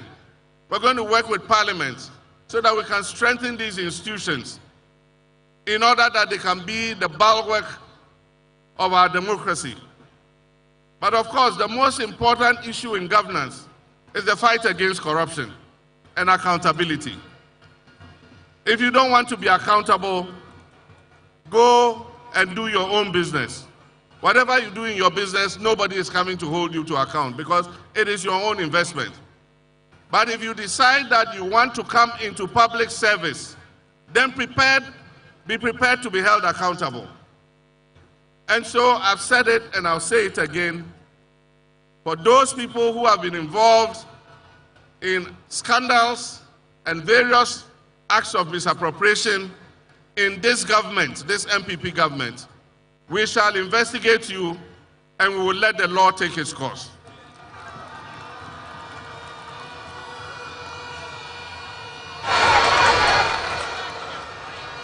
We will hold everybody to account. And if you have abused your public trust, the people of Ghana will exact the sanction that is required. But I serve notice too that our country is at a pivotal point. This is our last opportunity to save our democracy. Our youth have lost faith in our democracy. If you read the Afrobarometer survey, you'll find that trust in democracy is at its lowest in our history. And this is our last opportunity to salvage our democracy. So it is not going to be business as usual.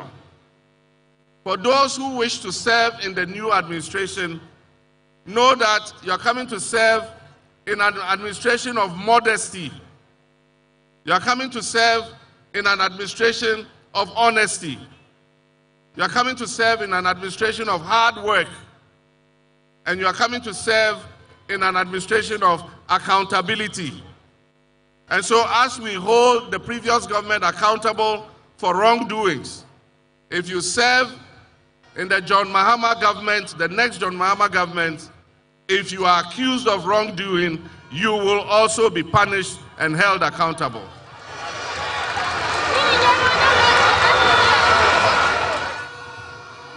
Because it is going to be, as they say in the Akan language, Aba yadibo techino, enwa en yadibo bang. And so if you want to serve in this administration, you must be prepared to be accountable. We're going to launch our manifesto next month in August, before the end of August. And we're launching it in Central Region. So Central Region, when you go back, start preparing. We're coming to launch the manifesto.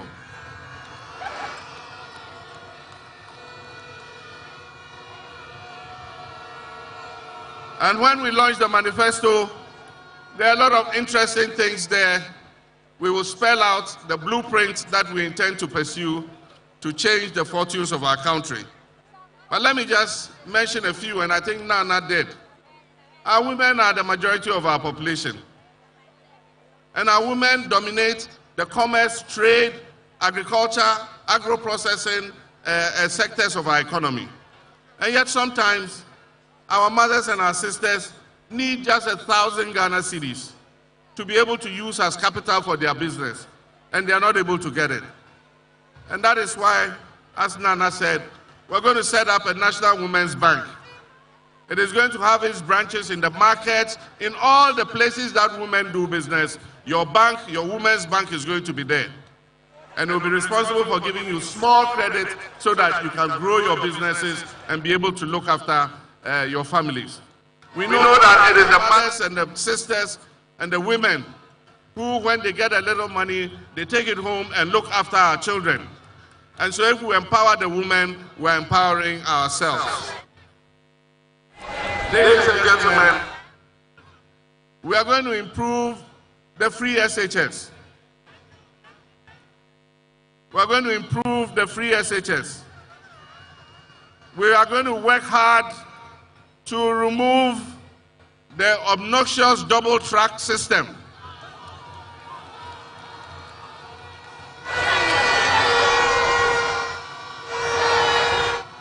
So that all our children can go to school at the same time and close from school at the same time. We don't want a situation where our children come home and stay home for 4 months before they go back to school. And so we're going to improve the free SHS. We're going to sit with the teachers and the parents and all the stakeholders, and together we will forge an implementation plan that will make the free SHS better. We're going to improve health care. And in our 2020 manifesto, we talked about the introduction of primary health care. When the manifesto is put out, you'll see the provisions that are there for primary health care. We're going to uncap the NHIS. Currently, this government has capped the NHIS and is taking some of the NHIS money into the consolidated fund. And that is why when you go with your NHIS card, the hospitals are reluctant to serve you because they don't refund the claims that they make. So we'll uncap the NHIS so that when you go, you can get good, affordable treatment at our health facilities. Ladies and gentlemen, we'll continue to remove schools under trees. Professor Mill started that program, and we provided good school environment for hundreds of thousands of children. We're going to continue the removal of schools under trees and improve our basic education. For tertiary students, we're going to take a part of your university land. We will sit with your universities, they'll carve out a portion of your land. And we're going to work with the private sector to build student hostels so that you will live on campus and not live elsewhere and suffer the danger of traveling to and from home to school. We want our tertiary students to live on campus so that they can stay on campus and learn. There are several instances where students leaving the university and going for accommodation outside the university have either been knocked down by vehicles, attacked by armed robbers, or have found themselves in danger. There are many, many things that we intend to do, but let me just address, finally, our party. Ladies and gentlemen, this is an election like no other. And if you say you are NDC, then you better get prepared. Everybody is going to volunteer. We're not going to sleep for 48 hours until all the ballots have been counted.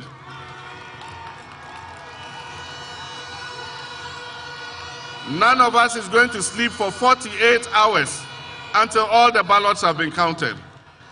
And I wish to assure all the people of Ghana who intend to vote for the NDC, I can promise you that we will protect every single vote. We have had our issues with the Electoral Commission, but we are prepared to give them the benefit of the doubt. And at the same time, we also must use the instruments that the electoral process affords us to be able to make sure that we police the poll. And that is why we're calling those of you who want to volunteer. Everybody is going to be a party agent on that day. Even if you are not selected as one of the 2 party agents, you are going to be there to make sure that the right thing is done. The Electoral Commission regulations say that at the end of counting, when the pink sheet has been filled, the pink sheet must be pasted on the wall of the polling station. Listen to me carefully. You must all insist that the returning officer must place one copy of the pink sheet on the wall of the polling station. When he has done that, please take your mobile phone and take a picture of the pink sheet, so that tomorrow when somebody changes the pink sheet, we will know that it is a fake pink sheet.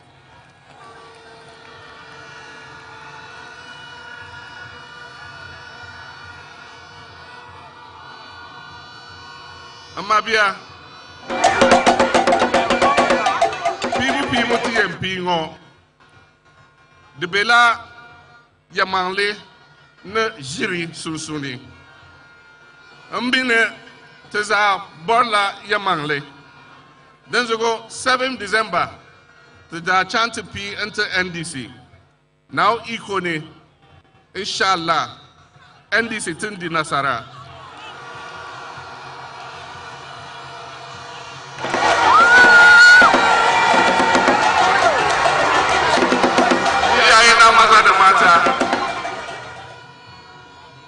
Kuriyan da za mu jefa 7 December yana tsakanin gaskiya da kariya. Na sani mu duka na son gaskiya, saboda idan ka zama Christian ka zama musulmi, Quran da Bible duka na numa muna kaman abinda mun yi duka mu doci gaskiya mu yi aiki. Don shi na sani 7 December kuriyan da za mu jefa nga, za mu jefa na gaskiya ne, za mu jefa na NDC. Na sani inshallah NDC za ta ci nasara a cikin zabi-zabin da za mu yi ga.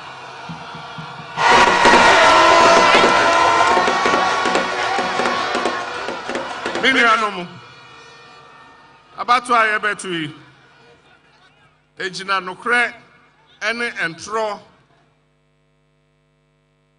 yebe yi se nukre nye entro nye, eno ho abatu on yebetu.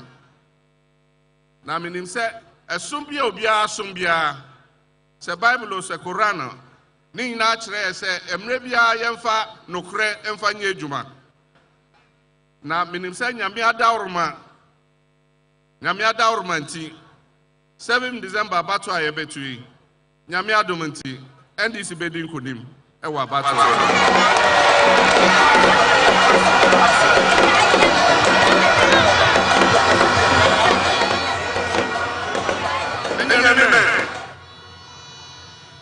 Oshikini wabafon 7 December eye anokwale ke amalete ni wofe wosumana anokwale ke Kristo fo jibo ke muslimi jibo wofe Bible ke Quran chon wake wokwe anokwale achu ewo nle ake nyumodromo hewo 7 December NDC ba yenkuni ye tikiemi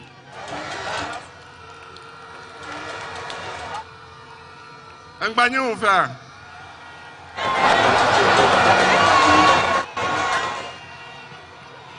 Metro Bikeke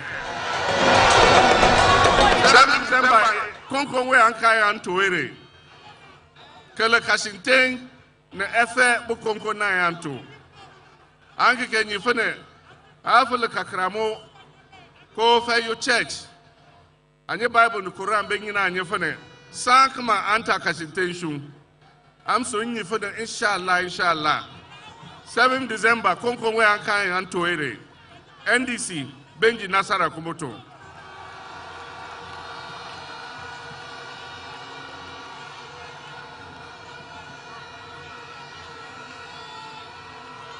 Novinho.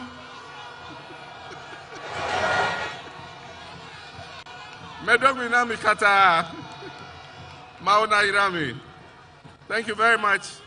I want to thank the organizers for this good choreography. I also want to thank our traditional leaders who came here to represent the Yana. May God bless you for coming to join us. I want to thank everybody who took time to come here. May God take all of us safely back home. Once we launch this campaign, we are not going to sit. We're going to go from market to market. We're going to go from trotro station to trotro station. We're going to go from house to house. We're going to go from shop to shop. Don't wait till the campaign teams come before you come and follow our convoy. Even when we are not there, you must be working. And so on this occasion, we want you all to go home safely. On this occasion, as the leader and flag bearer of the National Democratic Congress, I declare the campaign, NDC campaign for 2024 election duly launched. Thank you very much.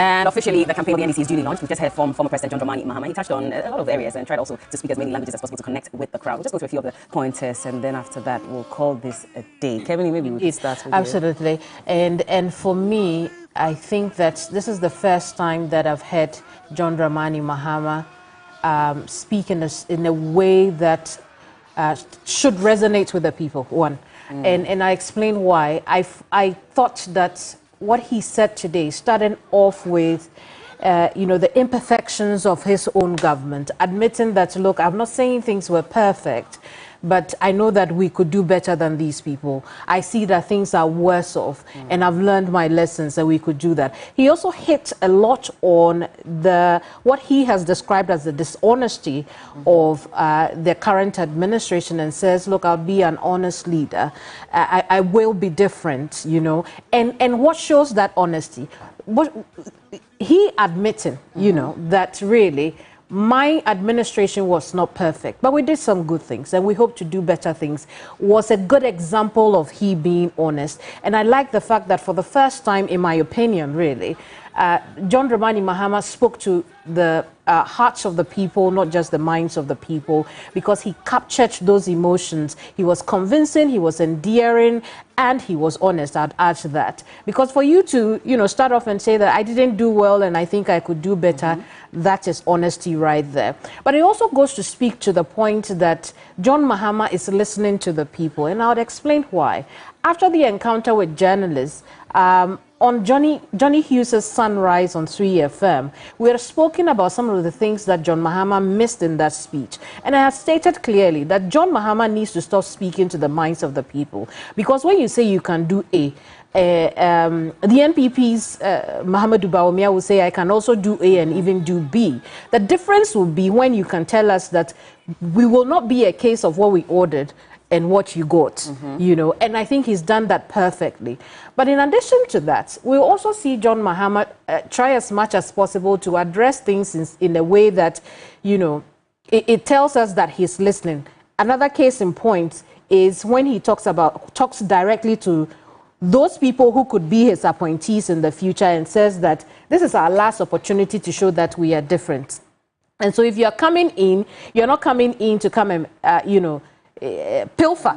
You cannot come and pilfer and enrich yourselves. And I know you said earlier that we've heard that before. But the reason I think that is, again, John showing us that he's listening is because in the public space, we have said that perhaps the current administration and its assigns have shown the NDC how to pilfer the state and get what you want based on some of the things that we have covered as news people.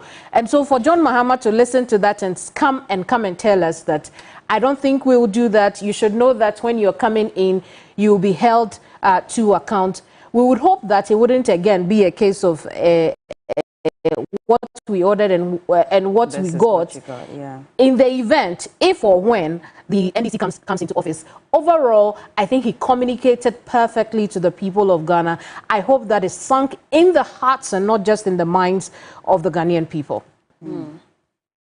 Yeah, well, clearly, I would want to just broach the issue of the fact that in the latter part of his campaign, of his address, he touched on the bit about the pink sheets having to be pasted at the polling station after the collation.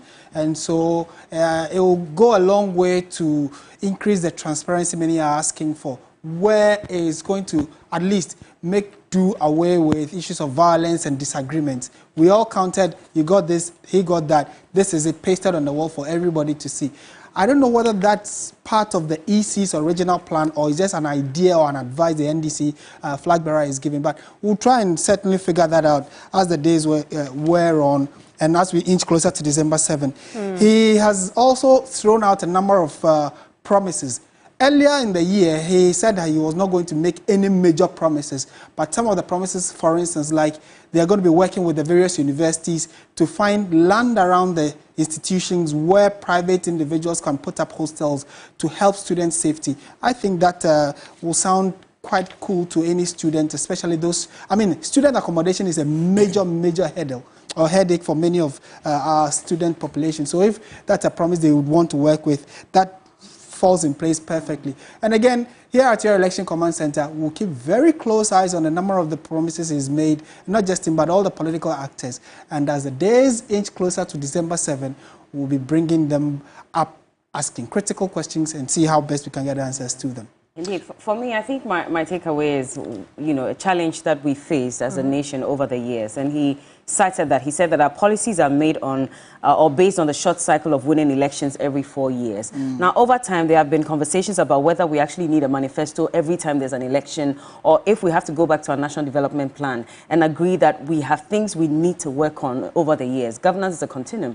And so instead of promising new things over the years, why not go back to what the nation really needs and fix that? I'm hoping that over time we're going to have political parties now go back to our national development plan because we have laid down our plans. We've not broached any of them as of now. I mean, a lot of them are still left hanging, which is why we come into power or a government comes into power and we leave buildings halfway through or 20% done and nobody touches them until that same party probably comes to power many years later. And we're losing a lot of money because of that. So when is a political party going to say that? At this point, I think I'm going back to that instead of now coming with my own manifesto and my own promises over the years. I think that would be a fantastic thing. And I'm looking forward to, you know, the NDC probably even touching on that if they're releasing their manifesto by the end of August, like they have said. He says it's not going to be easy. The other concern, Mama has only 4 years. Is 4 years enough to fix the problems that we have at the moment? We've been told over and over again that we've gone back many years in time in the last 8 years. Things are worse off than they used to be. And so is 4 years going to be enough for him to be able to fix this problem? He's clearly said that he knows it's not going to be an easy journey. And so, for example, labor unions should not expect too much from him. They should go easy on him with their demands. Yes, he knows that, but at the same time, how does he intend to bring us back you know, to where we are, or at least fix the problems to an extent in the next 4 years. Today he spoke about that, you know, in trying to address that issue. He said it's better to have an honest 4 years than an 8 years of dishonesty. Yeah. Whether or not that's enough to cover what you're saying. And it's a direct response to Dr. Mahmoud Bawumia. In fact, there's a video of Dr. Bawumia campaigning up north where he makes the point that they're going to have 2 Northerners on the ballot. Yeah. One can do 4 years and one can do 8 years. And so the question they ought to ask themselves is, who can they give the mandates to? Would you want to have a Northerner who will be president for just 4 years or another who can do 8 years? So that's an important point. That is, he himself, he admits it's not going to be easy, but he makes the point that he thinks, that's why they said they are resetting. Because they believe that at least 4 years to reset. When the reset is done within the 4 years, there will be a base that whoever takes over can build onto that. Just one step back before Mahama spoke, I think whoever decided to have Haruna Idrisu do the introduction was a master stroke. Absolutely. I mean, he's a stalwart up north. There's this perception of a rift between he and Mr. Mahama, even when Mr. Mahama was president. Again, when Mr. Mahama became flag bearer again, he was removed as minority leader. We've seen him join Mr. Mahama on campaign, they walk here in Accra. Then they go up north to where they all hail from. He's doing an introduction, and who else to introduce him? Than Haruna Idrisu. Tell everyone there that, look, we are united. And you've already touched on the policy. I will not bore you with that. And somewhat an endorsement, because again, we always say who introduces you is really important. Very important. And so for the man with the biggest clout, as it stands right now in the northern region, to introduce John Dramani Mahama is saying, I endorse this man. I put him forward, support him. And that's a good point there. I mean, earlier we were talking about the next campaign event to look out for. They've told us already they are doing the manifesto launch in the central region. And the central region, for good reasons, the data that we have, which we'll have on the screen shortly, I mean, the point is that the central region is one of the purest swing regions that we have.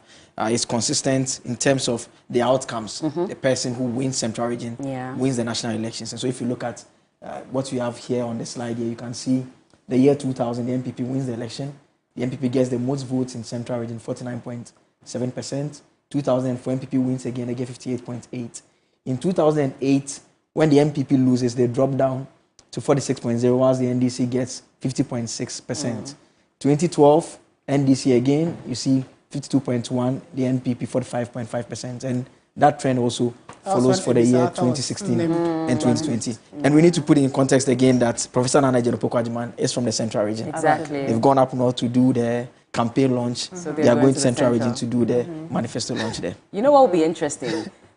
If the MPP also decides that if they're going to launch their campaign, they probably go to the north, because now we're told that the north is one of the places that both parties are looking at. It means that they may have to go to the northeast. But I mean, we know Mahama is from the savannah, but they centered it in the north for good reasons. I mean, we know that they generally do well. And also the north is the, I mean, we can all summarize it and say that the northern, the old northern region, which had everything within. We don't know how the MPP's approach will be, whether, like you said, maybe they'll go to northeast. Northeast will not be. I think that would be an interesting dynamic to Mahama has been listening to the many questions you've been asking, or many of us have been asking, that what can he do in 4 years? Well, he says it is not how long you serve, but how well you serve. That probably is also an answer to the many questions about what exactly can he do in a 4-year span. But we'll see. Your Election Command Center, definitely stay with us on all our social media platforms and our sister stations, including 3FM 92.7, and we'll keep you in the loop. All major updates, you definitely will be getting it. And also on our WhatsApp channel. The WhatsApp channel, you need to scan and join, because that's where all the updates will be flowing. Even if you're not watching us, wherever you are, you'll still be updated. Definitely. Are we wrapping up yet? I think so. We're still going. Well, I think it's time for us to wrap up. Just a quick one of the central region and Jane Nana, because people have been asking, why is Jane not bringing central region home? People need to notice that since she also became flag bearer, running. There's been improvement. In fact, when we do the coverage for the manifesto, we are going to bring that data to demonstrate. And I'll tell you why I think that it could get better. Briefly, there we go. Because Kennedy Japan, who had a really strong, hold of the central region, he's not really doing a lot of things right now because he's not coming back, right? Well, this is an opportunity for Jane, and hopefully she brings it home for the NDC. Anyway, now we have to go. We have to go. Unfortunately, our time is up. But thank you so much for staying with us right here on TV3 and also on social media at TV3 News on YouTube and TV3 Ghana on Facebook. We promise to keep you updated. And of course, we'll bring you some more details for News 360, which you'll be hosting. So look forward to that. Anyway, thank you for watching.